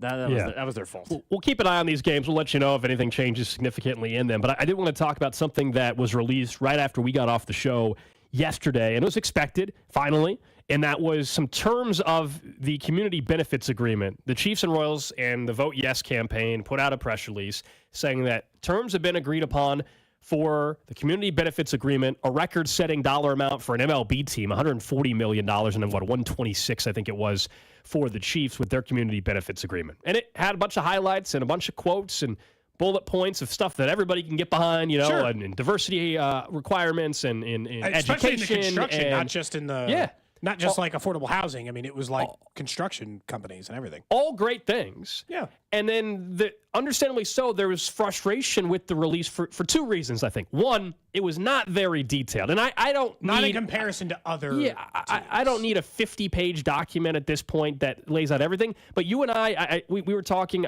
I sent you the Buffalo Bills and their project and how detailed. This is the kind of stuff I think those that were really frustrated with the CBA release yesterday wanted to see. Like in the Bills one, it lists out not just supporting education, which the Royals one says. It says like high school shadowing program, and it gives details, and lecturing and speaking engagements, and it gives details of what that would look like, and workforce training and development, and it talks about apprenticeship participation and things like that. Very detailed specifics. That wasn't in there.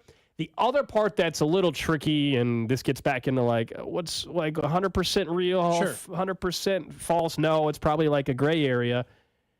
It was an agreement with the coalition that was set up of community leaders. Some Jackson County legislatures, the people who you actually got to get the deal and some community leaders, but not. It wasn't the Chiefs, Royals agreed to terms with Jackson County. That's a little misleading. I think that's why it's vague.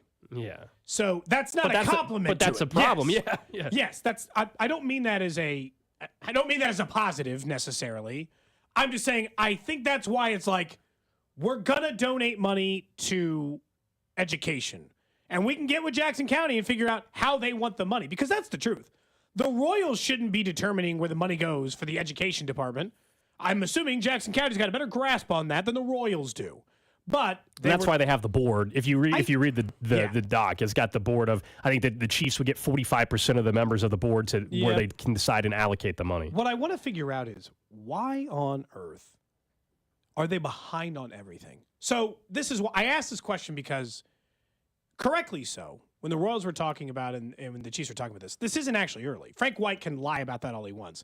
This is not early in the process. The lease agreements were earlier than this one the last couple of times. So something has slowed this process down from the beginning. And I think some of it is because you're talking about a brand new building, not just fixing both buildings like you did the last time. But like, why are you behind on everything? Took longer to get on a ballot than it should have. Took longer to choose a site than it took. It took longer to get a CBA than it took. So part of me thinks that the reason why the CBA is not detailed, Gold, versus the Bills one that is detailed, is because it took them way longer to get to this stage than the other one. But that's a problem because you are, I don't know, a week and a half away from a vote. It's a problem, and it's what I think is one of the fairest criticisms right now when you're looking at is the CBA. But also, and it's not 100% on him, but a huge chunk. Well, you know why the other jurisdictions maybe got the CBA closer to being done fully and all this by Election Day?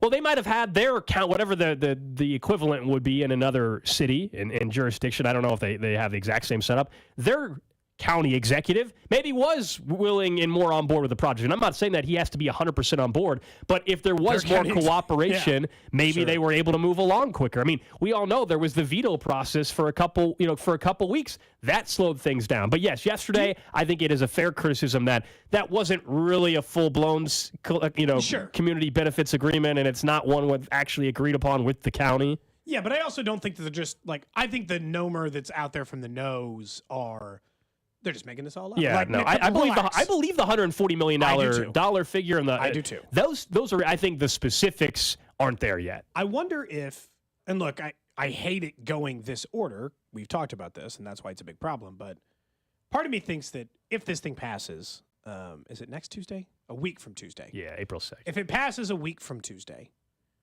that Frank White at that point will have no choice but to get on board. As in, start figuring out the things you like. This is the argument I would make for who was on yesterday with Carrington, the KC tenants. Yeah.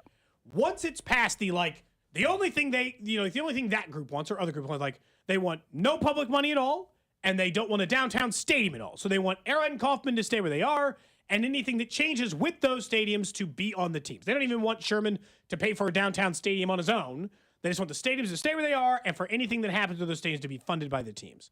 But once that ship has sailed, what are the things you want now, the parts of the deal you know? That's what Frank White has to decide.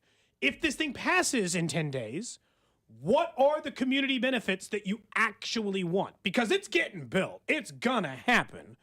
Now you have to actually come to in my opinion, Gold, at that point, if you're Frank White and you're the Jackson County legislator, anybody who's opposed, you got to come to the table and figure out as a group the things that are good for the county. Yeah, I mean, that's where the final details, hopefully, of a community benefits agreement get ironed out. Like, that should be your big campaign and push if it passes from those that oppose. Like, at least get the most out of it as possible, right? And making sure and holding the organizations accountable to how they can contribute to the community in these. Like, that should become the priority if it passes. It already is a priority now, but I get what you're saying, which is like, okay, if it passes, like, they're not just done and not going to bring it up anymore. No, you go advocate. I mean, there's still going to be a ton. It's not as if this thing is just for more affordable housing. Go advocate for more lease agreements, whatever. The vote obviously moves it forward, but it's not.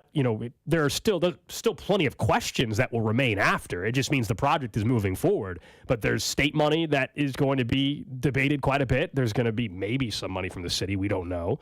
That is going to be debated and things like that. But I also think the idea, and I did listen. I went back and listened to the Casey Tenants Wrong with Carrington. And I thought it's worth a listen for everybody.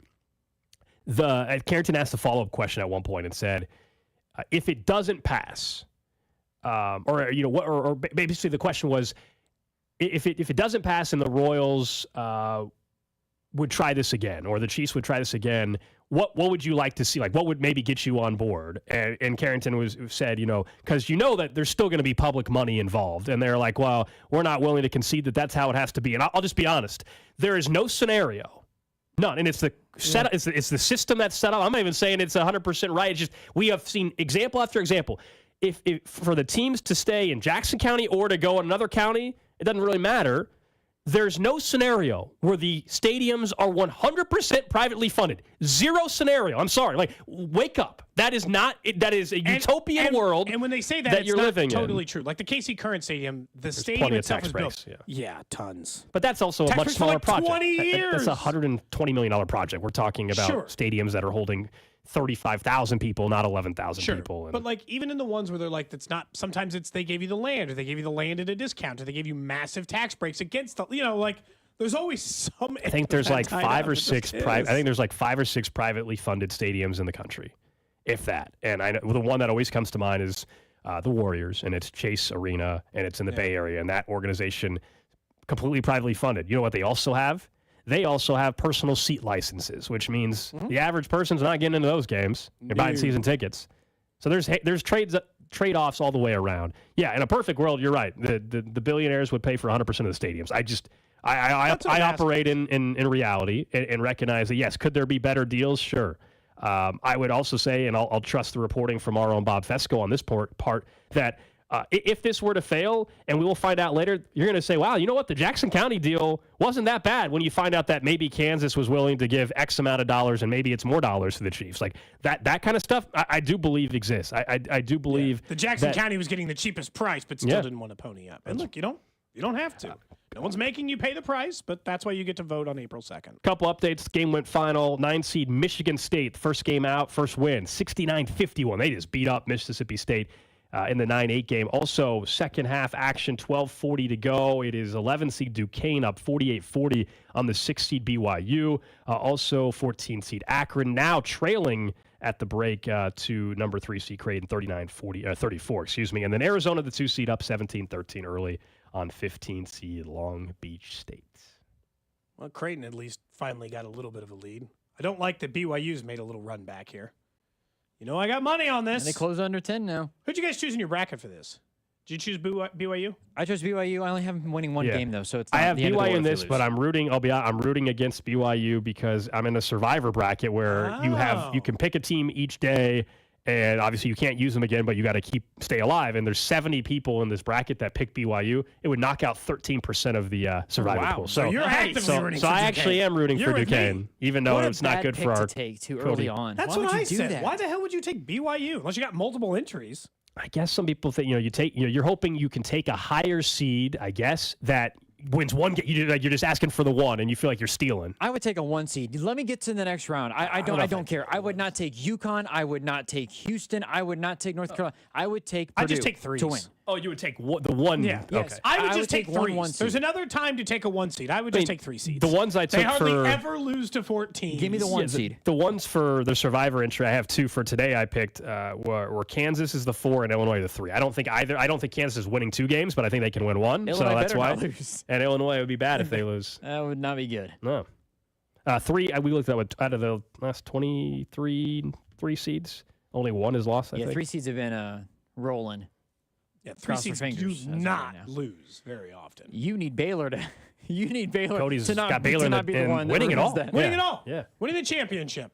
Either I'm going to look really smart or really stupid. I mean, I'm all about it. Could you imagine Happens all the time. Yeah, it does. if as I'm watching, sorry, I looked over at the TV and it caused me to think about something else. But it was Pizza? Long Beach State. Well, there's the pizza commercial. That sounds good too. Long Beach State, just because of the coach being fired, could you imagine if the fired coach then goes and upsets number 2 Arizona? How great that would be. I think it's Munson, right? That's the name of the coach. Yeah, and they just took the lead, 18 to 17. With Can I 10:45 to go in the first half. just out of curiosity, can you rehire him? Quick question. You fired the guy. Not he wins this the AD. Hold on. You fire the guy. You say it's to pump up the team. It works. They Give go to me the a contract tournament. extension. And then they pull the single biggest upset in the entire tournament. If you're the Long Beach State head coach and it's the only job they're offering, do you take it? Or if you're being offered a comparable job somewhere else, you just go there instead. Comparable. Yeah. If you have to work You with this can't AD, work that guy. You're you done, work right? with this Or AD. he's Is there got- any circumstance in which you would take the job back from that guy? He's like, come on, coach. No, Come not from on him. back. Not from him. I don't think so. You don't need to do that, especially if you won the game. You'll have other offers. But even if Long Beach State loses today, which is obviously most likely the scenario, although I'd love the upset, I don't think if the AD all of a sudden says, you know what, forget what happened 2 weeks ago. You're back. I would be like, yeah, I need an extension. I need this guarantee, this guarantee, this guarantee. But if like Speck fired you tomorrow, and then next week he's like whoopsie doodle and said you want your job back, you probably take Depends it. if you have other offers. I'm just saying. If Dan Munson has other offers, let's or just this say he doesn't. Let's just say he doesn't for the sake of if he argument. doesn't, You don't have anything else on the table yet. then you probably don't. There's also Swallow your pride a little bit, take the job back. Someone says I'm walking out, middle fingers up. like Munson's also a little bit older too, so it's different, I think. But I would pursue other opportunities in that scenario. I think if I were him. The only if they do beat Arizona, if you're the It's way too early to predict that. If you're By the the way, president of the university, Although it's a nice start. if you're the president of the university, and by the way, Arizona last year did in fact lose to a 15 seed. So they last year. they lost to Princeton last year. Oh, that's right. They could repeat it. That would be really bad for that head coach. I know he's good. No, that'd be it. But, that would be the That's end of right, that because head coach. Princeton beat them, and then Princeton beat Missouri, right? Princeton. That was the. I don't know if that was the same region So as Dan Princeton Monson, and somebody else and FDU. Yeah, Dan Monson's 62 years old. He had a great quote. The president of Long Beach State would have to. Been there since 07. The president of Long Beach State would have to. If they win this game, you have to fire the athletic director and you have to bring him back. I think you should don't care. resign. If they beat Arizona, resign, loser. You fired the head coach. He won his conference tournament, and then he beat one of the top 8 seeds in the resign. Quit your job because you're not good at it. You blew it. Again, this is why I'm rooting for 15 seed Long Beach I love State. chaos. They're up 20-17, 9:20 to go. Way far away from this What one. was once a 13-point lead for Duquesne is now only 6. Yeah, Oh, here we go. 48-42. The parlay's Dukes, back in. 11 minutes to go in the game, and it's 50-42 now. Gotta sweat it. I'm just curious. I didn't know if you guys would take your job back. That's all. I don't think so. Not with that guy. Not with that guy, huh? I mean, it's hard to go back to work for the guy who He fired took you. credit for the job that you did. The fact that he made it worse. The fact that he That's said, worse. I'm glad that I thought that this would inspire the team. Forget what the coach can do or what the players can do. I'm the one that inspired them to make this run. That is terrible. Yeah, that doesn't The help. players should be like, I'm not coming back unless he's the head coach and this guy's out of here as well. The players should hop on. Wow. So the players are like, get rid of the AD. We want our coach The players back? should do the same thing. I was just asking. That's all. They're now up 5 on Arizona. I am actively rooting for this. Well, yeah. Someone on the text Is there line earlier anybody says, well, other than an Arizona he says fan? they're dirtbags. I was like, in what way? That's the Long. No, I think that's the Long Beach State. Their baseball team. Isn't that the nickname of the Dirtbags? Yeah, not. They meant it as that. Not like. Not like they're just dirtbags. They're dirtbags. You guys don't like No. them. You'll fit right in. No. He meant, I think their That's their baseball nickname? team is the Long Beach State Dirtbags baseball. That's a great name. Damn, I want a hat with that now. Don't you guys kind of want a The Long Beach Dirtbags. shirt? Dirtbags shirts? Why do they have different team names for different Baseball, man. sports? I get. Yeah, because the basketball program is their mascot is they're the Beach. The mascot is LB, the Beach. But Long Beach State the baseball program is the Long Beach State Dirtbags. Nice. Wait, so they're called the Long Beach State, or the Beach. Long Beach State Beach? The Beach. How Okay, I'm now stupid. rooting for Arizona. You know what? That's a dumb name. I'm with Drew. The Beach. They're the Beach. The Black and Gold The Beach. Long Beach State Beach. Dirtbags How? is so much better. Pick literally Their an baseball animal. program is great. The Dirtbags is all the same school. Pick an animal. Pick anything. I'd rather them be called the Long Beach State Beach than just the standard Tigers. I'd rather Bulldogs. I'd rather them be called like the surfers or Tigers. anything. Yeah. Those are the Surfers. same. Do something with the beach. Surfers? That's Anything. not a mascot anywhere. Anything else. Anything else. Not the Wave, the Surfers. Well, that's because Pepperdine already has the wave. Yeah, Pepperdine, one of the most beautiful campuses I hear. And then Tulane is the Green Wave, you know? Right, Correct. Right. And their logo's phenomenal, just what they've done with that. Of course it is. But, of course it is. Okay, well, we'll keep an eye on it. All right, coming up next, we'll get to what's trending. We'll talk about something they're going to do at the Olympics, and this time it has nothing to do with sex at the Olympics, I promise. Cody and Gold, brought to you by Heartland Men's Health, the leader in men's sexual health. Thousands of men have been successfully treated for low T, ED, and more, all with discretion and compassion. Make your appointment at heartlandmenshealth.com. There is a back-to-back Super Bowl champion, and it is the Kansas City Chiefs. On your official broadcast partner of the Chiefs, 610 Sports Radio. You call that a precision stop? When a rookie stunt driver Just give me a shot. meets the trainer who thought he'd seen it all, Come on, focus. they'll soon find out that behind the wheel of the Nissan Rogue, with the power of VC turbo and the most fuel-efficient gas-powered engine in its class, Watch this. the protege can become a master. But this is no ordinary blockbuster. It's a Nissan sales event ad. Level up your drive with 1.9% APR financing for 60 months on the 2023 Nissan Rogue. Shop the Nissan sales event. Visit your local Nissan store and nissanusa.com today.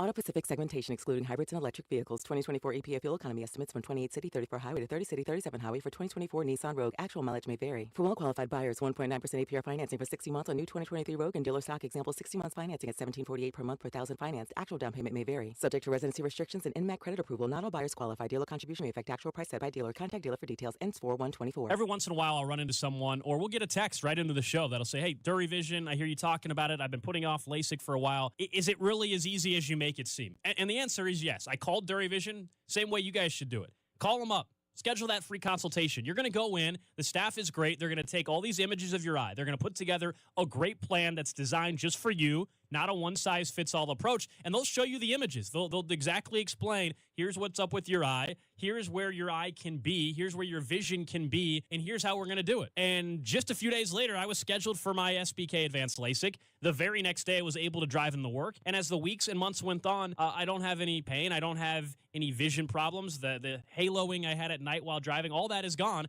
Now I just wake up and I see every single day, and it's better than I've ever seen before in my entire life. Dury Vision is the best in Kansas City. 913-491-3330. That's the phone number to call for your consultation. 913-491-3330, or go online to duryvision.com. Getting quality employees to fill positions in your company is essential, but finding those people can be a major hassle, unless you use ZipRecruiter. ZipRecruiter makes finding quality people a breeze. And right now you can try it for free at ziprecruiter.com/free. With ZipRecruiter, one click sends your job to hundreds of top job sites. But more than that, ZipRecruiter's advanced technology identifies the candidates with the skills you need, sends you a list of great matches to review, then actively invites them to apply for your job. And the results speak for themselves. 4 out of 5 employers who post on ZipRecruiter get a quality candidate within the first day. That's right, the first day.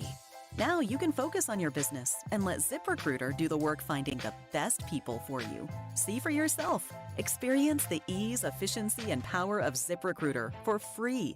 Just go to ziprecruiter.com/free. That's ziprecruiter.com/free. ziprecruiter.com/free. The Other Place now has 4 great Kansas City locations: Shawnee, Olathe, downtown Overland Park, and the brand new one in Mission. It has a one-of-a-kind game day experience with enough big screens that you'll never miss a minute of March basketball from the Big 12 to the NCAA. Did I mention dine-in only great daily food and beer specials? So make The Other Place your March basketball headquarters. The Other Place, Shawnee, Olathe, downtown Overland Park, your home for March basketball. TheOtherPlace.com. That's TheOtherPlace.com. At Metal by the Foot, we pride ourselves on delivering the highest quality metal to meet your exact needs. Located in Casey and Topeka, online at metalbythefoot.com. When you need a piece of metal, remember, metal doesn't have to cost an arm or a leg, just the foot. Outdoor America with Tommy Bench, Saturday mornings on 610 Sports Radio at 5 a.m. and the Odyssey app. This week, Tommy answers your questions.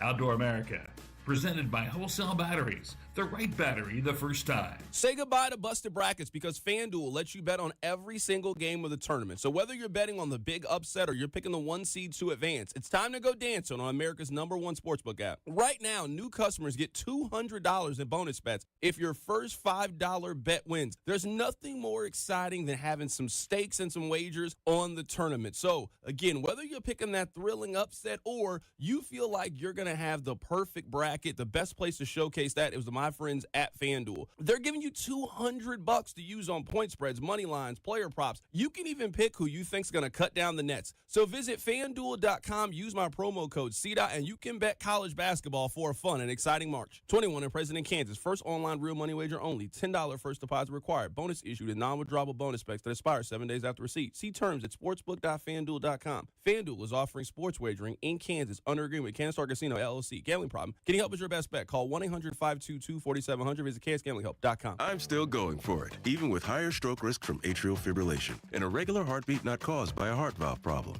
Over a 3-year study, Eliquis apixaban tablets reduce stroke risk better than warfarin, and over 97% of Eliquis patients did not experience a stroke. A first stroke occurred in 2.9% of warfarin patients versus 2.3% of Eliquis patients. Don't stop taking prescription Eliquis without asking your doctor. It may increase your stroke risk. Eliquis can cause serious and in rare cases fatal bleeding. Don't take Eliquis if you have an artificial heart valve, abnormal bleeding, or antiphospholipid syndrome. While taking, you may bruise more easily or take longer for bleeding to stop. A spinal injection while on Eliquis increases risk of blood clots, which may cause paralysis, the inability to move. Get medical help right away for unexpected bleeding, unusual bruising, or tingling, numbness, or muscle weakness. Medications such as aspirin products, NSAIDs, SSRIs, SNRIs, and blood thinners may increase bleeding risk. Tell your doctor about all planned medical or dental procedures. Learn more at Eliquis.com or call 1-855-ELIQUIS.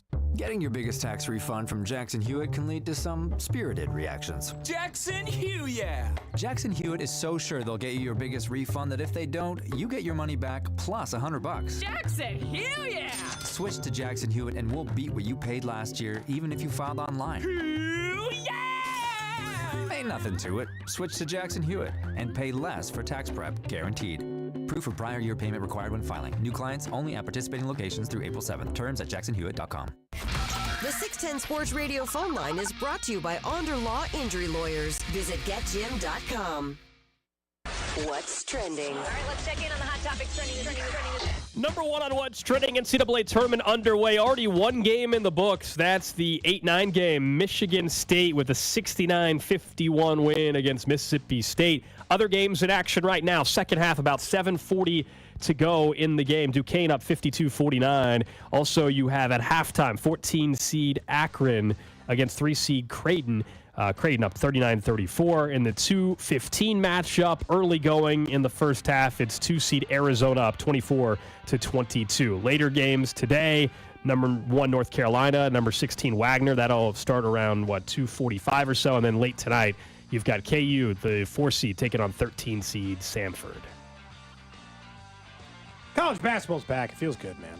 I'm about I don't know if you saw that quote from the ESPN article last night. It's so funny the way you live or die when you're watching this much college basketball. Mm-hmm. It's I'm gonna end up being what Shohei Ohtani's interpreter said about gambling about like 4 hours from now. Quote, I'm terrible at gambling. Never going to do it again. Never won any money. I mean, I dug myself a hole and it kept getting bigger. That's going to be me. That's usually how gambling works. That's going to be me in his case, 4 though. hours. That bizarre story, my goodness. That thing's not in. That we're just at the beginning of that story about the interpreter of Shohei Ohtani who allegedly stole money from Ohtani, but it's not as simple as that because they changed their story already. I don't know how to compare it to other stories, but it feels like it got brushed a little bit, and because he's overseas, and then they didn't let him talk to media today. He got shut down by the PR staff over there. It just feels so weird. Next up on What's Trending, Royals made an announcement as related to their starting pitching situation. Jordan Lyles officially heading to the bullpen after Daniel Lynch got announced to go to AAA last night, which means Alec Marsh will be the 5th starter for the Kansas City Royals, having earned the spot in spring training. I think it's fantastic news for a team who's trying to win now. Yeah, it sends, I think, a good message to the clubhouse as well. Not that they don't like their teammate Jordan Lyles. Of course they do. But Alec Marsh right now gives you a better chance to win when he starts.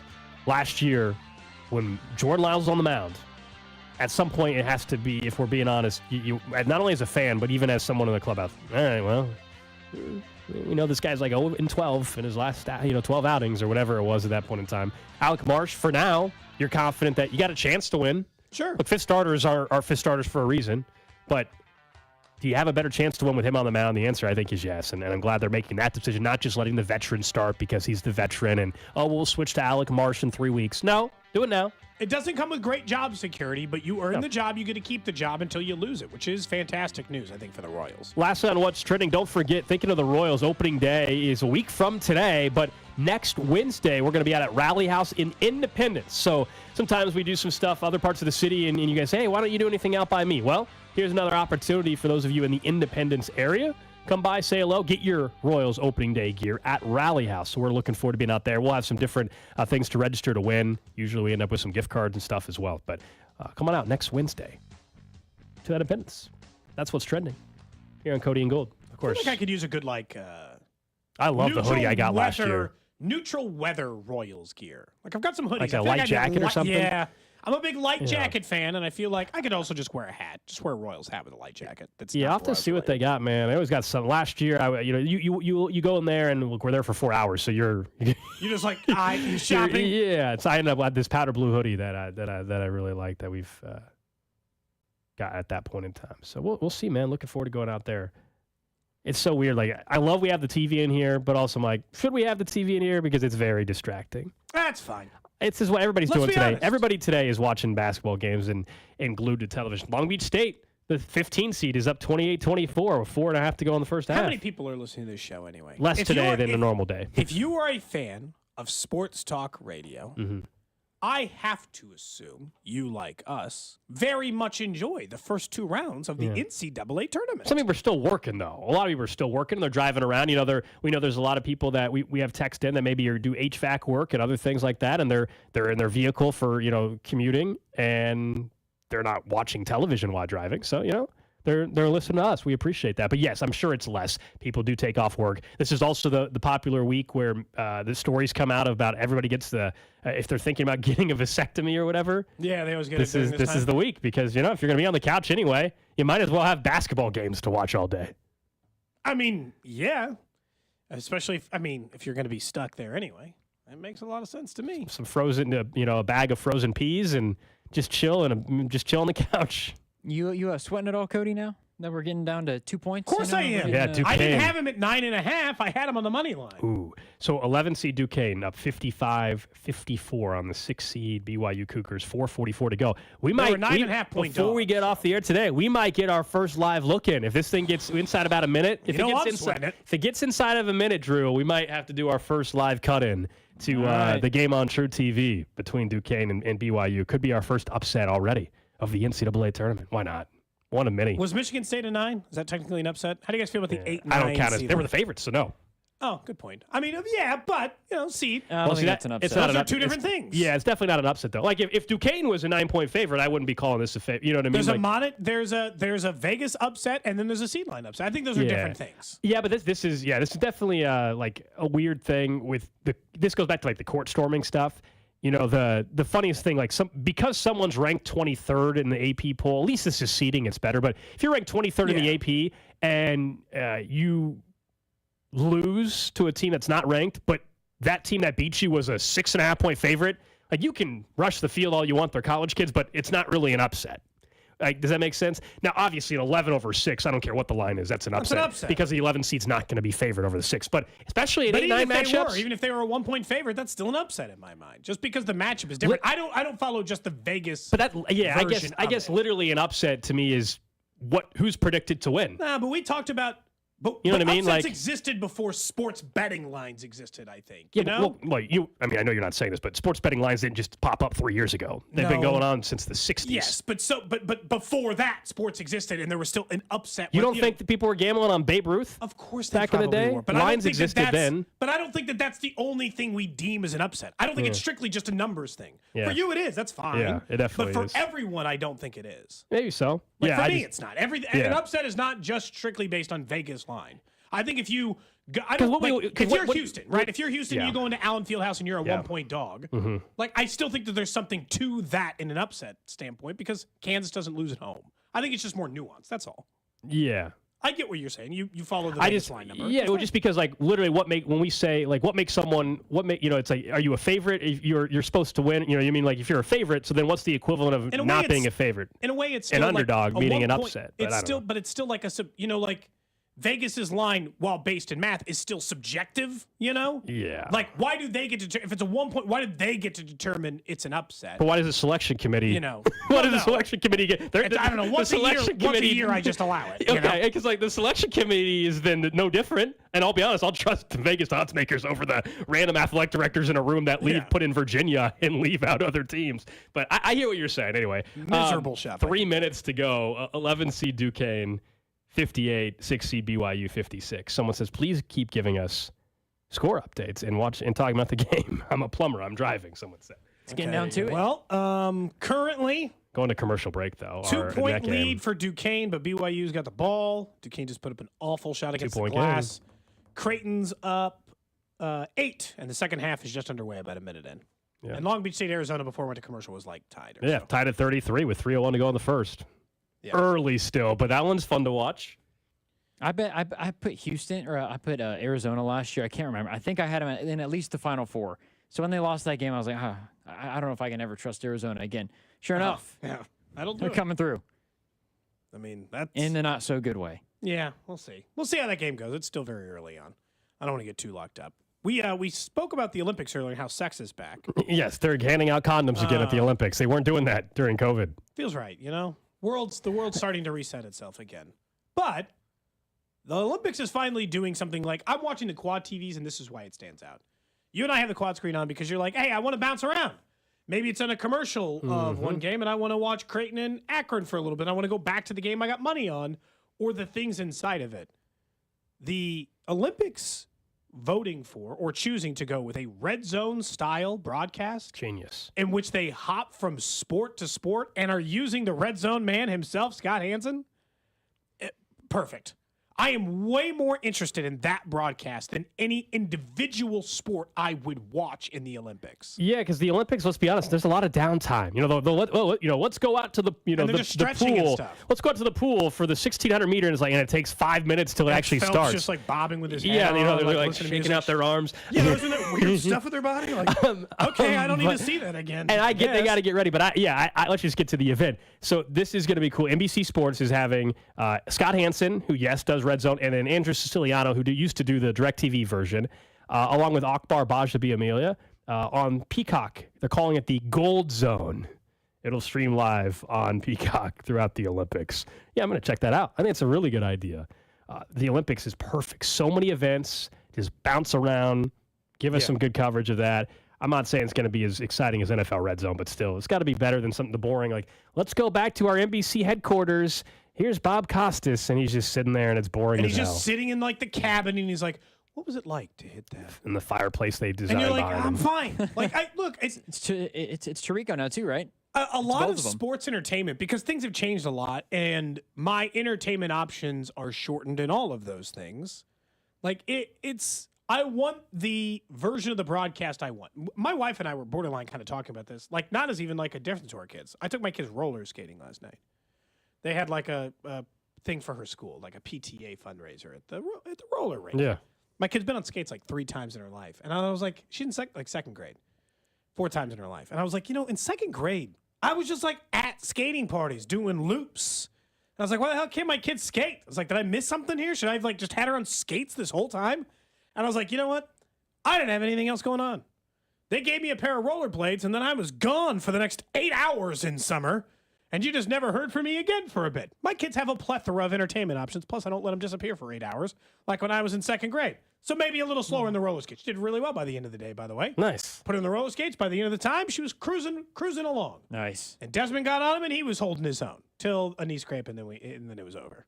But that was it. That shut down the whole process. We had to have a real conversation about when you get hurt on things on wheels, how you're just going to have to try again and get hurt again. Text line saying is Chris Hansen's doing to catch an Olympian. No, this would be Scott Hansen. Yes, Scott Hansen. Someone else says they had a chance to call it the O-Zone instead. How did they miss that instead of the Gold Zone? Fair. I'm looking forward to Snoop Dogg I'm looking forward to Snoop Dogg's broadcast. What does the what's the witching hour version of? Is that just have doesn't one, exist? right? Yeah, you probably don't have And that's one. part of what you like in Red Zone, right? Yeah, you probably don't like. What are they going to say instead of when wins become losses? And what are they going to say when silver medals becomes gold? Are they going when to cut silver it in medals the last 10 feet of a 100-meter dash? I don't think so. I mean, at least for the long marathons, that could be handy. But yeah, I don't know. What is Scott Hansen going to say? Like, there's 600 meters to go. This is where bronzes become golds. Like, it doesn't work. I know, it doesn't work. You got to come up with a different bit inside of it. But the idea of jumping from game to game to game, I love that. That just makes too much sense. It is perfect in every imaginable way. And I don't know. I'm looking forward to see how that goes. They the Olympics start but not to that level. July 27th is the first day of the Olympics. Goes till August 10th. And the Olympics ratings have been down for a while anyway, so I'm actually kind of excited they're trying something new. Let's get a live. Can we get a little live? We can only use in like 30, 45-second chunks, Drew, but can we do live cut-in? It's 11 seed Duquesne, 60, 6 seed BYU, 60, a minute 35 to go. They're going for a steal and was unsuccessful. How about 40 bench points for BYU? Sweeping it is Clark. He's fouled going up, and he's going to get a couple of free throws. See, when you're at 128 to go. Okay. All right, let's fade that down. Just while because, they're at the free throw you know how line, long it's going to take to get to the free throw stuff? We can check back in a minute. And my hard-earned Odyssey dollars on the line here. That's right. This game on True TV, by the way. You sweating anything right now? I'm not the only person sweating a bet right now, am I not cash. Wait, what was the under we had? Wasn't our first under in this? The Arizona game. Not yet. It's going way over right now. Oh boy, it's the first one. That was the fun first one. That was the fun parlay we had. Let me check the live number. That was the fun parlay we did. No, the BYU game is just the survivor bracket. If they lose 70-something people, I do have get knocked out. I have BYU on the money line in my parlay, along with Ryan Kalkbrenner, who only has 2 rebounds with 16 minutes We're left actually to go. okay. The live total was 161.5 in the Arizona game. We had 163.5. Okay, we're okay. all right, We're still all right. Good. We're not in a bad spot. Let's go back out to this Duquesne BYU game. BYU's used a lot of energy being down 14 here in the second half to get back into this game, Debbie, and have a chance to win. Traore, little jab step. Traore throws it up off the back of the rim. No good. Does Robinson have to touch it at least one time in this possession? I mean, I think that possession? I think that has been working for them, and they are getting the shots they want. And Traore's got to finish those or kick it. 1 minute to play. DeMichael, he had Clark. He didn't see him. Dixon has Clark. He does see him, and he missed it. Whistle blows late. Ooh, that's a late foul. Oh, my goodness. Also, how did he miss that? That's a late foul. Duquesne, the 11 seed, up 62-60 on BYU, 49.9 to go. Duquesne's headed to the free throw line. Great pass, great cut, and there was a late foul call. I don't know if that was just a delay from the TV and the radio that we were hearing. It seemed like a late foul call on that particular. I think this was like a second ahead of where you guys were at. Okay, because I was like, that seemed late. But yeah, Duquesne has a chance to extend their lead to maybe 2 possessions, which would be massive here. And as you said, BYU was a 9-point favorite in this game? 9.5. 9.5 heading into the game. Mm-hmm. At the time I bet the money line, it was 9.5, and that was probably an hour before tip. So Man, okay. By the way, the North Carolina Wagner game just now tipping off. That's the first 1 seed to get in action. North Carolina taking on 16 seed Wagner. We saw Wagner put up some points, put up points and win their first 4 game. just the other night in Dayton, Ohio. Also, Creighton, by the way, up 50-42 now with 15:58 to go. So they got an 8-point lead on Akron. And we can, let's see, we don't have to go back out to the Duquesne game. Yeah, it missed looks like the second free got throw, the rebound. but got the rebound. It was a jump ball possession to Duquesne. Oh. Yeah, so Duquesne basketball That's up 3 massive. with Huge. 44.6 seconds to go. He get his own board? After it got deflected a 10 couple times. times. How about that? Yeah, he did. Got twice. Not only on the first one, but got it back on the second one, too. Now they're going to have to foul again. I love when you hit the will. long shot bet, and then it feels like you're just like free rolling for a day or two. Yeah. Oh, you build yourself a little bankroll. Yeah, Actually, you're add to like, your bankroll. Yeah. "Ooh." And by the way, And you're now not- I knew what I was going to bet for this weekend, and now I feel like I'm safe for a few games. Yeah, there's a timeout in that game, so you're not missing anything. It's 63-60, Duquesne ball, timeout in that one, so that's where things stand. Also, Arizona, as expected, started to get going a little bit. They now have a 6-point lead on Long Beach State with 8 seconds to go in the first half, so they've started to separate a little bit. Someone says it sounded like Drew was calling that game. Who's the announcer? What's the announcer's name of that? The True TV call? I don't know the play-by-play guy, but I know Avery. I recognize Avery Johnson. I do not know the play-by-play. How do you guys know the broadcasters? You just recognize their voice. You know, their distinguished. You know, their distinguished voices. Yes. You know, earlier I I'm mentioned not good at these things. Like I'm not good at recognizing players and what college they went to either. No, you said someone earlier. Brad like, Nessler. You recognize his voice, though. You've heard Brad Nessler. You would know Brad Nessler. That was the I'm audio. not saying I don't recognize the voice. I'm just saying like you said the name Brad Nessler and that didn't mean anything to me. That's just like you don't know who that's Brad just Nessler's? Okay, Do you he's know like who Ian Eagle is? SEC college football, and Yeah. Do you know who Ian Eagle is? you would recognize Yes. his voice. Ian though. Eagle's too famous. And He's Kevin cool. Harlan, you Yeah, would recognize. yeah. Dude, there's like 5 Yeah, that are like way to at All the right, top. You let's- can't get me confused by that. Let's go back out to True TV. 63-60 Duquesne over BYU, 44 seconds. Timeouts left. Whistle blows and a timeout called by Keith. Another timeout. Are you wow, kidding me? great timing, Gold. Really? It's go back to our conversation earlier about how slow the final minute are. You know, just wait till timeouts and reviews and fouls start. timeouts. I'm not kidding. I was finishing the Colorado game upstairs, like in my bed. My wife and I are sitting in there, and she's like, how much time's left in this game? I said, it's like, there's like 1:36 left. She's like, okay, I'll see you in a half hour. Like she had just who barely watches college basketball, she's like, okay. And she was right in that game, by the way. It might have been 30 minutes before that last minute. I don't think we're going to get the end of this one, guys, either. Man, are you really? Is They're Brandon going to come ready back. to play? They're going to come back from break in a minute. Oh, we're not. Okay. Damn.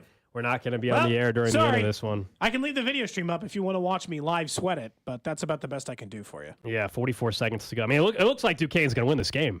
We can go back up there, though. I mean, the music starts here in a minute, so if you want We to. can finish it. We can finish this out. I think we can, at least this possession, Drew. Sure. All right, so they're back from timeout. Duquesne up 3. They got the ball. Get it right back. And BYU has to get a stop right here. They don't need the foul. DeMichael takes the inbounds, finds Dixon to Clark. They're harassing Clark up top. He gets it back to DeMichael. Looked like they were trying to trap without fouling to try to force a turnover. Now they'll play straight up. Got a rebound. Clark with the shot clock at 5. Knifes through the defense and finishes. There you go.